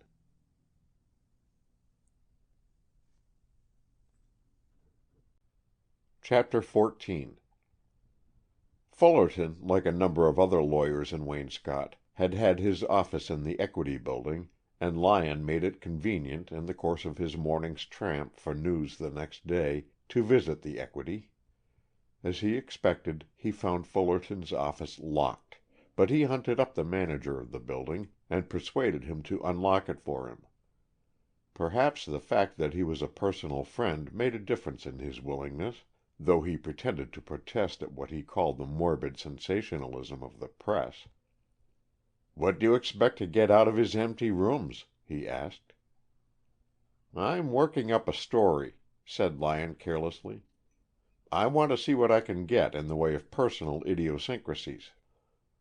The suite consisted of 3 rooms, a large reception room, one side of which was covered with bookcases, a private office at the back, and, adjoining this, a room for the use of a stenographer, as was evident from the typewriter beside the window. There was so little furniture in this room that Lyon saw it could be dismissed in the special inquiry which he had in mind. In the private office a large flat desk occupied the center of the room. "Is this room the way Fullerton left it?" Lyon asked, taking the chair which was placed before the desk and glancing about. "Yes, no one has been here since he left." "No stenographer or clerk?" "He has had no clerk for some time, and when he needed a stenographer he called one in from the agency in the building. As a matter of fact, I think his business had fallen off rather seriously in the last few years. He had lost some of his old clients, and he didn't seem to get new ones. Often his office would be locked up and he would be away for days at a time." "Bad for business, that. Was his office rent paid?" The manager shrugged his shoulders and laughed. No, but I have a lien on his library, so I guess I'm safe." "Indeed. Then he must really have been pretty badly tied up financially?" "He was pretty obviously going to pieces. You see, his personal tastes were expensive, and they incapacitated him for business. That cut both ways in the matter of income." "How about his other creditors, if you have a lien on his library? That seems to be the only valuable property here." The manager laughed again. "If there was one man here the day after he was killed, there were 19.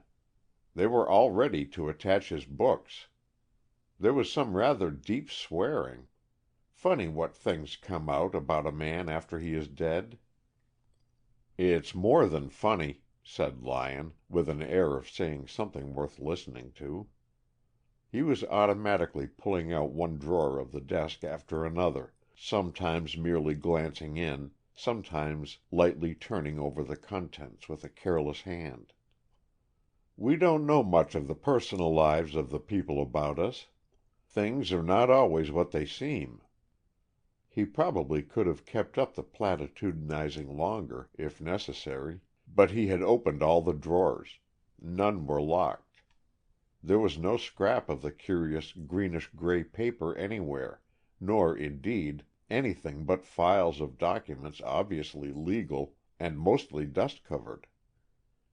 But his personal belongings were rather gorgeous. He opened curiously a bronze stamp box which matched the other appointments of the desk, and examined the contents. There was a lot of red stamps, but no green. That was about all that he had hoped to discover. It had seemed probable from the first that Fullerton would have his peculiar personal belongings at his own room rather than at his office, but Lyon had wished to eliminate the other possibility. As he came out of the room, a strange and yet familiar figure passed down the hall toward the elevator just ahead of him, the heavy figure and white head of Mr. Olden. Lyon glanced back. Lawrence's office was farther down the hall, and Lawrence's law cleric, a young fellow named Freeman, whom Lyon knew slightly, stood in the open door looking after his departing visitor with a curious watchfulness. On the impulse, Lyon turned back.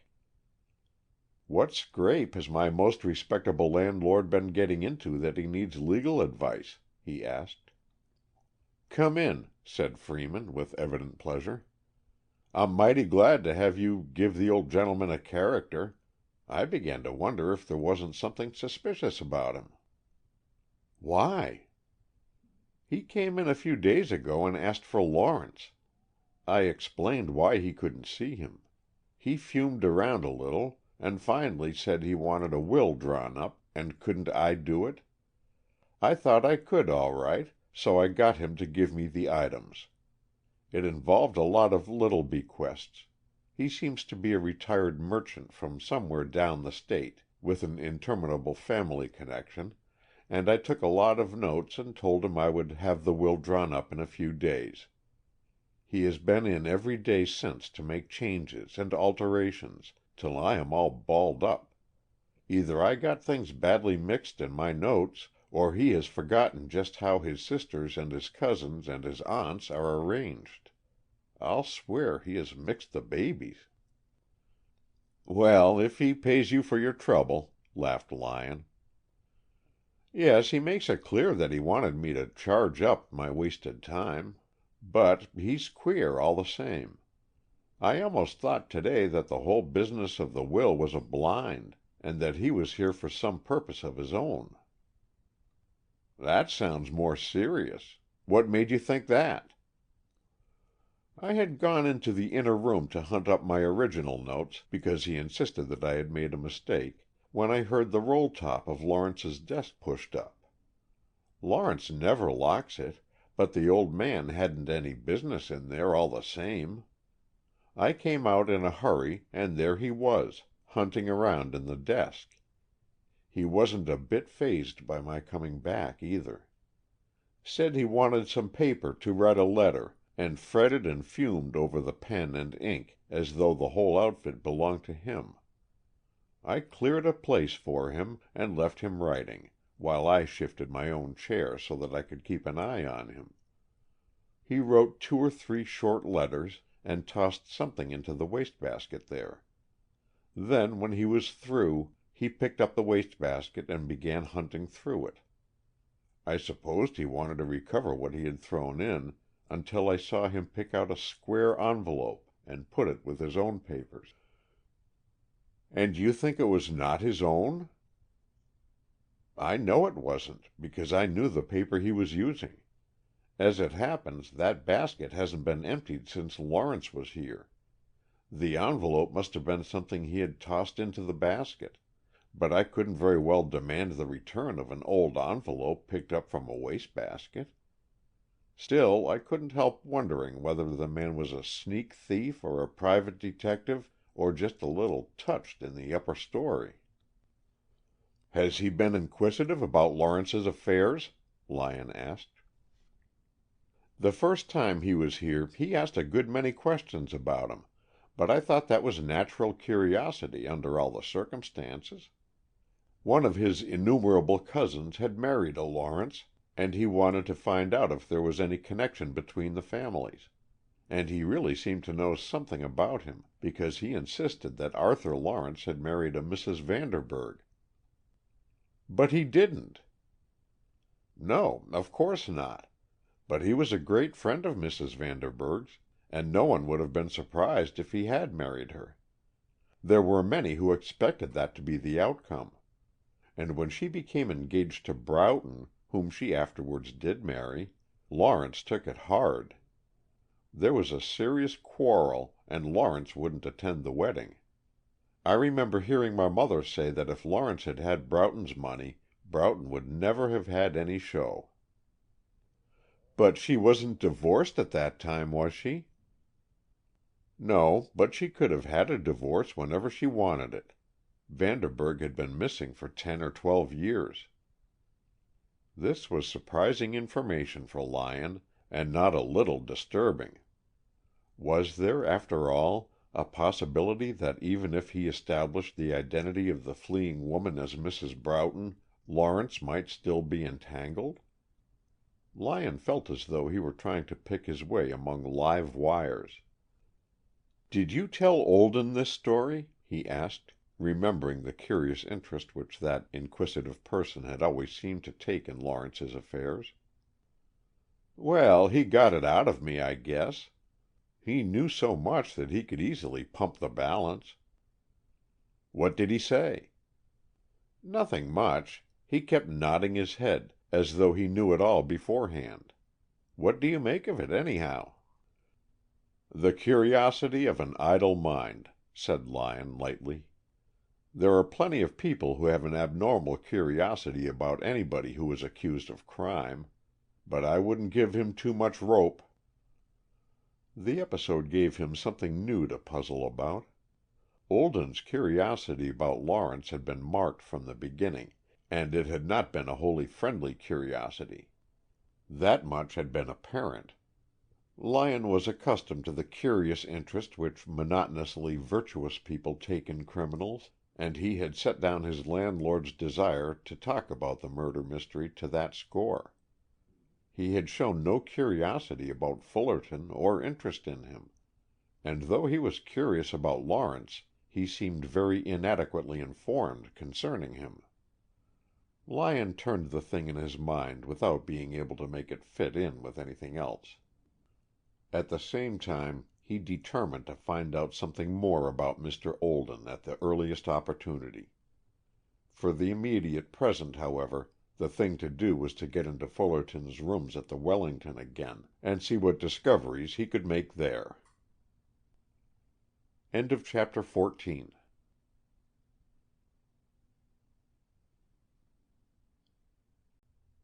Chapter 15. Lyon suspected that he might have difficulty in securing admission to Fullerton's room in the Wellington a second time, and when he made application to Hunt, the janitor who had admitted him before, he found his fears were justified. Indeed, Hunt's dismay at the suggestion struck him as extreme. "Go in? No, sir. Nobody goes in. The police are responsible for that room now. I haven't anything to do with it, and I wouldn't have, not for a farm. You let me in before, you know, and the police didn't take it to heart." "Eh?" "I mean they didn't mind. Bede knew I was there." Hunt shook his head. "Mr. Bede says to me that if I let anybody else in, he would have me arrested for killing Fullerton." "That's nonsense, you know. When did he say that? When I got in before?" "No farther back than yesterday he said that." "Has he been around again?" "Yes, he has." There was something nervous and dogged about the man's manner that puzzled Lyon. "Well, see here, I'll make it worth your while to let me in for an hour. You can go along to see I don't steal anything if you like. I want to make sure of something I overlooked before." "I tell you I can't, Mr. Lyon, even if I wanted to. The police have put a seal on the door. It can't be opened without their knowing." "Then pass me in through the window." Hunt lifted his downcast eyes and gave Lyon a long, curious look. "You wouldn't want to, if you knew what I know." "What's that?" Hunt shuffled and stumbled, but perhaps at heart he was not unwilling to confess his fears in the hope of having them quenched. He looked somewhat shamefaced, however, as he asked, "Do you believe that sometimes the dead walk?" "I don't know," Lyon answered noncommittally. He was more anxious to get at Hunt's ideas than to confess his own. "What makes you ask? Have you seen anything?" "Well, not exactly." "I'd like to hear about it." "Well, it's this way. Mr. Fullerton had a way of throwing the letters he wrote of an evening on the floor right before the door, so that I could pick them up in the morning and give them to the carrier when he came around. I always took in his breakfast tray and his paper." "How did you get in?" "He could release the lock on his door by a spring from his bedroom. There was nothing too much trouble if it was going to save him some trouble afterwards." "Go on." "The letters were always in a certain place, just where he could toss them easily from the writing table where he sat.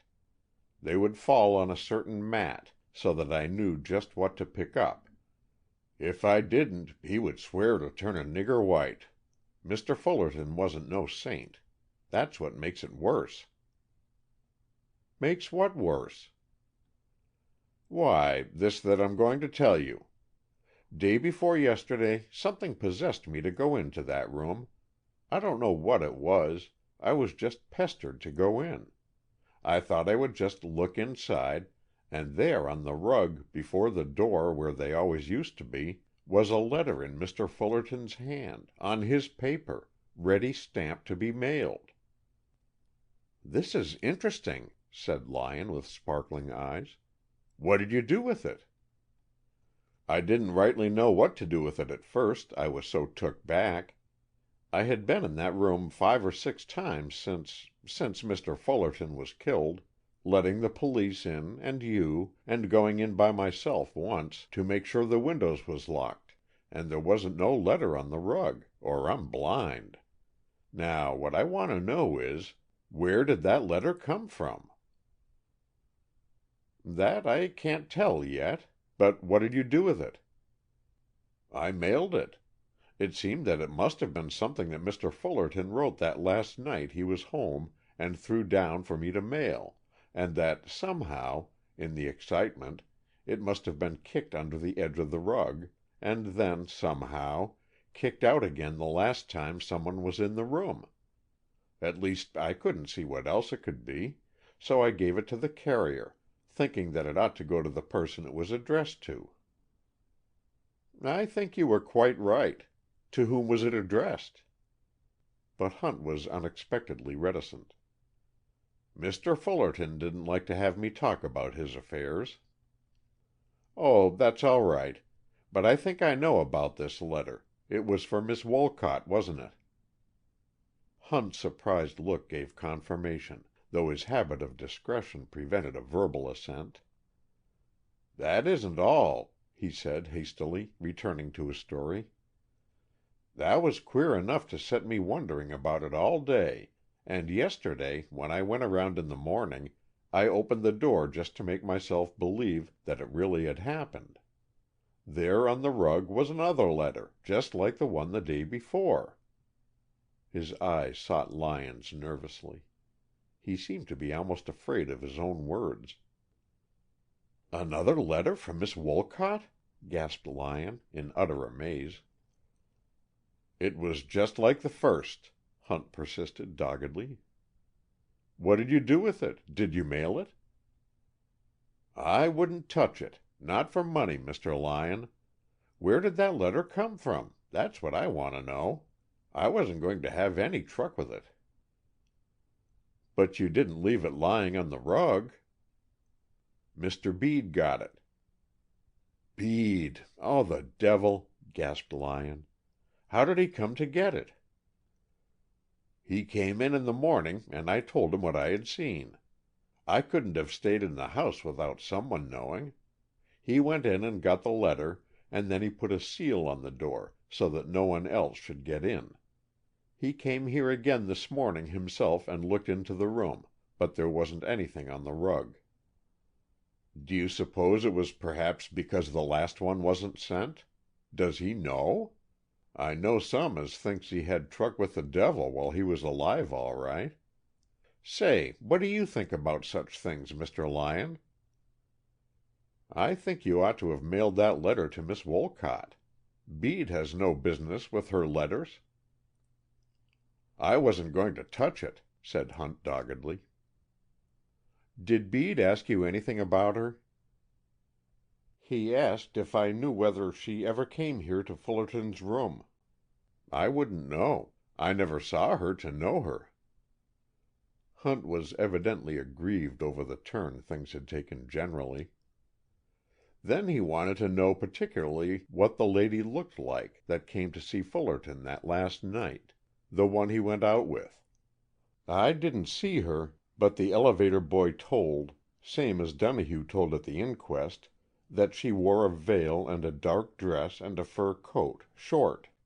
Anybody might be dressed like that." "Who has the apartment above?" Lyon asked abruptly. "It's empty. The people moved out this week." "What day?" "Yesterday and the day before." "Let me look at it. Perhaps I might take it. Is it furnished?" "No, the furniture was moved out. Come up with me, sir." Lyon knew the arrangement of the suites in the Wellington. They were all alike in the corresponding positions. He already knew the arrangement of Fullerton's room, and his chief interest in the apartment above was in its relation to the wall outside. He leaned out of the window to examine it while Hunt was detained in the hall by a passing tenant, and when the man appeared, Lyon's mind was made up. "I'd like to take this apartment for a week. They are making some alterations at the Grosvenor." "Those alterations at the Grosvenor were very opportune." "And I want a place to stay for a few nights. You can put some furniture into the bedroom, can't you? I shan't need anything else. I may not be here more than a night or two." Hunt looked shrewd. "You needn't think that being in the building makes any difference about the room below, Mr. Lyon." "That's all right," laughed Lyon. "Really, what I want is to keep an eye on Bede. And if Fullerton's ghost comes to carry you off because you didn't mail that letter, I'll be here to explain things and make it easy for you."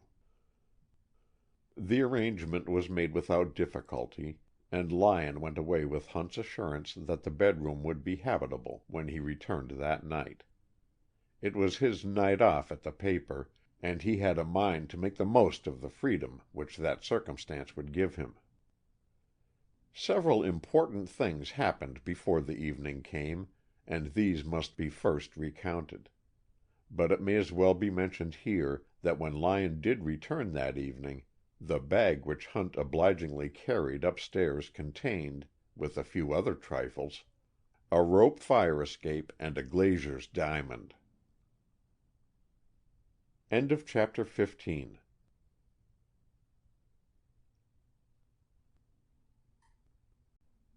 Chapter 16. The fact that Bede had put a seal on Fullerton's door indicated that the detective had not yet made the examination of the room which unquestionably it was his intention to make. That he should have deferred so important a matter for 24 hours could only be explained on the theory that he had some still more important project on hand which was occupying his personal attention. Lyon intended to get into Fullerton's rooms if possible before Bede did, but the plan which he had hastily formed at the Wellington required the cover of darkness. He could do nothing along that line before night, and in the meantime he felt that he could do nothing more interesting and possibly important than to discover what Bede was engaged upon that was so engrossing as to make him postpone the investigation of Fullerton's rooms to another day. Lyon figured it out like this. Bede had received from Hunt, and undoubtedly had opened and read, a letter from Fullerton addressed to Miss Wolcott. He already knew, as had appeared at their first interview, that Fullerton had at one time been engaged to Miss Wolcott. Therefore the association of her name with his was not a new idea. Yet he had been shadowing her yesterday afternoon. Presumably, therefore, he had suddenly come to perceive a new importance in her movements.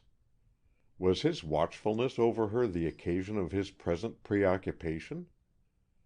Lyon would have given much for a clairvoyant vision to tell him where Bede was at that moment.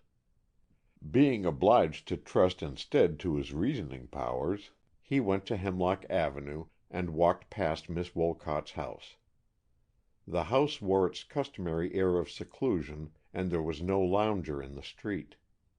He walked a block farther and went into a drug store, where, as he happened to know, there was a public telephone and a gossiping clerk. "Has Bede been here today?" he asked carelessly. "Bede who?" "Don't you know Bede, the detective? Little gray man with keen eyes, and a voice that he keeps behind his teeth. I expected to find him here." "He was here this morning, or a man like him," said the clerk. "A detective, you say? Gee! What's up?" The clerk was looking rather startled. "Well, if I had known he was a detective! He gave out that he was the credit man for the new furniture store around the corner, and asked about several people in the neighborhood that we have accounts with. Our old man has some stock in the furniture concern, so I gave him all the information I could." "What accounts did he ask about? Do you remember?" The clerk named half a dozen. Lyon was not surprised to hear Miss Wolcott's among them. He was both surprised and startled to hear Miss Elliott's. "What did you tell him about these two?" he asked thoughtfully. "I let him see their accounts in the ledger." "I wish you'd let me see those same accounts." The clerk demurred, and Lyon, who had noticed a college fraternity pin on the other's scarf, opened his coat. He wore the same pin. "Oh, all right," said the easy-going clerk with a laugh. "If I'm going to be fired for giving anything away to a detective, I'll have the satisfaction of helping a nota bene anyhow. Here are the account books. Come around here." He opened a page with Miss Edith Wolcott's name at the top. The latest entry caught Lyon's eye at once. November 25th. Sulfonal 6 grams, 45. The date was the date of Fullerton's murder. Lyon pointed to the entry. "Could you tell me what time of the day that sale was made?" "That's exactly what the other man asked," the clerk exclaimed in amaze. "And you told him—" "It was 9:30 in the evening. I happen to remember because I leave at 9:30 every evening, and the night clerk comes on, and just as I was going out, Miss Wolcott came in and asked if I could give her something to make her sleep. She said she was too nervous to sleep, and I noticed she seemed all out of a tremble. Her hands were shaking when she took the packet." "Did you tell Bede all that?" "I guess I did." "Did he ask you any other questions?" "Not about Miss Wolcott. He looked a long time at Miss Elliott's account." "Let me see it, then." The clerk turned the pages. "We charge everything that is prescribed for anyone at the school to Miss Elliott's account, and show on our bill who it was for," said the clerk. "That's what these names mean." He pointed to the names Miss Jones, Miss Beatley, etc., opposite each item. Lyon was distinctly startled to catch the name Miss Tayntor at frequent intervals. "Has she been ill?" he asked with quick concern, and then added lamely, "She's a sort of cousin of mine." The clerk grinned. "Gunther's chocolates." "Oh!" Lyon studied the entries assiduously for the next few moments. Among the latest were a number of charges for Mrs. W. B. Had that meant anything to Bede? "Did Bede ask about any of them in particular?" he inquired by way of answering his own query. "He wanted to know who Mrs. W. B. was." "What did you tell him?" "Told him they were Dr. Barry's prescriptions. They were marked that way. That's all I know." "Remember anything else he asked about?" "No, that's about all." Lyon went into the telephone booth and called up Dr. Barry. "Hello, Barry. This is Lyon. I want to know how Mrs. W. B. is getting along." "Now, see here, Lyon, don't you think you are crowding things a little? There really hasn't been time for any radical change since noon." "What do you mean?" "I told you at noon she was not to be disturbed for several days yet." "Told me?" "Well, I told the boy who telephoned for you." "I have not authorized anyone to telephone for me." "What? Why, someone telephoned in your name, and you have been such a nuisance about the case that I thought of course it was you again." "Did you happen to mention the lady's name, or only her initials?" asked Lyon. Barry hesitated so long in answering that Lyon could only draw the most serious conclusion. "I can't say," Barry answered with some constraint. "It's important I should know, Barry. You know she was very desirous of keeping her visit here unknown, and if you have been giving it away, I must at least know the facts, so as to head off trouble if possible." He threw all his earnestness into his voice, and Barry yielded a reluctant reply, saying, "It is possible that I did. I thought it was your message." "Did he ask anything else in particular?" "No. Excuse me, I'm very busy," and the phone shut off. Lyon walked out and back up Hemlock Avenue. He was breathing quickly as though he had been running. "If I were Bede, I think I should be rather proud of myself, making 2 such hauls as that in one morning. At this rate, Bede will soon know all that I know myself, and a little more," he said to himself. "Is it possible that he will attach any significance to Miss Wolcott's purchase of a soporific on the fatal 25th? Good Lord! I wish she had stayed at home that evening. That visit to the druggist at 9:30 brings her very close to the scene of the murder. Did she go for a sleeping powder before or after the murder?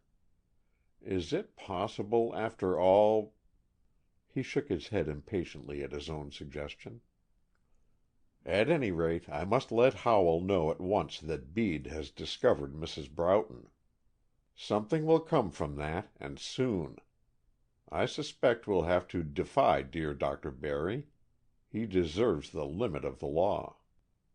He was within half a block of Olden's. He determined to go there to telephone. It was the nearest place, and incidentally it would enable him to get Kitty's latest report on Mrs. Broughton's condition. As he entered the hall, Olden met him, if indeed this wild-eyed man, whose goggles lay crushed on the floor, and whose white wig sat askew upon his own black hair, could be the sedate and decorous Olden. He fairly hurled himself at Lyon, crushing his arm with an iron grasp. "The curtain is down! Have you seen? What does it mean? Where is she? Has she gone away? Can't you speak? What do you know about it? Where has she gone?" His questions piled one upon another unintelligibly. "What in the world do you mean?" gasped Lyon. "The curtain—" He tore himself away and rushed upstairs to his window. Kitty's curtain was down to the very bottom in the left-hand window. "Gone!" he exclaimed, in blank bewilderment. Olden had followed close. "She pulled the curtain down just now, just before you came in. I was watching. I have been watching all the time. I saw her come and pull it down." "How did you know about the curtains?" asked Lyon, realizing for the first time that Olden was betraying knowledge that he was not supposed to have. "I heard what you said at the phone. I knew what you came here for, of course. That's why I let you come. You were to help me watch without knowing it, and now she is gone, slipped away from before our very eyes." "Who are you?" "Woods Broughton." He pronounced the name with careless impatience, as though he had never tried to keep it a secret. "What are you going to do? We must find her." "Come downstairs," said Lyon, adjusting himself to the new situation. "We must telephone to Howell."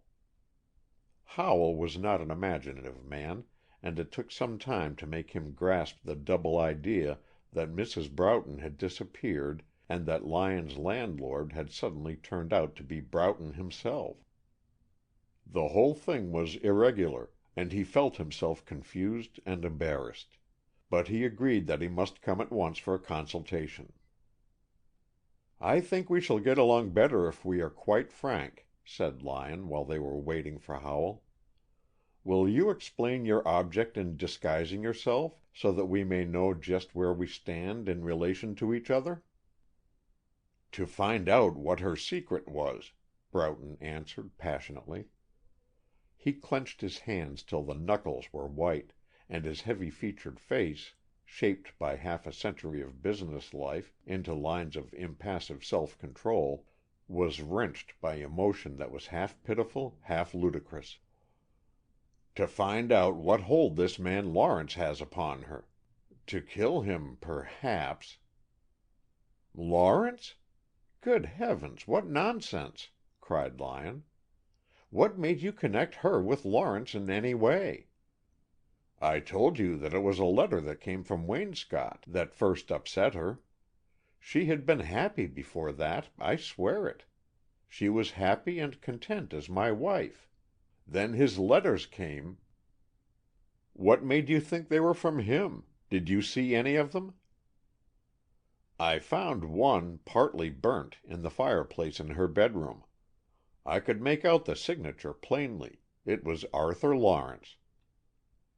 "You could read nothing else?" "No, but I found her unfinished answer in her writing desk." "What did she say?" asked Lyon in a calm voice. Broughton struggled to keep his voice steady. "She said that she was the most unhappy woman in the world. God, I had been so happy! That he had been right in warning her against marrying me, and that she must see him. I had no chance to read more, for she was coming, and I could not let her suspect I had seen anything. But I made my plans from that moment. I told her that I was called away on a sudden business trip. As I expected, as soon as I was off, she started for Waynscott. I followed her in this disguise. She went at once to Lawrence's office. His law office in the Equity Building? Yes, then she went to Miss Elliott's. That was on a Monday. Monday night, you will remember, Lawrence killed Fullerton, and the next day he was arrested. That stopped their plans, whatever they were. She has kept her room at Miss Elliott's, and I took this house, which happened to be vacant, so that I could keep a close watch on her. She has never gone out. Dr. Barry has been to see her, as you know. I have had Phillips get a daily report from Barry, under color of wiring to me. Then you came along, Mr. Lyon. I had seen and heard enough to know that you were a friend of Lawrence's, so I took you in, because I wanted to know everything about him that I could. And I knew that for some reason you were watching Grace. Phillips had tracked you there several times, and he followed you into the florist's shop and got possession of Grace's order for unlimited flowers to be sent to Lawrence. Her flowers for him. I wonder I have kept my senses. But I could do nothing but wait until Lawrence was released, as Grace was waiting over there for his release. You needn't pretend to be surprised. You know yourself the connection between them. That's why you have been keeping a watch on her. I saw that from the room you selected. You are quite right as to that, though I think you are quite wrong as to other things. What other things? About Lawrence. He isn't that sort of a man. If anyone had a hold upon Mrs. Broughton, it would seem to have been Fullerton. Fullerton? You have been very frank, Mr. Broughton, and it is only fair that I should be equally frank. We have been very anxious to have an interview with Mrs. Broughton as soon as her health would permit, Howell and I, because we have reason to believe that she may be able to throw some light upon the Fullerton murder. She may be wanted as a witness." "You are mad, utterly mad," gasped Broughton. "What could she possibly know about that?" "She was with Fullerton when he left the Wellington at 8 o'clock." "I don't believe it." "I don't think there can be much question about that. She had obviously been to consult him on some legal matters. But, frankly, we only know enough to make it very important we should know more. And we have been very anxious to avoid publicity, if possible, for her own sake, and possibly for Lawrence's." Poor Broughton looked dazed. "I don't understand. Fullerton was her lawyer." "Yes." "And you think she was with him when Lawrence killed him?" "We are in hopes that she may be able to explain what did actually happen. She certainly was with Fullerton earlier in the evening. Beyond that we don't know anything, and we really haven't even a coherent theory." "But it was Lawrence with whom she was corresponding. It was Lawrence who had wanted to marry her, and who would not go to her wedding. It was Lawrence who came to see her as soon as my back was turned." Lyon shook his head. "You don't know what lies under all that. Fullerton may have had some hold on her, and Lawrence may have been acting as her friend merely. Ah, here is Howell. He will tell us what to do now." Howell had had time to adjust his mind to the facts Lyon had telephoned, and when he came in he seemed more curious regarding the personality of the famous man before him than anything else. Lyon explained briefly what he had told Broughton about the situation. "Well, now, Mr. Broughton, you know as much as we do," said Howell. "You see that it is highly important we should get at Mrs. Broughton's testimony. Barry has been keeping me off, so this young man evolved a somewhat fantastic plan of getting inside information as to her condition. I hope the code has missed fire somehow, for it would be exceedingly unfortunate if the prosecution should get hold of her before we do. It is quite on the cards, Mr. Broughton, that we may want you to take your wife away, quite out of reach as a witness. It depends on what she has to tell us, and that we must find out as soon as possible." "How, if she is gone?" "That is the first thing for us to ascertain, Lyon. You must take me over to Miss Elliott's School at once. We want to find out all we can, and immediately. If I may make a suggestion, Mr. Broughton, you will await our return here instead of accompanying us. It may possibly prove that your disguise should not be disclosed at this juncture." Broughton did not demur. He was obviously too much overwhelmed by the uncertainties of the situation to take the initiative in any direction. "Don't be long," he said, with a wistfulness that sat strangely on his heavy features. "If she has really gone, I must know it. I must have the police search the town for her at once." Howell and Lyon walked away, leaving him standing in the doorway, looking after them in helpless impotence. "That complicates things," said Howell. Lyon nodded. "If there is any connection between Lawrence and Mrs. Broughton—" "There isn't, of the sort he thinks." "If there is any connection, it may supply the motive for the assault on Fullerton. I'm afraid we aren't going to get much help for our side from this interview, but I'd rather know the worst than be tied up in ignorance." "If Mrs. Broughton will talk." "Well, we shall soon see," said Howell, as he rang Miss Elliott's bell. Chapter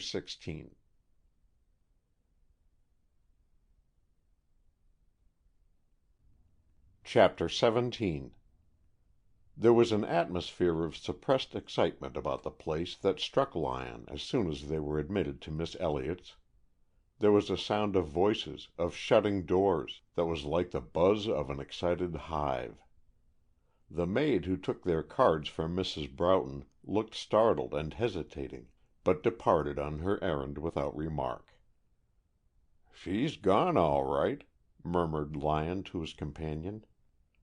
In a moment Miss Elliott appeared, severe and formal and angular as ever, but with a nervous flutter in her voice that told its own story to Lyon's quick ear. "It is impossible for Mrs. Broughton to receive visitors," she said. "The maid brought your cards to me, but I am authorized to say that Mrs. Broughton cannot see anyone." "It is a matter of some importance, a legal matter," said Howell. Miss Elliott shook her head. "I am sorry, it is impossible." "Do you mean that she has not yet returned?" asked Lyon, gently. Miss Elliott turned to him with a start. "Do you mean that you have seen her? Oh, where was she? When was it? Why did she go?" "I have not seen her. I heard that she had been able to go out, and so hoped that she might be strong enough to grant us an interview. She had asked me to call in regard to a certain matter in which she was interested. Do I understand she is out this afternoon?" Miss Elliott threw out her hands with a gesture of despair. "I do not know where she is, where she went, or when. She has simply gone without a word, and she was hardly able to walk across the room alone. I am wild about it. Where could she have gone? And why should she go secretly? I think she must have wandered off in a delirium, and I dare not start an inquiry, for she may return at any moment, and she was so anxious to have nothing said about her visit here. But she has been so ill. With every moment that passes, I feel more alarmed and more helpless." "When did she go?" asked Lyon. "You may count on us to help you in any possible way, Miss Elliott. Give us all the information that you can about her departure." "I went out myself this afternoon at 2:00. The maid says that a man called to see Mrs. Broughton about half an hour later. He sent a note to her, but no card. She asked to have him come to her private sitting room, and he was there perhaps 15 minutes. Then he left.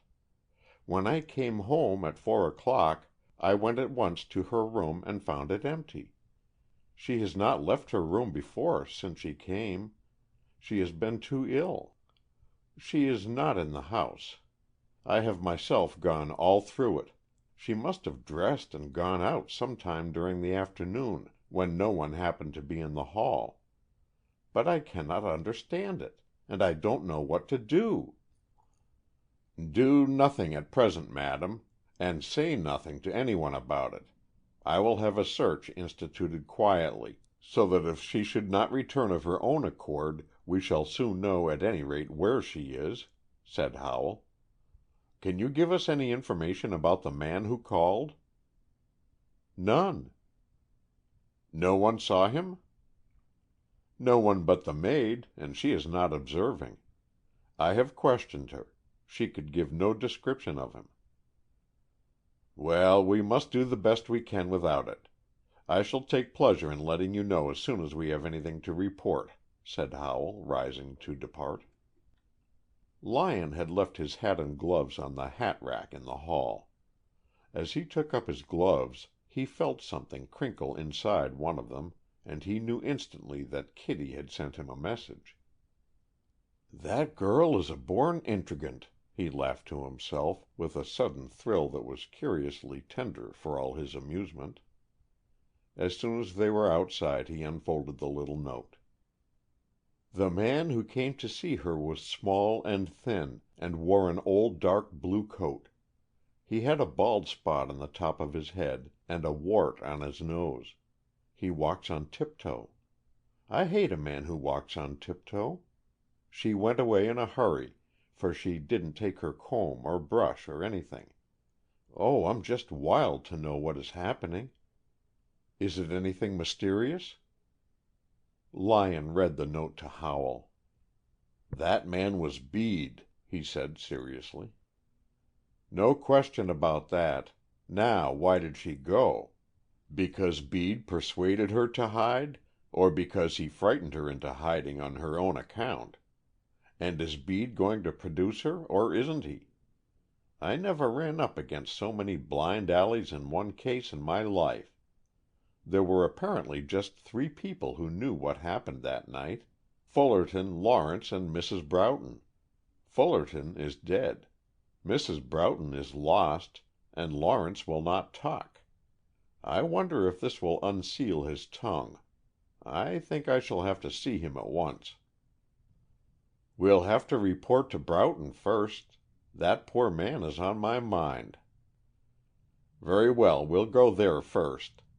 My chief anxiety regarding him is that he'll give the whole thing away to the police. He is too accustomed to having his own way about things." They walked around the block to Broughton's home, and found him waiting for them. He fairly went wild when he heard their report. He was for telephoning the police, printing posters, sending a town crier around to make proclamation, anything and everything, and all at once. His wife was lost, and the resources of the universe must be requisitioned to get her back. "Go slow," said Lyon. "Mrs. Broughton is not a child. She hasn't been kidnapped, and she isn't lost. She is hiding somewhere. She had money, and she is accustomed to traveling. I think you may feel reasonably sure that she is safe. Speaking for Lawrence, we are anxious to find her, but speaking for her, it may be just as well that she should not be found until after the grand jury has adjourned." "What do you mean?" demanded Broughton fiercely. "She knows more about the Fullerton murder than it would be agreeable for her to tell in court." "You are mad," gasped Broughton. "Why does she disappear as soon as she knows that Bede has connected her with the affairs of that night?" Broughton walked the floor. Then he stopped abruptly before Howell. "I wish that you would call up the county jail and find out if she has been there to see Lawrence. You can find out hypothetically, without giving names, you know." "That isn't a bad idea," said Howell. He went to the telephone and inquired whether anyone had been admitted to see Lawrence that afternoon. The answer, when he repeated it to the others, seemed significant. "A woman tried to see him a little after 5, but when she found that she would have to give her name and submit to search, she went away without disclosing her identity. She wore a heavy veil, a short sealskin coat, and a dark dress. General appearance of a lady. Broughton dropped his eyes to the floor, and a look of sullen anger displaced the anxiety that had racked his features. "I shall have an account to settle with Mr. Lawrence when he is out of jail," he muttered savagely. "In the meantime, our efforts are all directed to getting him out," said Howell. "And since I cannot use Mrs. Broughton as a witness, I am as well content that she is out of Bede's reach also. I will go down to see Lawrence at once, and if I can get any information from him that will interest you in this connection, I shall let you know. I think that is all we can do tonight." "I'd like to go with you when you visit Lawrence," said Lyon quietly. Howell considered a moment, and then nodded. Perhaps he thought that another influence might be more successful than his own in unlocking the confidence of his client. Lawrence tossed aside the book which he had been reading, and rose to greet them with all of his old light-hearted self-possession. "Delighted to see you. I've been reading Persian love poems till my brains are whirling around like the song of a tipsy bulbul, so I am particularly in need of some intelligent conversation. Howell, you look as glum as though you were attorney for a wretched fellow who had no chance of escaping the gallows. I'm glad you have Lyon associated with you. I've more faith in his abilities than in yours." And he shot a dancing glance at Lyon, which was not wholly mockery.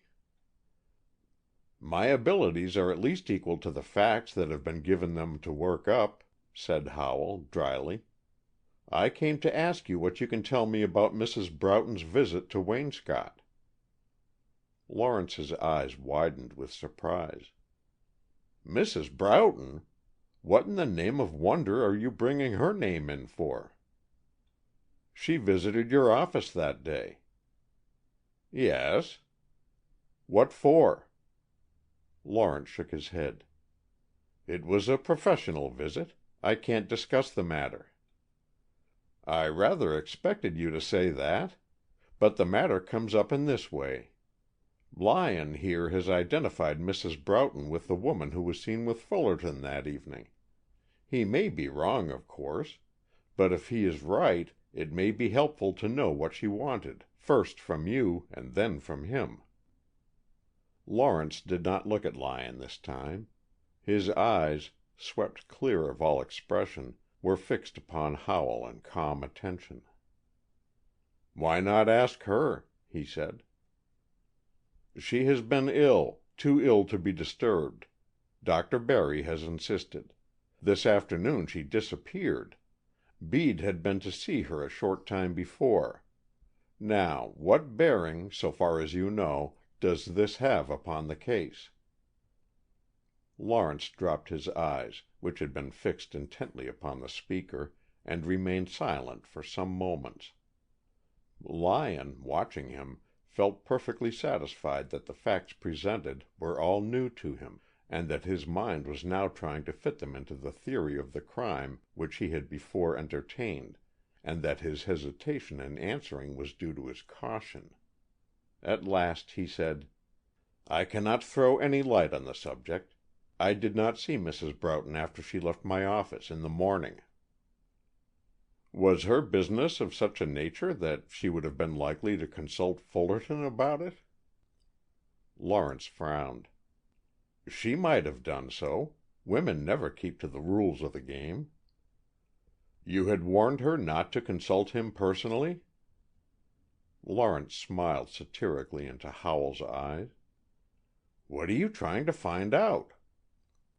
"Whether her business with Fullerton was of a nature to rouse her to desperation if she failed."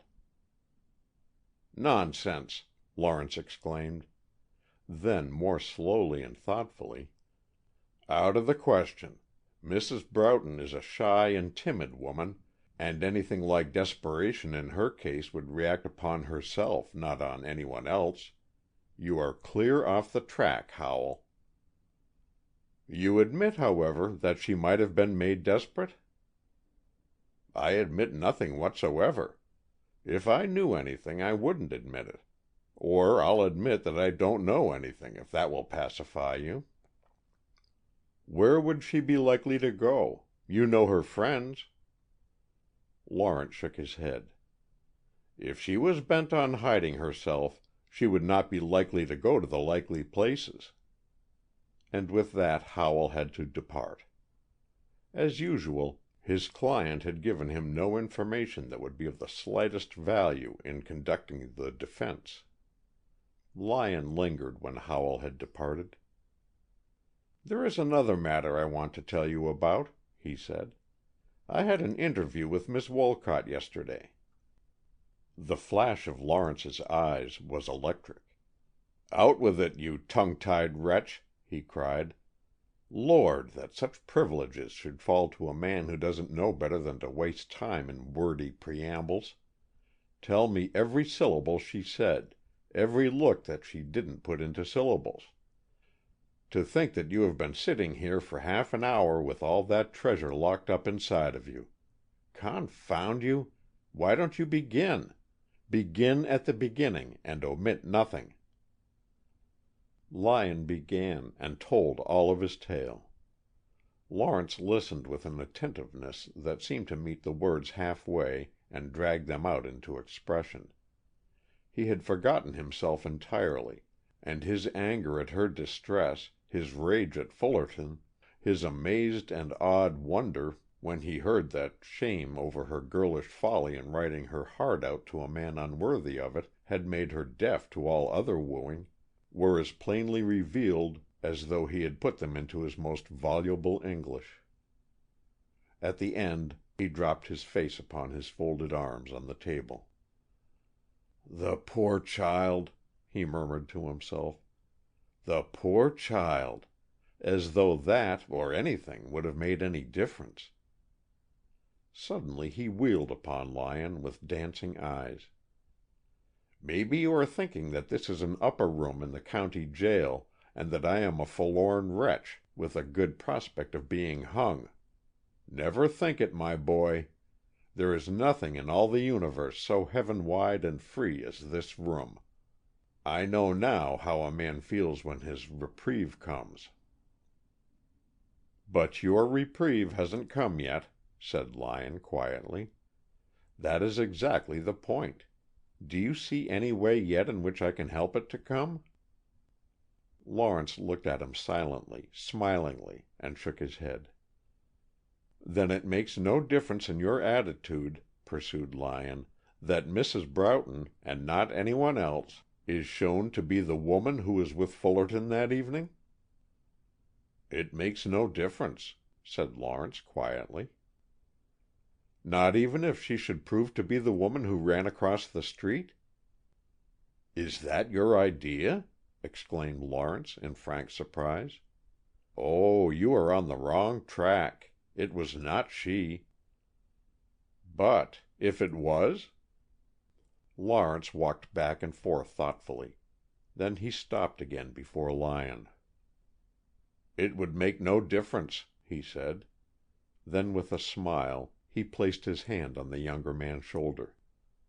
"Believe me, Lyon, I appreciate your interest and your earnestness, but beware of letting it carry you too far. There are times, you know, when the best service a friend can render is simply to keep hands off. If you start in with an idea of proving things you may possibly prove too much. There are matters that simply must not be brought into question." He shook Lyon in friendly roughness and let him go. When Lyon came out, the early night had already fallen, and shadows lay heavy in the corners beyond the reach of the street lamps. Lyon glanced at the sky, and then, instead of going to Hemlock Avenue, he took his way to the Wellington.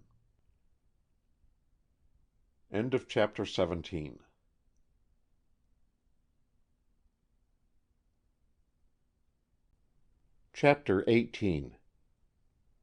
Lyon's first intention had been to wait until the house was quiet that night before attempting to carry out his plan of burglarizing Fullerton's apartment, but after the developments of the afternoon he felt that it was unwise to risk even an hour's delay. Bede was too active to be allowed much headway. As he made his preparations, he could not help reflecting with amusement on the way in which fate was using him. Here was he, a newspaper man, bending every energy to keep this affair out of the papers, a law-abiding man, working to frustrate the efforts of the officers of the law. An averagely moral man, deliberately planning to commit technical burglary. If he should be caught in his efforts, he might find himself in jail beside Lawrence. And to be arrested for attempted burglary was somehow less dignified than to be arrested for murder. There are delicate shades in crime that appeal to the sensibilities of the artist. However, he was in for it, and though the situation might appeal to his philosophical nature as full of paradox, he had no intention of modifying his plans. It was 8 o'clock when he got into the room which he had taken in the Wellington. He had got his keys from Hunt and mentioned casually that he was going out later in the evening. It was a cloudy, moonless night, and though the street lamps spread a diffused light through the air everywhere, the rear of the Wellington was as much in the shadow as it was possible for any place in the city to be. A jutting angle of the wall, in which there were no windows, gave him further protection in his venture. He fastened one end of his rope ladder securely on the inside ledge of his window, and then dropped it down. It reached just to Fullerton's window on the floor below. Cautiously, Lyon went down the frail support. It was a windy night, and the gusts that came around the corner tossed the free end of the ladder wildly, but his weight steadied it, and though he swayed dizzily for a few minutes, he soon swung down to a point where he could get a footing on the broad window ledge of Fullerton's room. He had come prepared to cut out a piece of glass opposite the window catch, but as he put his hand upon it, he felt it yield, and to his surprise, and very much to his relief, he found that he could push the sash up. This not only would save time, but it would enable him to cover his trail more effectively. Curiosity made him pause, even in his hurry, to examine the catch, and he found that through a shrinkage of the wood, the snap on the lower sash did not reach to lock into the upper. It looked locked, but it did not catch. It would be possible, therefore, for him to leave it still apparently locked from the inside when leaving. He fastened the end of his ladder so that it would not blow out of his reach, and then pulled down the window and drew the curtains to exclude the light. Only then did he venture to strike a match and turn on the nearest gas jet. He remembered the general arrangement of the room very well from his former visit. Here was the large square writing table in the middle of the room, and there to the right of it on the floor was the rug Hunt had spoken of, where the letters lay. Lyon sat down before the table and studied the arrangement quietly. A man sitting here could toss the letters to the rug easily with a careless flip of his right hand, but a letter would not of itself fall from the table to the rug. Even if blown from the table by a strong gust from the open window, an idea that he had had in his mind as a possibility, it would not be apt to fall upon the rug. The direct line would carry it to one side. For the present he would eliminate the table. Where else could the letters have been placed so as to fall upon the rug? Assuming that Fullerton had written them the last evening he was in the room, and had either forgotten to leave them for mailing, or had laid them aside for some reason when his caller arrived, where would he have been apt to leave them? Lyon took his position on the rug and studied the various pieces of furniture which lay in unobstructed lines from that point. There was a small table against the wall, and on it a circular pipe tray with an array of pipes. Above it, fastened against the wall at a height which a man could reach only if standing, was a small Chinese cabinet, carved in the semblance of a dragon, and gleaming with scarlet and gold. Like the serpent-marked notepaper, it bore witness to Fullerton's fantastic taste. It would be quite in keeping with his habits for him to use this as a repository for his letters. Lyon walked over to examine it.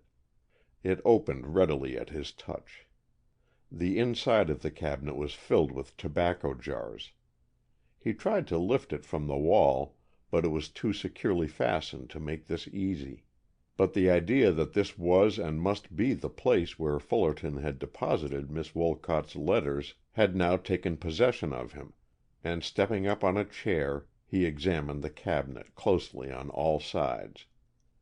From that point he at once saw what he had not noticed before, that on one side, near the bottom, was a crack, and the white corner of an envelope was plainly visible. With the help of his penknife he pulled it out.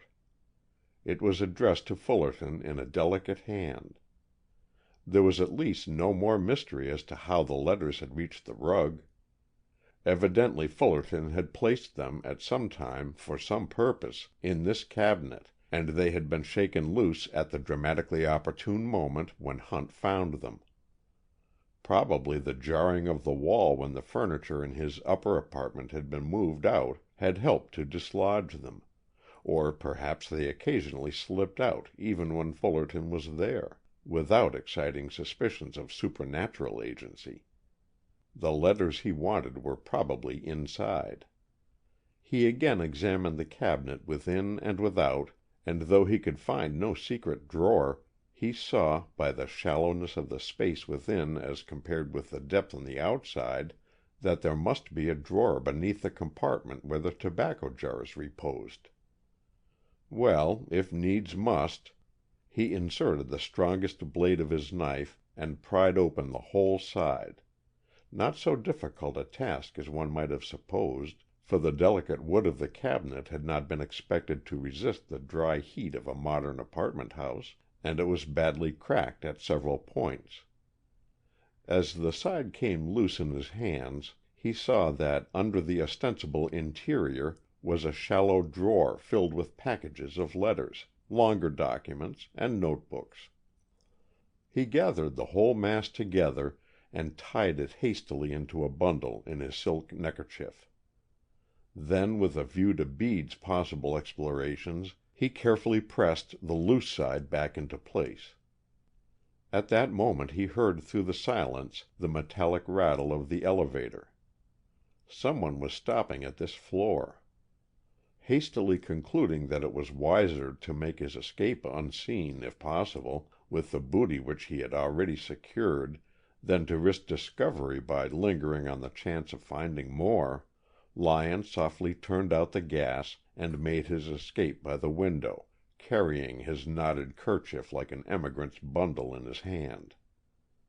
He pulled the window down behind him and climbed up his ladder to his own room. As he leaned out to pull up his rope ladder, a sudden gleam of light shot out into the night from the window below. Bede was in Fullerton's room. Lyon's heart was jumping, partly from the unusual physical exertion, partly from the excitement.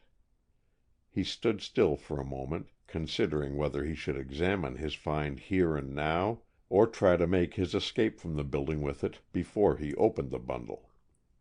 He had suddenly a panicky feeling that Bede might appear at any moment and demand his papers. Had he really covered his tracks, or had he left some perfectly obvious clue for the detective to follow? His rope ladder lay in a heap at his feet. He rolled it up and poked it into the bottom of his bag, and then, taking courage, he opened up his bundle. The first thing that fell out was a good-sized package, neatly wrapped and sealed and superscribed.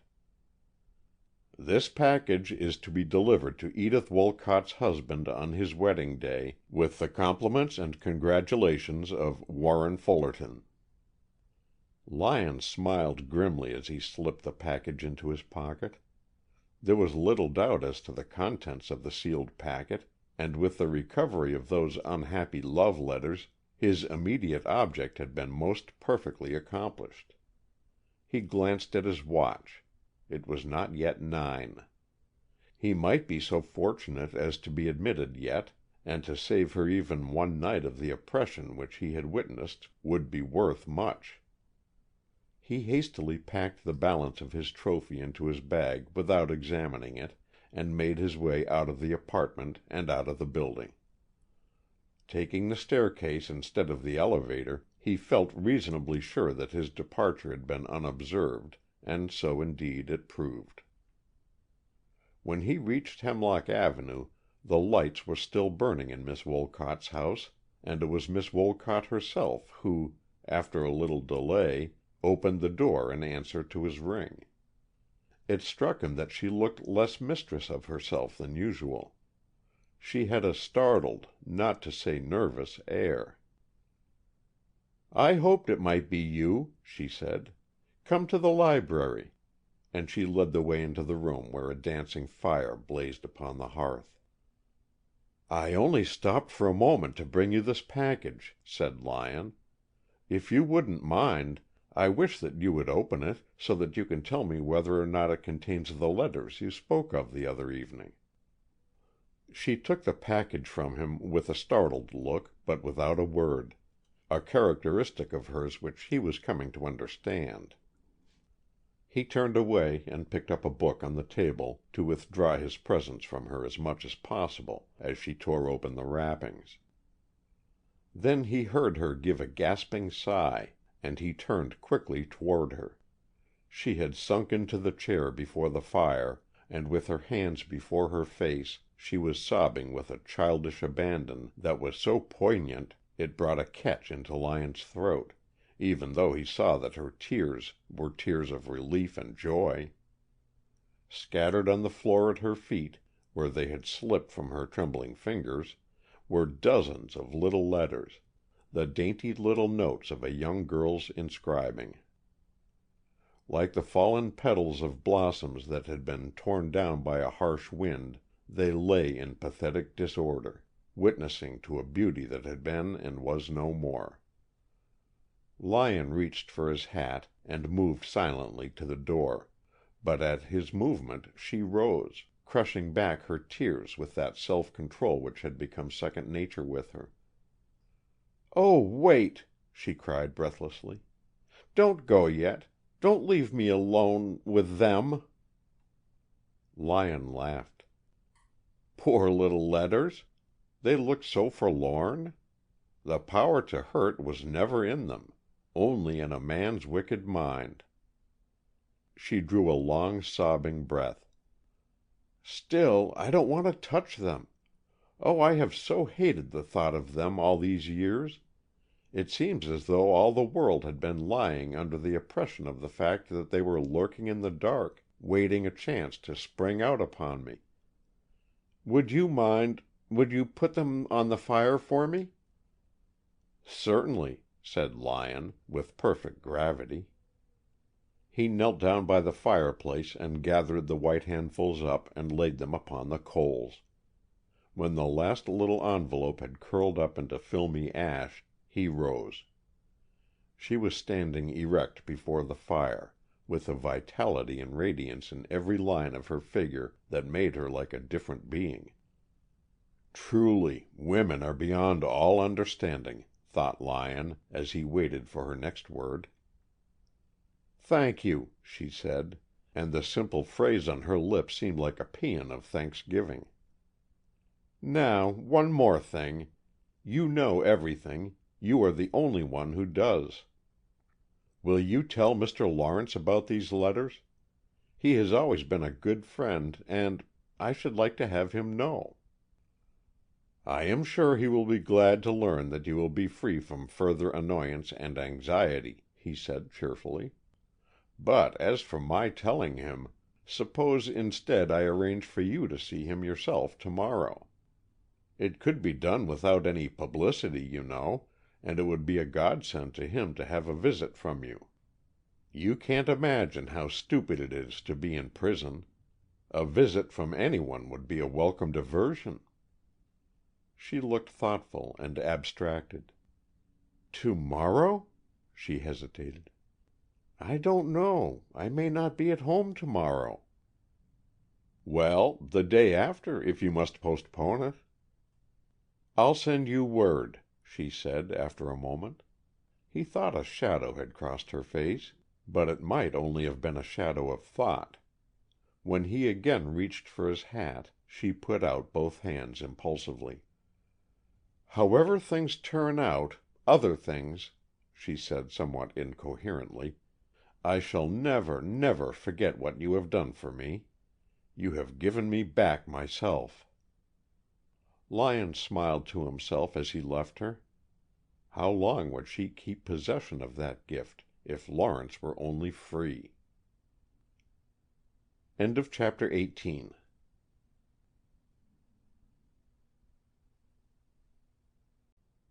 Chapter 19. The radiance of Miss Wolcott's face was still lingering in Lyon's mind, and diffusing a glow over his imagination when he crossed the few steps that separated her house from Broughton's. Broughton opened the door for him, as he had formed the habit of doing. The anguished and despairing inquiry in his eyes pulled Lyon up sharply. He had come from the morning to night, from the hope of youth to the sorrow of age, from those whose story was to end happily to those who knew in their own hearts the tragedy of life. "You have nothing to tell me?" Broughton asked, though his tone showed he expected nothing. Lyon shook his head. "No. You have heard nothing?" "Nothing, nothing, nothing." From habit he led Lyon into the dining room, where they had always sat to smoke before retiring, but the room showed no preparations for an evening of good cheer. It was as blank and forlorn as Broughton's face. "Where can she be?" he demanded, stopping in his restless walk to face Lyon imperiously. "Ill as she was, with God knows what trouble on her mind and conscience, where can she have gone? Did she feel that it was impossible to live? Did she go to her death, or to hide and wait for him?" "If you mean Lawrence, that's all nonsense," said Lyon calmly. "I may tell you now, there were reasons why I couldn't before, that Lawrence is deeply in love with Miss Wolcott, who lives next door, and she returns his sentiment. I am satisfied that their formal engagement will be announced as soon as he is cleared of this accusation." "What of that?" said Broughton dully. "He may be playing with a dozen women for all I know." "He isn't that sort." "He is the sort that keeps up a secret correspondence with another man's wife, and lures her from her home and her husband. That I know, and knowing that, I can't believe very much good of him in other ways. He knows where my wife is now." "I don't believe it." "Well, he will know before I do," said Broughton sullenly. "She has fled because she was connected with that affair in some way. It is even possible that she discovered I was watching. And if she hasn't destroyed herself, she has gone where she can wait for him." Lyon felt helpless. The unreason of jealousy comes so near to insanity that argument and common sense are helpless before it. It can only be mastered by authority or by an appeal to the emotions, and Lyon did not feel himself in position to offer either to a man of Woods Broughton's age and personal force. "Well, good night," he said lamely. "I'm going to bed." "Go," said Broughton. "There is no reason why you should not sleep. I shall not sleep until I know where she is. Good God! This very minute she may be a helpless prisoner in some terrible den of infamy. She may be suffering, though she cannot suffer as I do." Lyon got away from him and went up to the little back bedroom which had come to seem so homelike in the short week that he had been there. Kitty's curtains were both down, of course. Her faithfulness to their code even to this disastrous end struck him as pathetic. "Dear little girl," he murmured, and blew a kiss across the night to her. One can venture so much more in the night than in the unsympathetic blaze of common day. How much farther he might have gone on his excursion into sentiment can only be guessed, for just then his eye was caught and his mind diverted by something which, in a moment, took on more than a momentary importance. It was nothing more pretentious than a lighted window in Miss Wolcott's home. The curious thing about it was that he had never seen a light in that second-story window before. Every evening when he had looked for Kitty's signal, Miss Wolcott's house had presented a perfectly blank and unobservant side to his view. Now someone was occupying a room which corresponded with his own room in this neighboring house. While his eye lingered on the light in idle speculation, he saw and distinctly recognized Miss Wolcott as she passed between the window and the light in the room. The sight was not in itself startling, and yet he started and metaphorically rubbed his eyes. Miss Wolcott wore a hat. Instinctively he looked at his watch. It lacked a few minutes of 11. 11 o'clock in Waynscott was an hour when respectable householders went to bed, unless they went on a journey. Was it possible that Miss Wolcott was going out, alone and unattended, at this hour? He had the greatest confidence in the innocence of her intentions, whatever they were, but the story which she had told had not given him the same prejudice in favor of her discretion. What foolish plan might she have in her mind now? Why had she said nothing of her intention when he left her an hour ago? Distinctly worried, he reached for the overcoat and hat which he had thrown down on a chair in his room, and then went back to the window.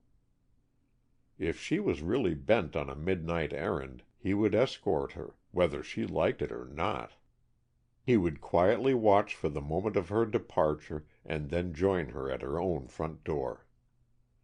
But while he waited, another head crossed the lighted field of the window, not Miss Wolcott's. She was not going alone, then, for this woman also wore a hat, and about her neck was the graceful line of an upturned fur collar. He did not know Miss Wolcott's friends. He knew, indeed, very few women in Waynscott, and yet something teasingly familiar about the lift of the head, the turn of the neck, puzzled him. Did he know her? And then suddenly the solution of it all flashed upon him. That delicately turned head belonged to Mrs. Broughton. Dolt, idiot that he was, not to have reasoned it out before. Mrs. Broughton, fleeing from Miss Elliott's by way of the secret panel in the fence, had taken shelter at Miss Wolcott's. What more natural? What more simple?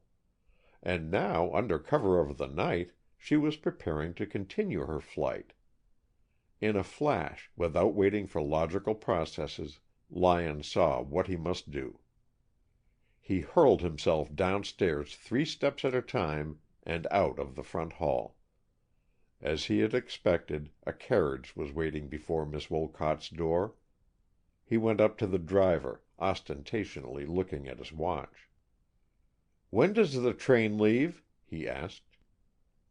11:45, the man answered. "Oh, then there is time enough," he said easily, and ran back to the house. Broughton, who had been startled by Lyon's noisy run through the hall, was awaiting him at the front door. "What's up?" he asked. Lyon realized that the moment had come for the autocratic dominance of the same mind. He put his hand impressively on Broughton's shoulder and faced him sternly, imperiously.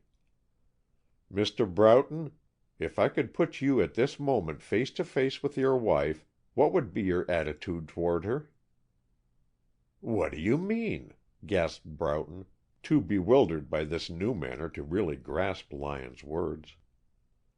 "Would you meet her with accusation, doubt, and coldness, or will you hide that unworthy side of your thought and let her see the love that you really feel?" Broughton's face darkened. "If she can satisfy my doubts, she must never know them, and this for your sake more than hers. Think, man!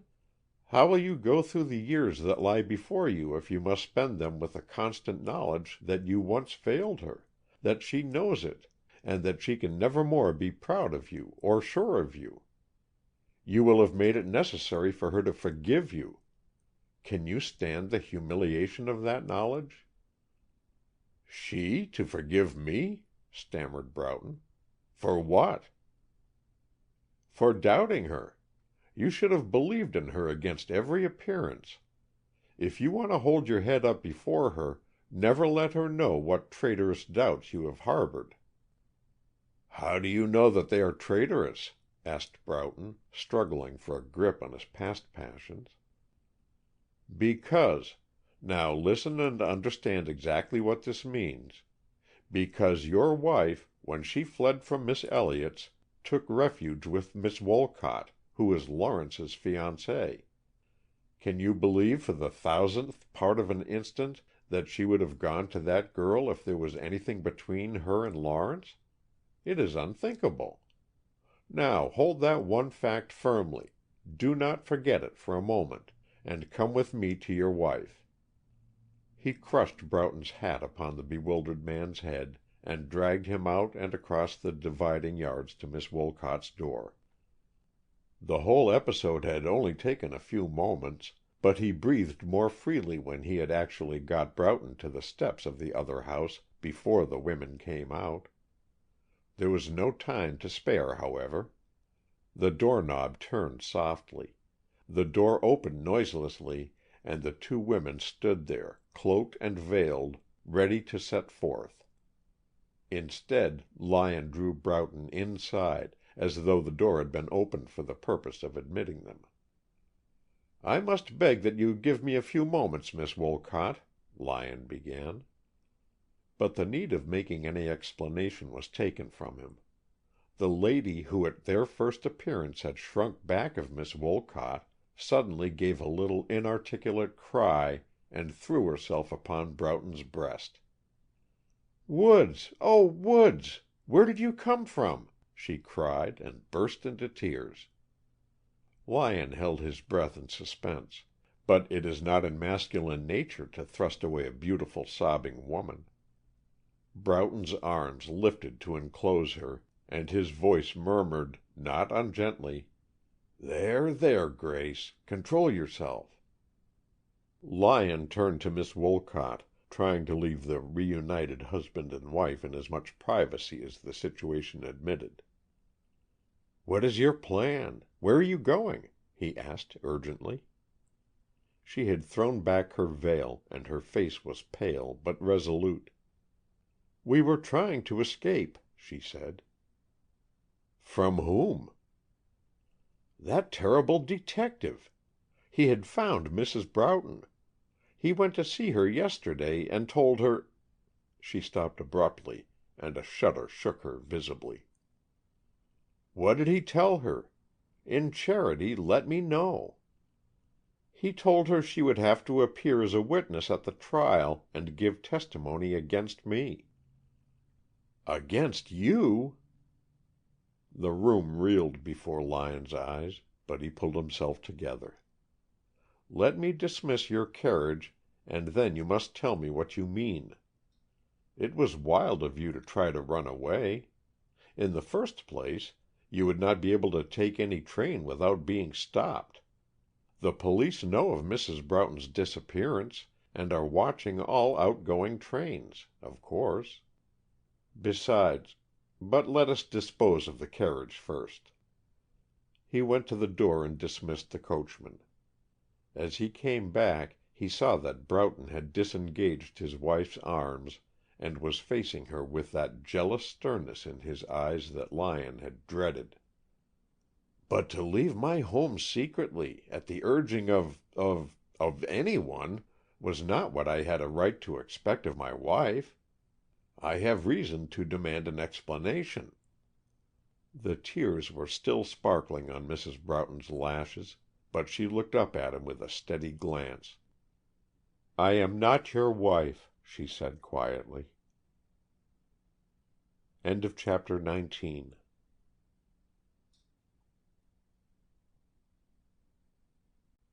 Chapter 20 The surprising statement made by Mrs. Broughton was in fact so surprising that it was difficult for her hearers to grasp at once what was involved in it. "What do you mean?" asked Broughton. But already the sternness of the righteous judge began to drain away from his face, leaving instead the uneasiness of the lover who has no ground on which to make a claim of rights. "You say, what do you mean?" That she meant something was very clear, and Lyon, glancing swiftly at Miss Wolcott, saw that to her at least the meaning was quite plain. She was troubled, anxious, but not surprised. Indeed, it was she who now took the situation in hand. "If you will come into the library, we can talk without arousing my grandfather," she said in guarded tones. "If he hears voices he will come down, and then—" It was unnecessary to complete the sentence. They followed her into the library, and she closed the great door softly. Broughton was still looking dazed. Mrs. Broughton, who had not spoken since she made the startling declaration that she was not his wife, sank into a low chair. Her eyes were lowered and her hands were pressed hard together, but there was steadiness and self-control in her attitude. Lyon drew a little apart where he could observe them both. "Are you strong enough to tell them your story, or shall I?" asked Edith Wolcott quietly. "No, no, I must tell him. That at least is his right, and mine," Mrs. Broughton answered quickly. She freed herself from her wraps and turned toward Woods Broughton. During all that followed she looked straight at him, talked to him. The others in the room did not seem to enter her consciousness. It was obvious that her one concern was to be understood by the man she loved. "When you first met me," she said, "you knew that, though I was not living with my husband, there was no legal separation. He had been away from me so long that I did not think of him very often, and had long ceased to consider that I had any wifely obligations to him. But legally I was his wife." "You got a divorce before we were married," said Broughton, staring at her. She went on with her story as though he had not spoken. "The only ground on which I could obtain a divorce under the laws of this state was that of desertion. Do you understand? I could make no other charge against him. Unless I could secure a separation on that ground, I could not get one at all. I could not marry again." "Yes, but he had been away 12 years. That surely was sufficient." "He had been away 12 years, but he did not wish to give me an opportunity to get my freedom. So he wrote to me from time to time." "He wrote to you? What of that?" "It was enough to defeat the claim of desertion. He would always offer to provide a home for me, if I would come and live with him. He did not expect me to consider it, or, I am sure, wish me to, but he took the attitude of willingness, so as to forestall any attempt I might make to set myself free. He made the same offer, ironically, as I well knew, when he first went away. He renewed it whenever he wrote. I did not understand at the time what his object was. I thought it only a petty form of annoyance. But when I went to Arthur Lawrence to ask him to take up the matter of my divorce, I found out what William's purpose had been. His letters made it technically impossible for me to assert that he had deserted me." "Wait a moment. You say you went to Arthur Lawrence. It was Warren Fullerton who conducted your suit." "After Arthur had refused to take it. He told me that under the circumstances I could not sustain the charge of desertion without perjury. He tried to persuade me to follow some other course, and when I persisted, he refused to act for me." Broughton was leaning forward, following every word with absorbed attention. His eyes never left her face. "How did Lawrence know about these letters?" he asked. "William always sent them under cover to Arthur. He wanted to make sure, not only that I received them, but that Arthur should know I received them, so that he could call upon him to testify to the fact if he should ever wish to. All this I have learned since. Then I only knew that Arthur saw a legal difficulty and refused to prepare the papers." "Was that his only reason for opposing your divorce? There was no personal feeling?" "Personal feeling? Why, no. How could there be? He would have been glad to help me. He always disliked William. But he foresaw trouble and advised me earnestly to wait until some other plan could be considered. I would not, and went to Mr. Fullerton." She shuddered involuntarily as she mentioned the name, but after only an instant's pause went on. "From what I had learned from Arthur about the law of the case, I determined to say nothing to him about the letters. I told him that William had left me 12 years before and never been heard from, and on that statement the divorce was granted without difficulty. Then you and I were married." She paused, but they all felt that it was only to gather strength to go on, and no one spoke. "The first intimation I had that there was going to be trouble came a year ago last summer. Mr. Fullerton was in New York, and he came to see me. He wanted money. I could not understand at first, but he soon made it unmistakably clear. He had found out about the letters, and he said that the divorce was therefore fraudulent and without effect, and my marriage void."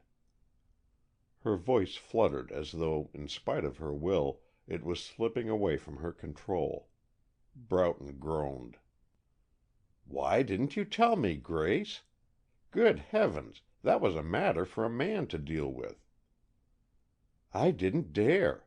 I was afraid to have you know. I was afraid of the scandal, of your scorn, of everything. I was simply terrified out of my senses. I couldn't think straight. I only wanted to keep it from ever coming out, to hush it up and keep it unknown. So I sold some jewels and paid him the money he wanted, and he went away. But I was sick for a month. Do you remember?" "If you had only told me!" "But what could you have done? There would have been nothing possible but to put me away, and the thought of that was worst of all. Or I thought so then." Broughton stared. He was just beginning to see the far-reaching effects involved in the situation. "I hoped the matter was settled," Mrs. Broughton resumed, "but a few months later I received a letter from him asking for more money. That was the beginning. They came after that every few months, and I lived in constant dread. He always wrote very politely, very guardedly, but I knew what he meant, and I did not dare refuse him." "One moment. How had he learned about those letters? From Lawrence?" "No. William had seen the newspaper reports and had written to him, giving him the facts. So Mr. Fullerton said, and I don't know how else he could have found out. Arthur would never have spoken of it. I got so desperate that finally I wrote to Arthur." "Ah!" "He was the only one who knew the whole case. He knew about the letters, had known William, and had warned me that William would make trouble, and that I was going to build up unhappiness for myself. I wrote him what had happened. He urged me to tell you frankly the whole situation and to pay Fullerton nothing more. But I could not bring myself to the point of telling you. Perhaps I would if you had been as kind as you were at first. But I thought you were growing cold and distant, and I could not speak. Then you went away on that sudden trip. I thought it would be a good chance to see Arthur and have a talk with him, and perhaps to appeal to Mr. Fullerton's mercy. So I came out here the moment you had gone. Were you surprised to find me gone when you returned?" "Never mind that now," said Broughton. "Let me get your story straight first, and then I'll give you mine. When you came to Waynscott you went to Lawrence's office first, didn't you? That was Monday forenoon?" "Yes," she said, looking a little surprised at the form of his question. I went there, and he was very positive that I must not see Mr. Fullerton. He said he would see him for me and settle him, but I was afraid to let him meet him. Arthur has a quick temper, and he was very angry. You can't think how angry. You know I have known Arthur Lawrence since a boy. He has really been the best friend a woman ever could have. And now, oh, I can't go on. It is so terrible." "But you must, Grace. It is very important. Tell me exactly what happened and where you went." "When I left Arthur, I went to Miss Elliott's. I knew she would be glad to have me stay with her a few days, and that was all I intended at that time. I had promised Arthur not to see Mr. Fullerton, but after I left him, it seemed to me that I simply had to have it out with him. I couldn't believe that it would be impossible for me to move him in a personal interview. I found out he lived at the Wellington, and went there.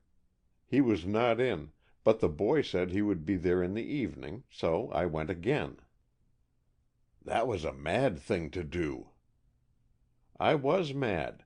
I could think of nothing but my own troubles, and I had so firmly persuaded myself that in a personal interview I could somehow move him to mercy that I took the chances without considering anything else." It was perhaps an accident, but she glanced at Lyon. He had not moved. Intensely interested as he was in reaching certain points, he knew that to get the story they must let her tell it in her own way, without interruption. "I did find him. I had a terrible half-hour with him. Oh, he was a man to fear. He was polite and smiling, and hard as ice. He was not even sarcastic. He did not show any feeling. It was merely a question of money.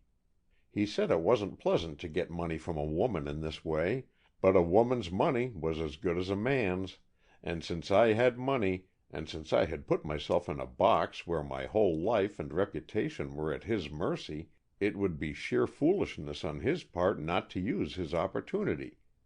Those were his very words. Oh, it was right to kill him. It was right." "Grace," gasped Broughton, half rising, "you don't mean Good heavens!" "I didn't kill him," she said steadily, "but I want you to understand that whoever killed him was removing from the earth a cruel, wicked man. I saw I was making no impression on him, and I left the Wellington. He was going out that evening, and he accompanied me for a block or two. I told him to leave me, and finally he did. I returned to Miss Elliott's." "Do you know at what hour?" asked Lyon quickly. "It was 8:30 when I got into my room." Lyon unconsciously sighed. That statement, if it accorded with the facts, would completely knock out the theory he had cherished so long, based on the assumption that the woman who had fled across the street at 10 o'clock was Mrs. Broughton. There was something so convincing in her manner of telling the details of her story that it was very hard to believe she was not presenting the facts truthfully. Yet certainly it was a curious tangle that had mixed her movements on that evening so confusingly with those of Fullerton and of the other woman who had also been entangled with his murder.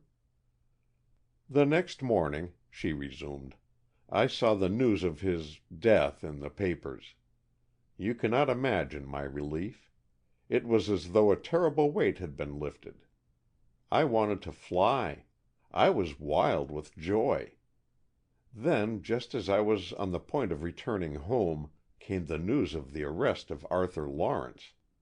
It was a terrible blow. I felt that he had done it for me, because of what I had told him in the morning, and that I was really guilty not only of Fullerton's death, I don't think I should have minded that much, but of Arthur's. My nerves collapsed under the shock, and I could not be moved. Gradually, as I saw how little actual proof there was against him, some composure returned. Perhaps, after all, he might not be convicted. No one but myself knew how angry he had been with Mr. Fullerton that day. I was trying, oh, so hard, to get enough of my strength back to get away, to go somewhere, anywhere, when yesterday a man came to see me, a Mr. Bede. "What did he come for? What did he want?" Lyon and Broughton asked their questions simultaneously as she paused in her speech. Mrs. Broughton glanced irresolutely at Edith Wolcott. That self-controlled young woman had been sitting silent, with her chin in her palm, listening to Mrs. Broughton's story with sympathetic attention. It was obvious the story was already well known to her. Now she answered the men's questions. Mr. Bede had discovered that Mrs. Broughton was at Fullerton's rooms that evening. It seems he had also discovered or guessed that I was there. He trapped her into admitting that she had seen me in the hall when she left the building with Fullerton. He told her that he would have to have her subpoenaed as a witness to tell about seeing me. He didn't know that we were old friends, or he would not have said that, perhaps. As soon as he left, she came to me secretly and told me the whole thing. We decided that the best thing would be to get away from Waynscott, away from the country, until this thing was settled. Now that you have spoiled our plan, what are you going to do with us instead? The responsibility is with you now." "I will take the responsibility of caring for my wife," Broughton said in a ringing voice. He rose and shook himself, as if throwing off some intolerable burden. "Oh, Grace, Grace, if you had only told me the whole in the beginning! But I will not blame you now. You have had a terrible time. Now I will try to make it all up to you. We will do anything you like, go anywhere you like." "You forget," she said quietly.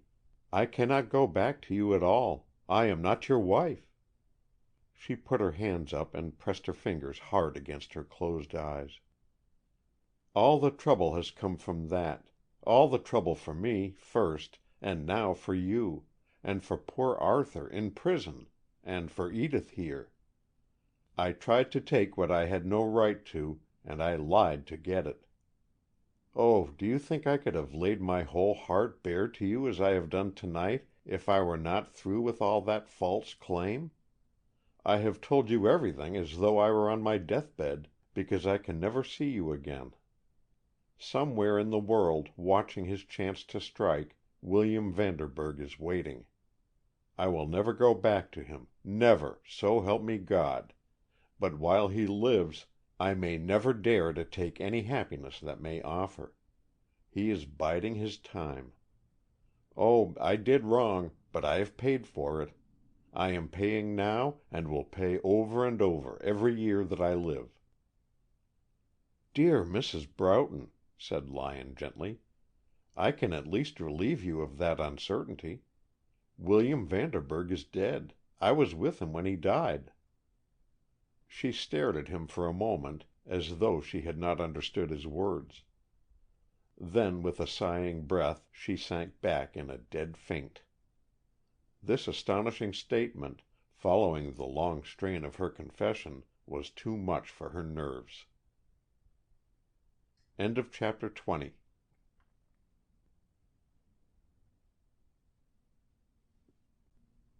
Chapter 21. Broughton lifted the limp form of the fainting woman to a couch, while Edith Wolcott brought cold water and sprinkled her face. In a few minutes she showed signs of returning consciousness, and leaving Edith to chafe her hands, Broughton drew Lyon out into the hall. "Is that straight about Vanderburg being dead? Can you prove it?" he asked anxiously. "Of course. He was killed in a railway accident in Ohio 3 years ago. I was with him, and I am sure I still have among my old papers the pocket memorandum book which I took from his pocket. It gave me his name, and a few minutes before he died he recovered consciousness enough to confirm it." "Was this before or after my marriage? Do you happen to remember?" "About 6 weeks after. As a newspaper man, I knew the circumstances of the case, and therefore was interested in meeting Vanderburg. Of course I knew nothing further."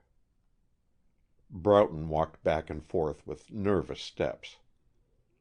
"We will be married again at once, and very privately," he said in an unsteady voice.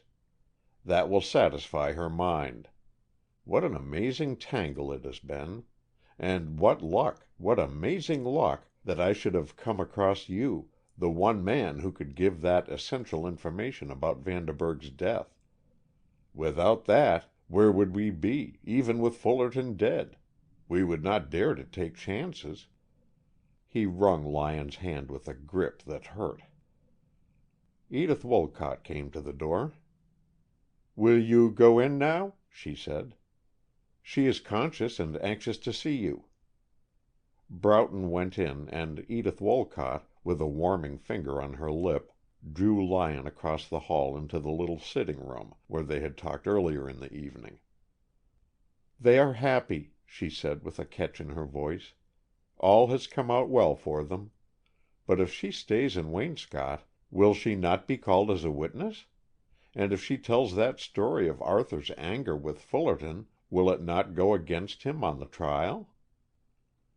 "It is already known that there was bitterness between the two men," said Lyon thoughtfully.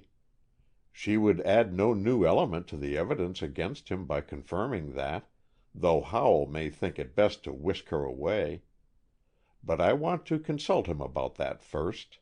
And if she is to be secreted, it will involve something more than merely taking a train at the Union Station." "Then that other matter," said Miss Wolcott hesitatingly. "She saw me in the hall at the Wellington that evening. You know I told you that I went to him with a wild idea that I might make him give up my letters, and that I failed. It was that same evening. I gave up my purpose because I saw him come out with a lady. She was veiled, and I did not recognize Mrs. Broughton, but she recognized me. And Bede trapped her into admitting it yesterday. How he got any suspicion of my visit I can't guess, but he did." Lyon nodded. This he already knew, but he felt there was much he did not know. "So if she is called to the witness stand, that will come out." She looked at him with troubled eyes. "You can't imagine how I dread the idea of having my name connected with it in any way. I would rather die. Do you think they will make me tell publicly all that I told you? Isn't there any way for me to escape? When I think of the newspapers, the gossip—" She clenched her hands in desperation. "And if it would do Arthur any good, either! But it wouldn't. If anything, it would hurt him, I suppose." She looked at him wistfully. Lyon considered rapidly and resolved to hazard a question which might prove a very boomerang if the answer was not what he hoped it would be. "Miss Wolcott, you remember that Lawrence called on you that Sunday before the tragedy?" She looked startled. "Yes." "Did he forget his cane here when he left?" "No." "You are sure?" "Oh, yes, quite sure. I should have seen it the next day." "And you have not seen it at all?" "No." "Would you have noticed it without fail? Your grandfather has quite a collection of canes, I have noticed." "Yes, but I would have seen Arthur's if he had left it." "You know it, then?" "Yes. I remember we spoke of it particularly that evening when he first came. I made some teasing remark about it being dandified to carry a cane, and he retorted that he carried it for protection. He said, I remember, that a gold-headed cane was quite as effective as a sandbag, and more elegant. He advised me to carry one of Dandy's canes if I ever had occasion to go out alone in the evening." "He said that? Just that?" "Yes. We were just talking nonsense, you know. It was when he first came." Lyon felt both relieved and disappointed. At least he could assure Lawrence that Miss Wolcott denied all knowledge of the cane. That would be something. Yet if Lawrence was as positive as he seemed to be about having left it here, would her denial have any weight? Lawrence could not doubt his own knowledge of facts. Might it be possible that Mr. Wolcott had carried the cane away somewhere? As though in answer to his unspoken thought, the old gentleman, in a flapping dressing gown, with a lighted candle in his hand, and a highly disapproving look on his face, appeared at that moment at the door. "I thought I heard voices, but I couldn't quite believe my ears," he said, with a frowning glance. "Do you know what time it is, young man?" "Time that I were going, I know," said Lyon, briskly. "It must be well on toward 12." "Well on toward 2 in the morning," protested Mr. Wolcott. "You don't really mean it! I certainly have lost count of the time. I'm going this minute. Forgive me for keeping you up in this unconscionable way, Miss Wolcott, and good night." He pressed her hand encouragingly, and went out to the hall, where he had hung his hat and coat. Fortunately, the door to the library was tight closed, as his first glance had assured him. He should have to leave it to Miss Wolcott to see that Broughton had a chance to slip out later. As he was about to let himself out, his ruling passion reasserted itself. Blandly he looked the old gentleman in the eye. "I believe I'll ask you to lend me a cane since it's so late," he said. "Surely, surely, take this one," cried the flattered old gentleman. "Or perhaps you would like this better. It is heavier." "I don't want to take one that you are accustomed to carrying yourself, if you have an odd one around you don't use. By the way, didn't you say that my friend Lawrence left a cane here once? I might take that, as he is not likely to call for it immediately." "Lawrence? No, he never left a cane here. These are all mine. Here, take this one. You'll find it light and tough." "Thank you," said Lyon, taking it perforce. "I thought someone spoke of a cane belonging to Lawrence—" "He never left it here," said the old gentleman definitely, and Lyon had to let himself out of the house without further satisfaction. He crossed the yard to Broughton's house, let himself in, and while he waited for his romantic landlord to escape, like a concealed Romeo, from his lady's bower, he mentally reviewed the situation. Mrs. Broughton had cleared up her own connection with Fullerton. Whatever of mystery there had been in her movements, and whatever of rashness, it touched her personal history only. She had not killed Fullerton, nor had she witnessed his murder. The fleeing woman whom he had seen on the fatal night was not she. He had been entirely wrong in his suspicion, and his pursuit of that clue had done no good except to assist in bringing Broughton and his wife together. That was a good thing in itself, but it would not affect Lawrence's case. Was it then possible that Lawrence had been right in his first suspicion that the fleeing woman was Edith Wolcott? She had told her story so clearly and with so much apparent frankness that Lyon found it very hard to believe she could really be concealing so vital a point in her account of that evening. However, whether innocent or guilty, her whole connection with the affair and her relation to the two principals was bound to come out now that Bede had got on her trail. That was bad. The publicity of such a trial would be as bitter as death to such a woman. It was the very thing Lawrence had risked everything to avoid. And Lawrence himself? His case looked darker than ever to his brooding friend. Unless he could explain away the evidence of the broken cane, the implication was against him. Apparently he could not explain that away. He had certainly implied to Lyon that the cane had been left at Miss Wolcott's, and that this was the reason he could say nothing on the subject. But since Miss Wolcott, who certainly was interested in his acquittal, and her grandfather, who certainly was innocent of all complicity, both were positive he had not left it there, what could one think? Lyon felt utterly and completely at sea. His brooding was cut short by the entrance of Broughton. "I had to wait until the old gentleman had gone back upstairs and the house was quiet," he said, as he lit a cigar. His face was glowing, and he looked 20 years younger than the "Olden" who had spoken with Lyon in that room 2 nights before. "Then Grace let me out. Miss Wolcott had left the door unbolted. Grace is bearing up wonderfully. I say, isn't she a wonderful woman?" "Miss Wolcott?" asked Lyon, perversely. "I meant Grace. But Miss Wolcott is all right. She has stood by her like a trump. I won't soon forget that. Well, it has been pretty hard on all of us, but it is all right now." "How about Lawrence?" asked Lyon. "Lawrence? Oh, Lawrence. Well, of course I don't know anything about Lawrence," said Broughton somewhat vaguely. Lyon smothered a groan, with a laugh. "Well, your happiness does not make Lawrence's case any worse, so far as that goes. And Mrs. Broughton's testimony—" "I hope she will not be called on to testify in this case.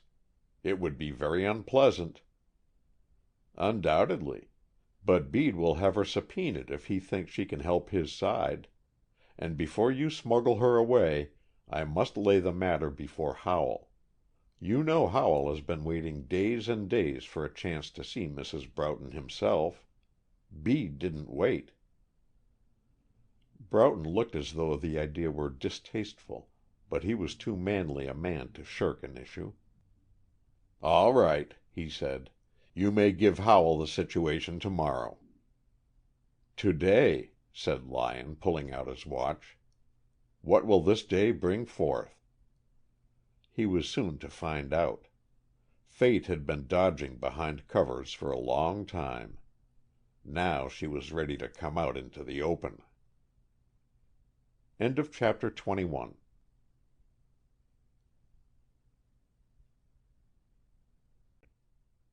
Chapter 22.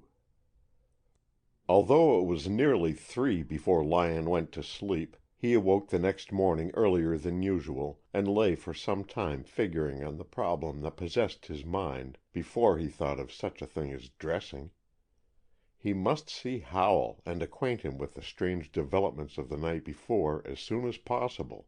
But Howell was old-fashioned, and he kept no telephone at his residence, for the express purpose of warding off the intrusion of business matters upon his hours at home. It was useless, therefore, to try to communicate with him before he reached his office, which would be at 10 precisely.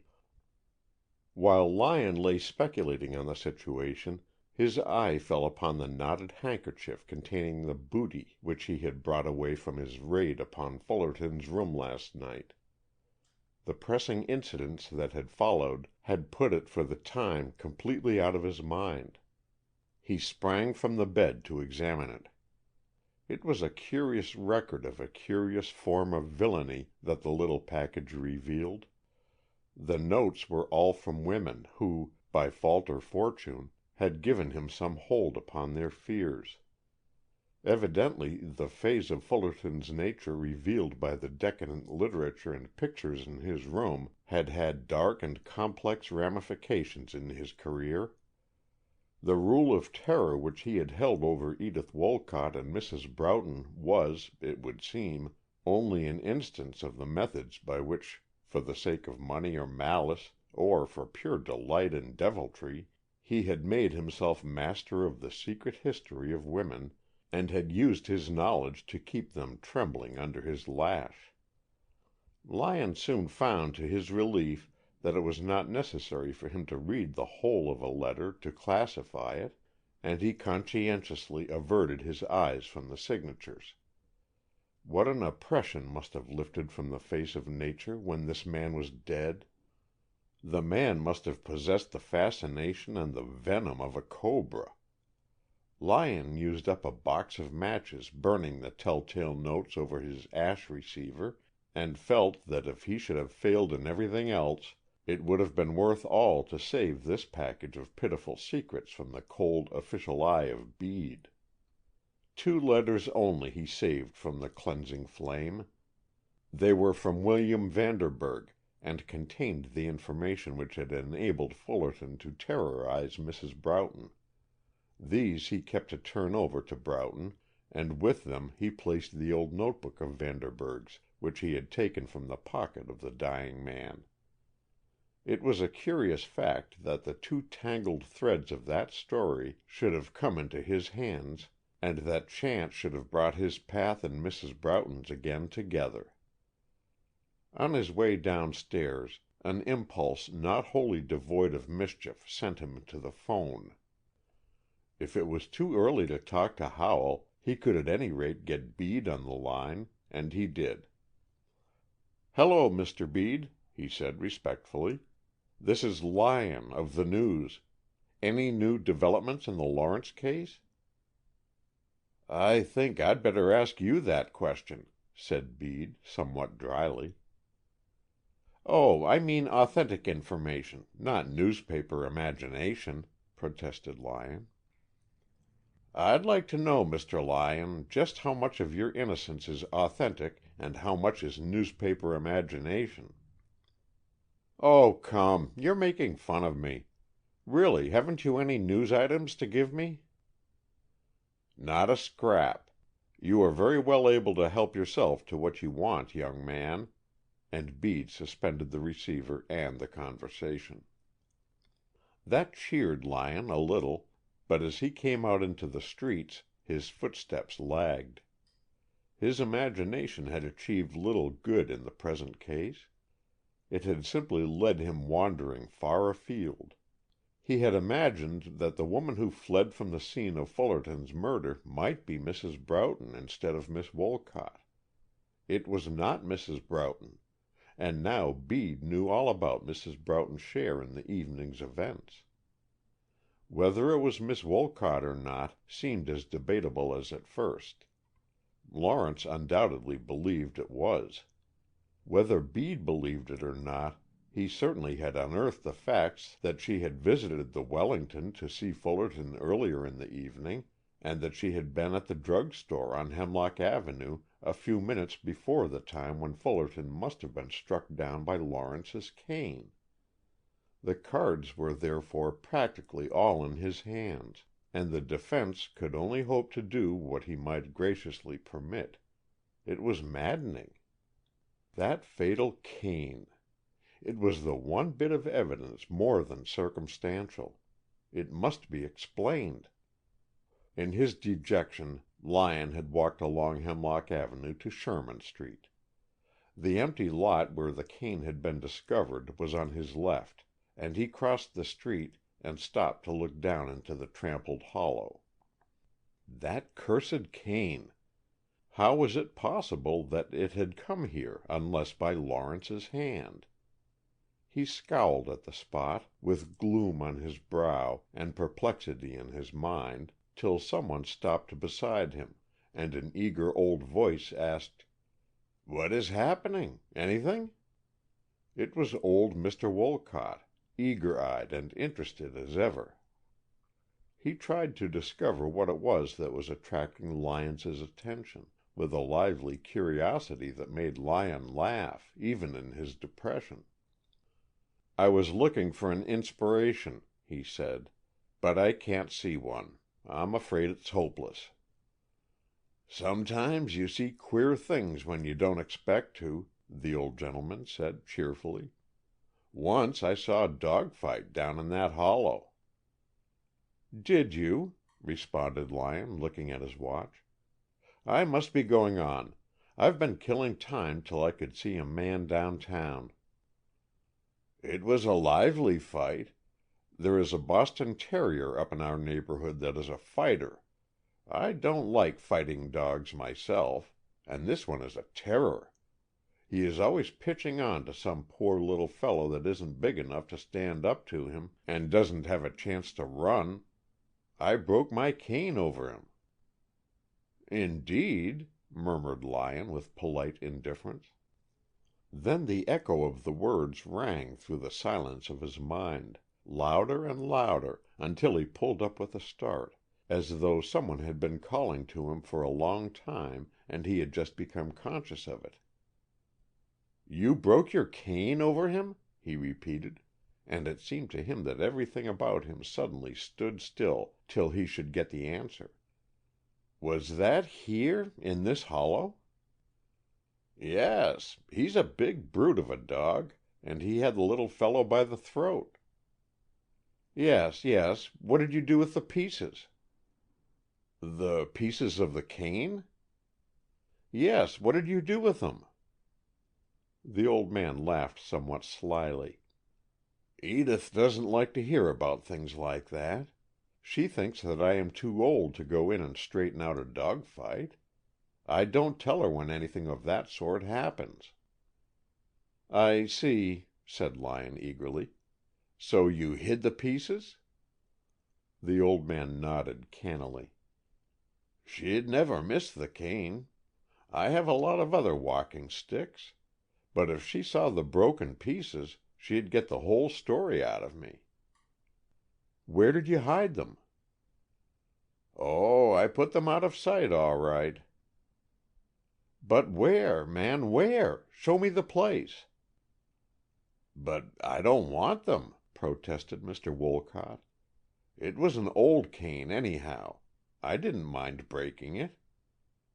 "I just wanted to see if you had found a good hiding place. Do you suppose the pieces are still there?" "They aren't any good." "No, but let's look and see, anyhow. Was it hereabouts?" "Just under the sidewalk here. There's a hole under the sidewalk that you see when you are down in the hollow." "Come down and show me. Here, I'll help you down, and Miss Edith won't guess where you have been." The old man chuckled. This added a thrill to the affair, and with some difficulty and hard breathing he climbed down into the low-lying lot and made his way over the snow-covered hummocks of last summer's weeds to the place which was more familiar to Lyon than it was to him. "Right in there," he said, pointing to the famous spot where Lawrence's cane had been found. "Perhaps they are there now. I poked them quite far in, but I can't see anything in there." "You remember the place? Are you sure it was right there?" "There isn't any other place where I could poke them in, is there?" "No, I don't see that there is. Now, can you remember when it was that you put them in there? Was there anything that would fix the date in your mind?" "You remember that day you came to the house to see Edith, the first time you came?" "Yes." "Well, it was the last time I had been out for a walk before that. Not that day. It was on a Monday, because I remember that I didn't go out Sunday because it stormed. Monday I went, and that was when I saw the dogs fighting." "What sort of a cane was it?" asked Lyon, as he helped the old gentleman to recover the upper levels of the street. "Oh, it wasn't a cane I cared for specially. It was just an old one." "But what was it like? Did it have a heavy knob or a little one? Can you describe it?" "It had a pretty heavy knob, but the wood broke off right at my hand when I beat the dog off. It wasn't a very stout cane. I got it in New Orleans in 1842. "I have noticed that you have a good collection of canes. I'd like to look at them, if you have time." The old gentleman blossomed into a pathetic vivacity under this unexpected interest in his affairs. "Oh, they are nothing to speak of. Not more than 8 or 9. When I was younger, I was something of a dandy, and I liked to have whatever was going in that sort of thing. There weren't many that could show a better style in little things than I could. But nobody thinks an old man like me counts. No one cares for what I have." "I should very much like to see your canes," said Lyon. "I have been interested in canes lately.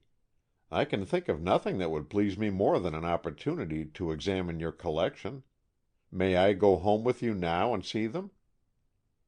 "I shall have great pleasure in showing them to you," Mr. Wolcott answered, with dignified courtesy, turning homeward at once.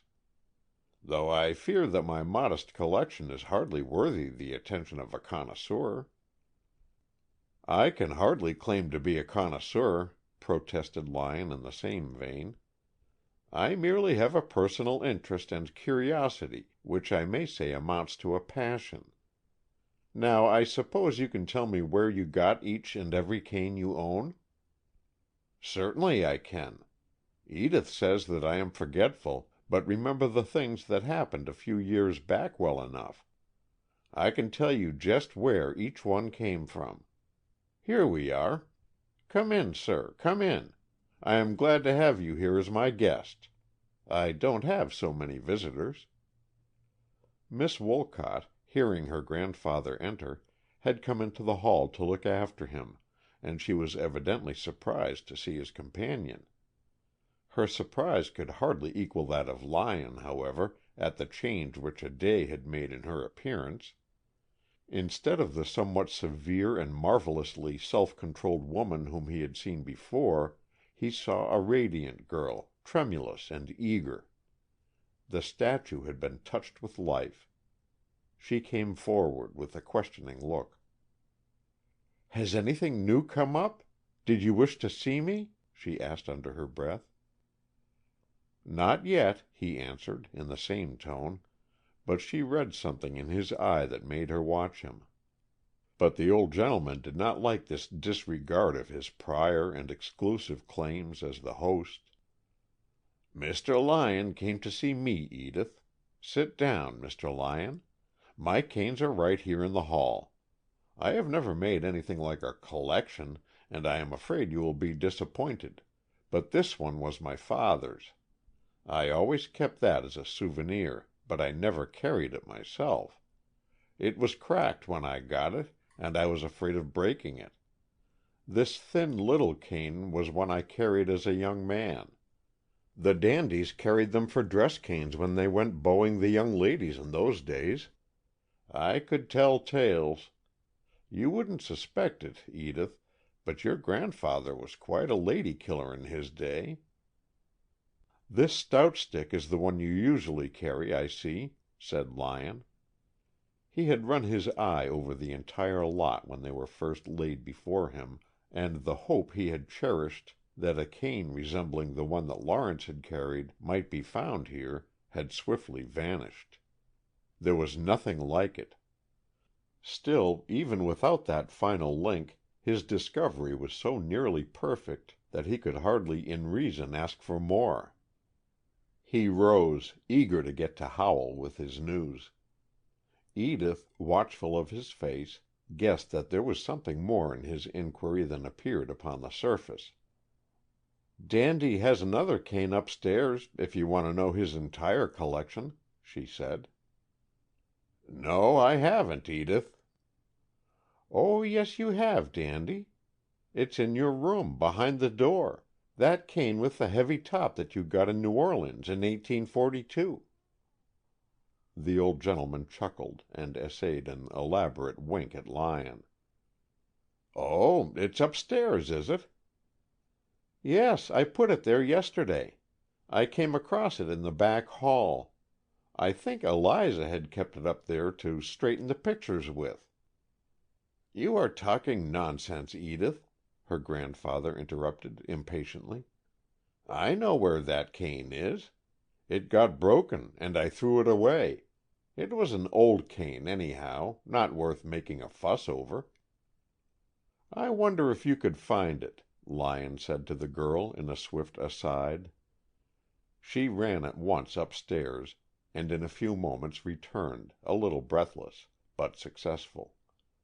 She was carrying a heavy-headed cane, which in general appearance was very like the broken cane which had figured in the trial. Lyon's eyes sparkled when he saw it.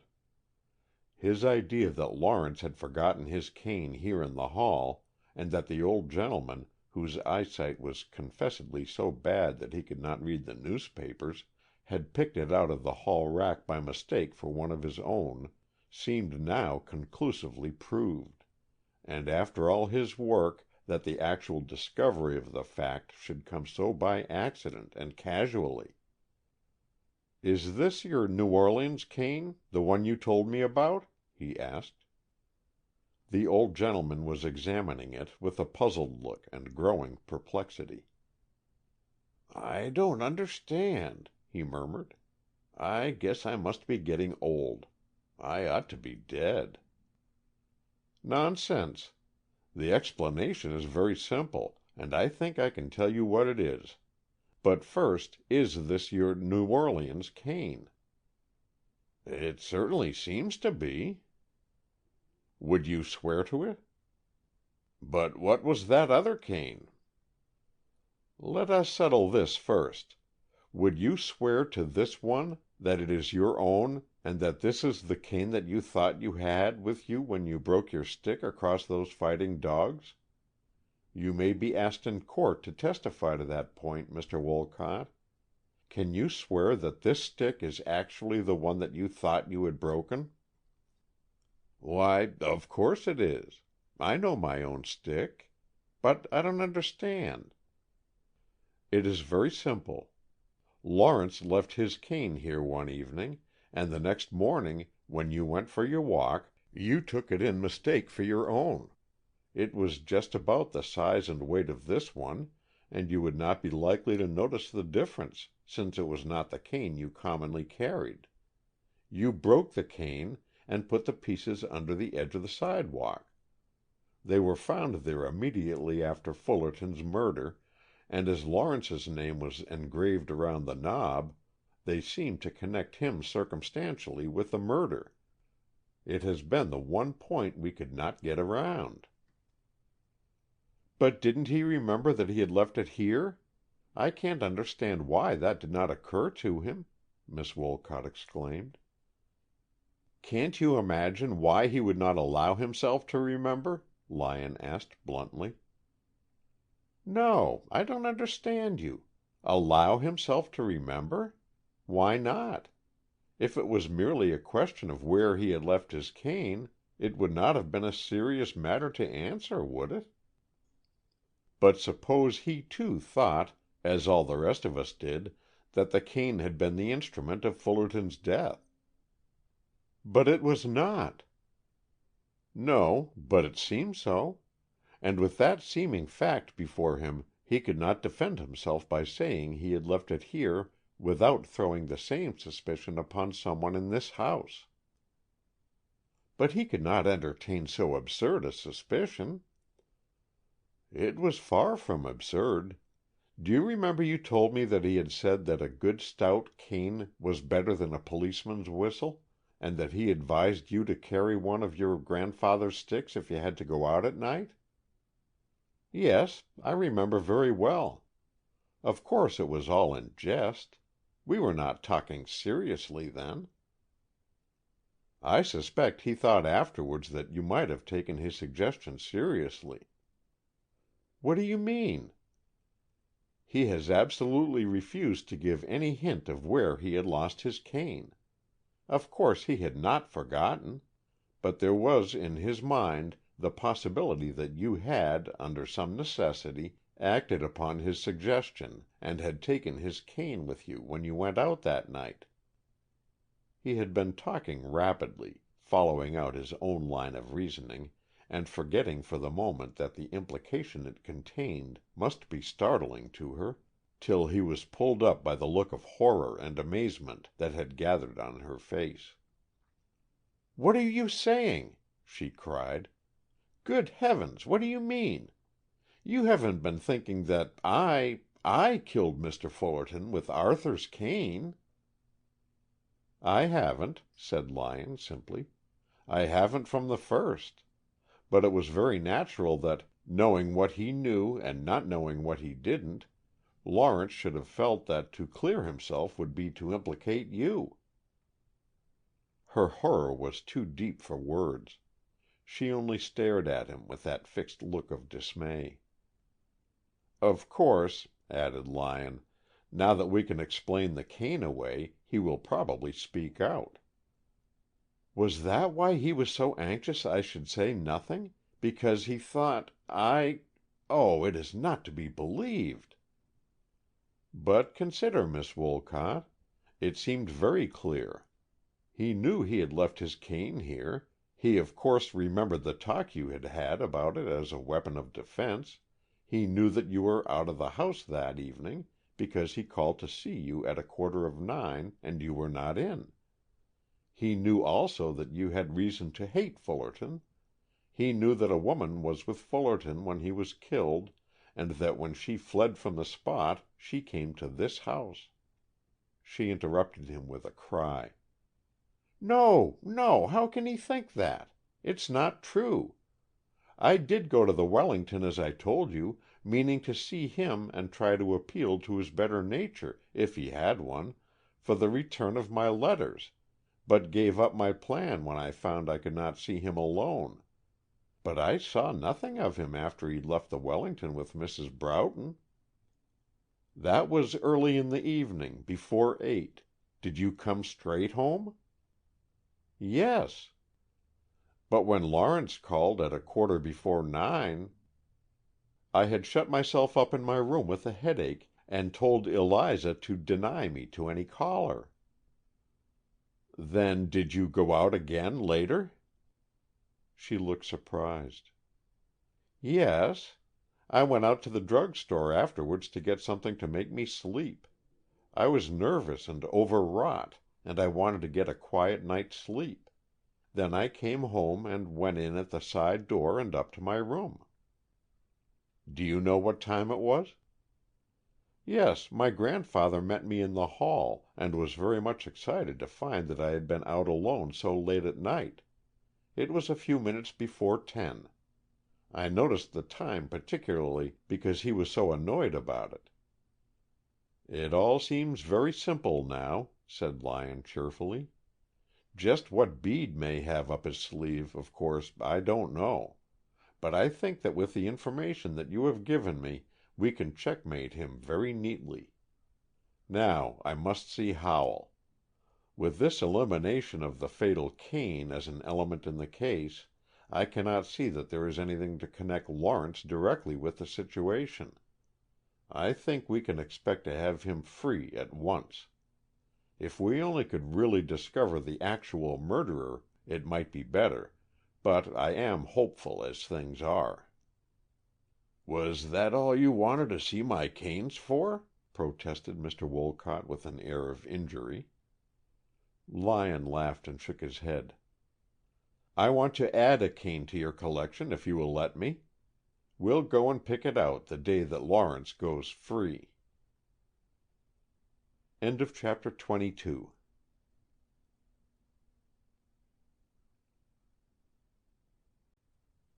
23.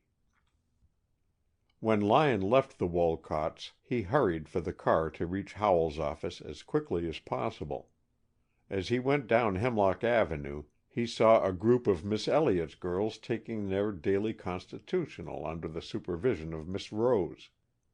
In orderly ranks, 2 by 2, they crossed the street sedately, and up on the other side, and Lyon scrutinized them eagerly to discover if Kitty was among them. There she was near the center of the procession, her tall, slight figure swinging in the time of the march, but somehow so much more individual and graceful than any of the others. He was so absorbed in watching her, as the file came nearer, that he did not notice at all the sound of a runaway behind him until a light delivery wagon, with one wheel gone, dashed frantically by in the direction of the girls.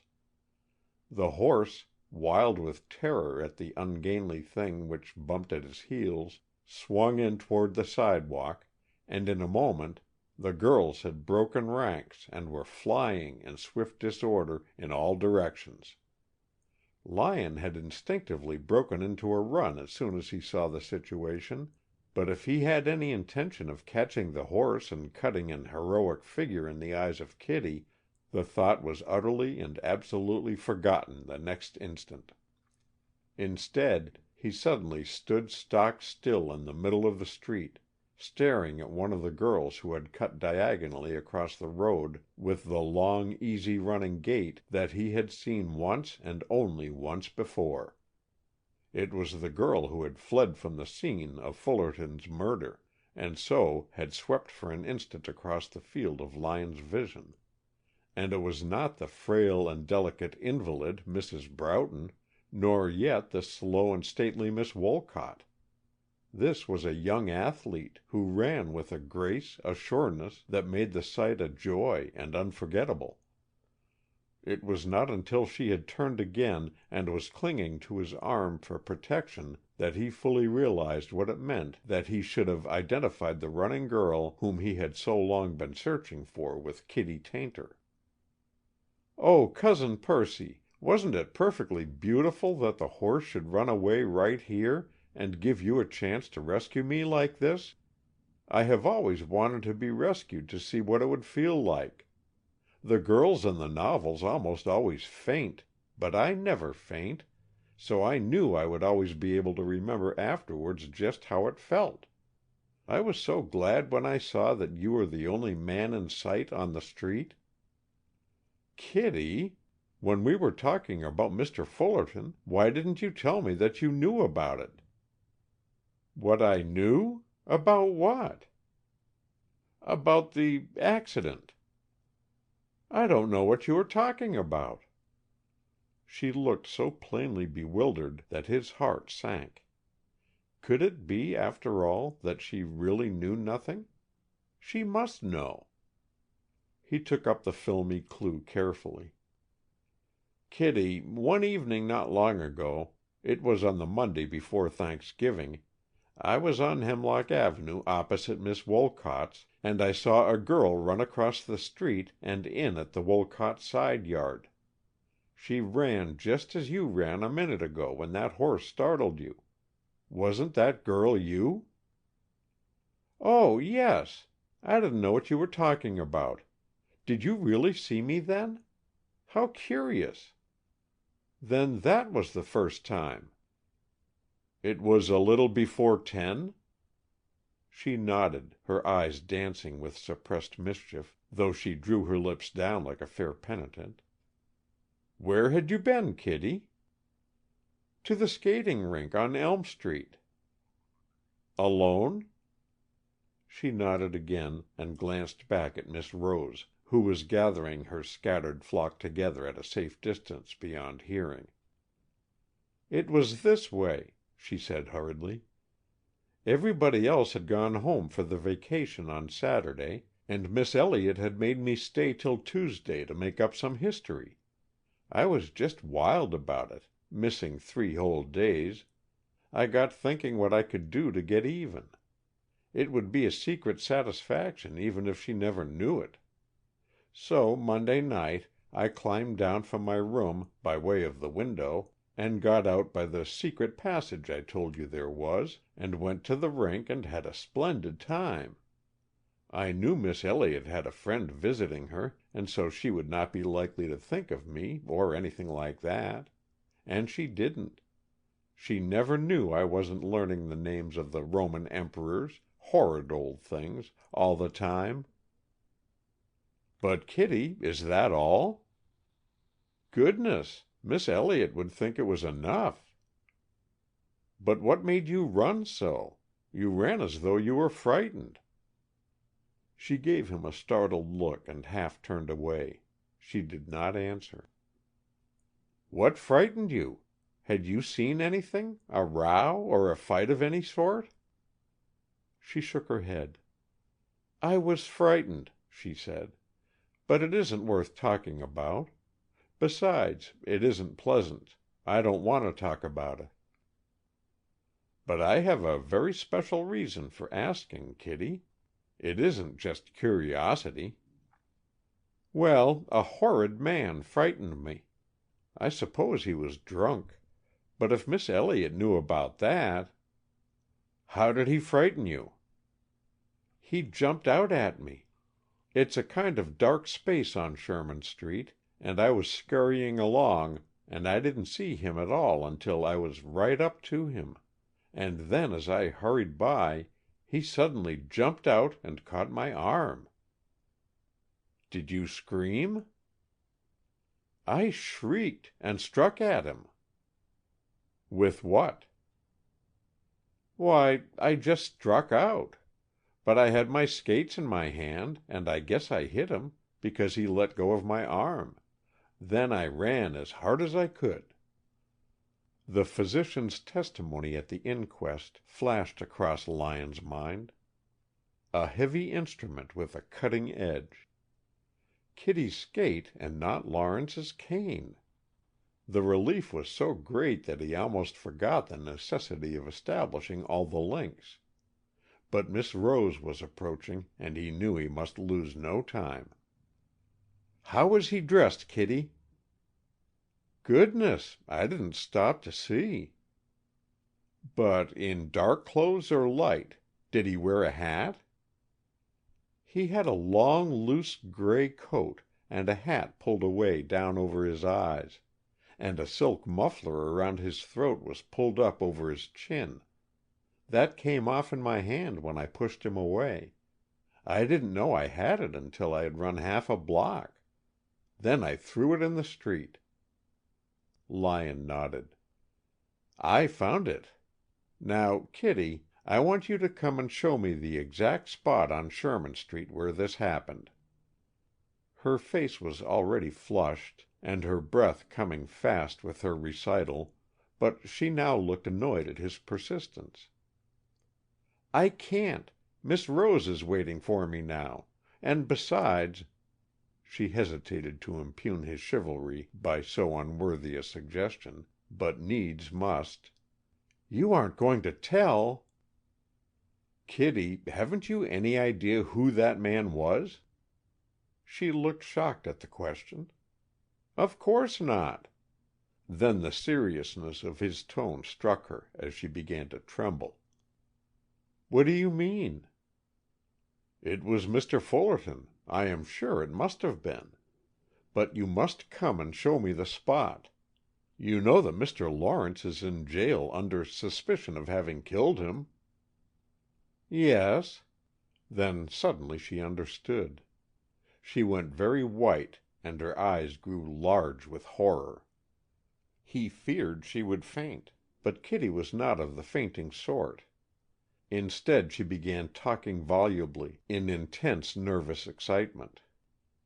"I don't care. He hadn't any business to jump out of the shadows in that way. He just did it to frighten me, and it made my heart beat so terribly that I didn't know what I was doing.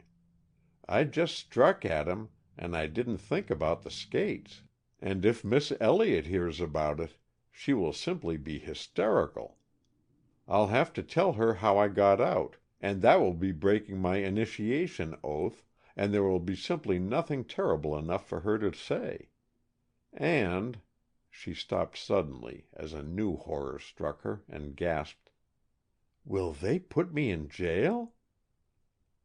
"I think probably not, but we'll have to see Mr. Howell, the lawyer, and let him arrange in regard to all that." His hesitancy was more terrible than anything she had expected. It struck her dumb. "You never suspected, when you saw the report in the paper the next day, that the man found dead on Sherman Street was the man you had met?" "I never saw the papers," said Kitty. "Miss Elliott doesn't allow them to come into the school. And besides, I went away early Tuesday morning, you know, and didn't come back till Saturday. I never heard a thing about it." "I see. And when you came back and became acquainted with Mrs. Broughton, and she spoke of Lawrence and Fullerton, you would naturally never connect that with what happened to you, especially as you did not know that the man was dead. I see. Now, first of all, I want you to come around and show me the place, so as to make sure there is no mistake, and then we'll take the car downtown and see Mr. Howell. I'll explain to Miss Rose. Would you like to have her come with you?" She shook her head. "Or any of the girls?" "No, they are sillies. I don't want to tell any of them. I'd rather have nobody there but just you. You will take all the responsibility, won't you?" "Yes," said Lyon, with an emphasis that she did not altogether understand until somewhat later in the story. I am going to take the whole responsibility of you from this time on, and you must always tell me when you do anything like killing people, you know. Some one will always have to explain such things, and I am just as good at explaining as anyone. Promise you will let me look out for you always." She looked at him doubtfully. "But if I have to go right to jail?" "Perhaps that can be avoided. But you must come down with me to Mr. Howell's office and tell him the whole story. That is the first thing. I think he will be able to fix it up so that you won't have to go to jail, even for a minute. Wait here for me while I run back to explain to Miss Rose." Poor Miss Rose was the most bewildered woman in town when Lyon hastily told her that it would be necessary for him to take Miss Tayntor downtown for an interview with his lawyer, and that there was not time for her to go back to the school to secure Miss Elliott's permission. "But it would be entirely contrary to the rules to allow one of our pupils to go downtown alone with a man," she protested feebly. "That's too bad," said Lyon sympathetically. "You just tell Miss Elliott that I was in too much of a hurry to see her and explain, but I will come around and tell her about it afterwards." He hurried back to where poor Kitty, looking much more like a frightened schoolgirl than a deep-eyed criminal, awaited him on the corner. "Now come on," he said. "We must have this over as soon as possible, and then I'll take you to Sweetzer's, and you are to pick out the biggest box of chocolates he can fill while we have time to wait. We'll go down Sherman Street first. Oh, Kitty, Kitty, what a dance you have been leading me for the last 2 weeks! I have been suspecting everybody but you. Now, show me where the man stood." "There," she said, pointing to the exact spot where Fullerton's body had been found. "That, I think, settles everything," said Lyon cheerfully. "You see, the law is particular, so I had to know exactly. It will be worth a month's salary to see old Howell's face when he hears your story." He thought he had really placed the estimate too low when he sat watching that amazed gentleman listening to Kitty a few minutes later. That witch, whose terrors of the rigors of the law had been somewhat softened by Percy's manner of receiving her story, rose to the dramatic occasion and told her tale with a vividness and color that held Howell absorbed from the beginning. He let her tell the whole without interruption, and when it was over he turned to Lyon, drawing him aside so that Kitty should not hear. "Perhaps you don't remember, but for several weeks before the murder there were stories of a man who lurked about that district, frightening women and eluding the police. There have been no such reports since Fullerton was killed. That explains the turned overcoat worn inside out for a disguise, and the black silk muffler you found in the street. A quick change, and the respectable, black-coated Fullerton had replaced the skulking vagrant in gray that the police might be inquiring for.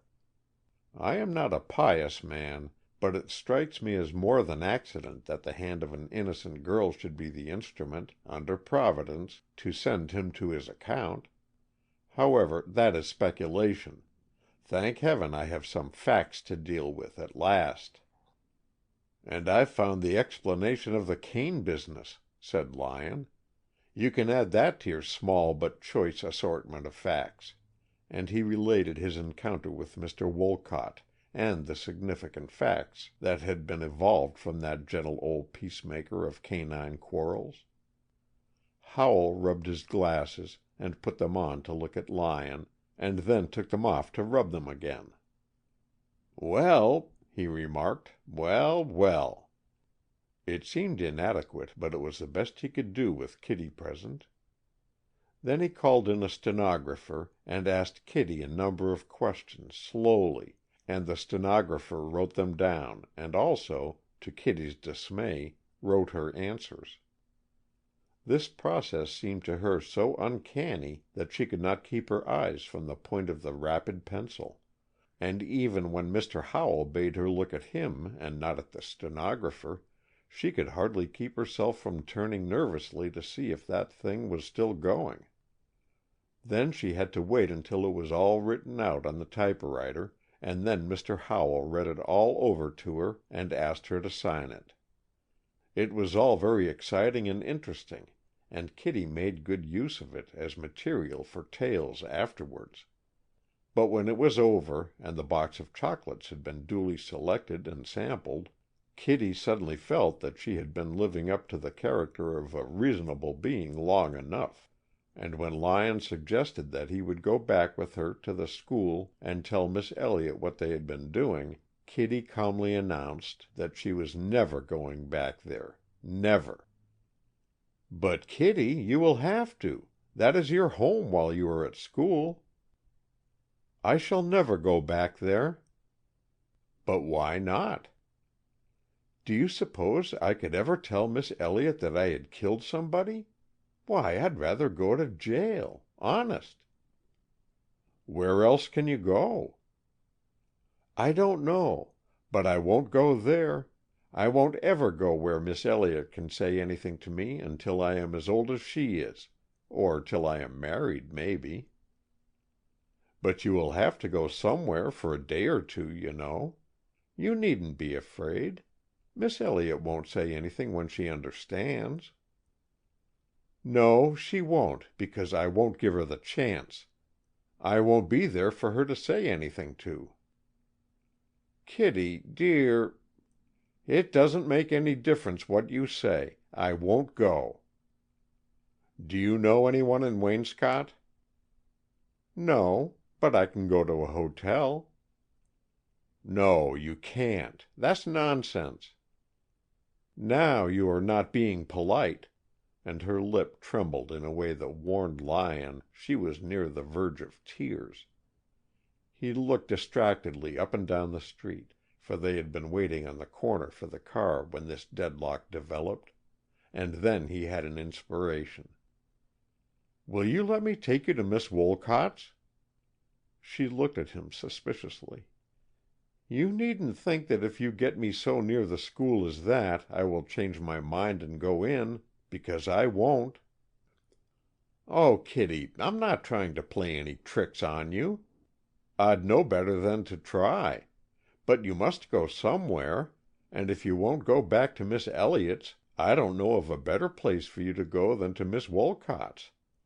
She will be glad to see you and to help you, because she is engaged to Arthur Lawrence, and your statement to Mr. Howell will set him free, you see, so she will feel under obligations to you on that account. You must have a woman friend to stay with, Kitty. It wouldn't be nice for you to go off anywhere by yourself." "You needn't tell me that," said Kitty with quick offense. "I guess I know what is proper. All right, I'll go to Miss Wolcott's if I have to, but she needn't think she can lecture me." "Mrs. Broughton is staying with Miss Wolcott, I forgot to tell you. You like her, you know." "Like her!" exclaimed Kitty with a swift clearing of her darkened brow. "Why, I'd go to her if she was on the tip-top of the North Pole. She's the only one in all the world I do like." She stole a glance at him from the corner of her eye as she made this sweeping statement. Lyon made no answer. The subject was too large to discuss. End of chapter 23.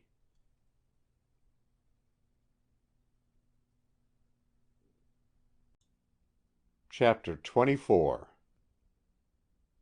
Lyon would probably have found himself somewhat embarrassed in explaining Kitty and her methods to Miss Wolcott if Mrs. Broughton had not been there.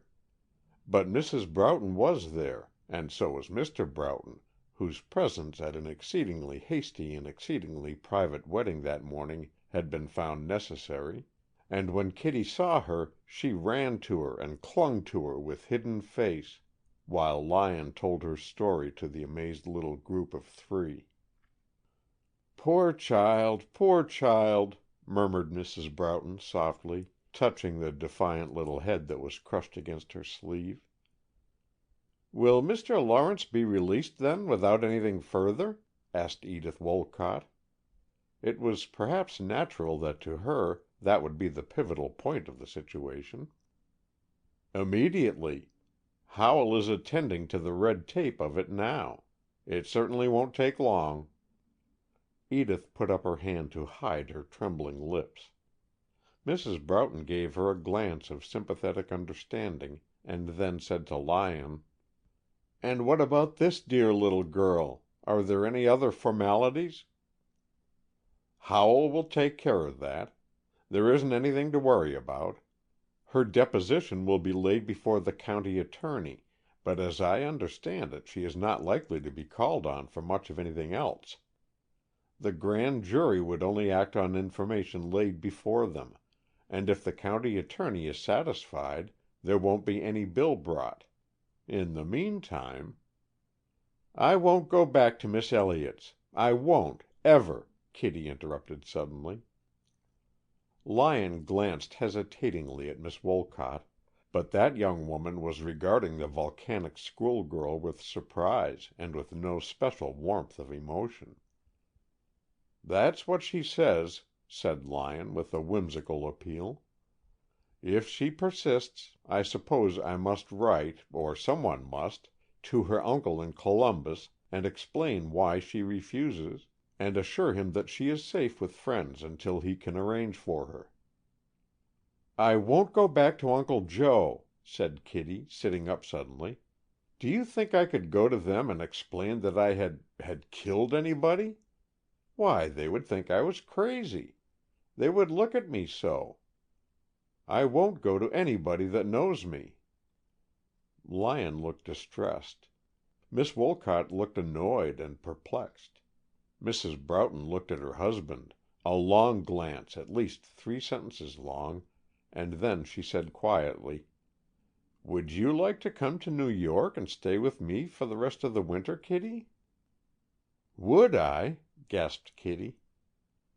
"Do you think your uncle and aunt would consent to your coming to pay me a visit?" "They'd have to," said Kitty calmly. Mrs. Broughton laughed. "We'll see what we can do by way of persuasion first. We'll go by way of Columbus when we go on, and explain our plans. I can't spare my little nurse yet. In fact, I think I must have you come with me for a while to the Metropole, while we have to stay in Waynscott. That may be," she glanced inquiringly at Lyon, "a few days, or a week?" "Probably." "Then is that all settled?" Kitty threw her arms around her.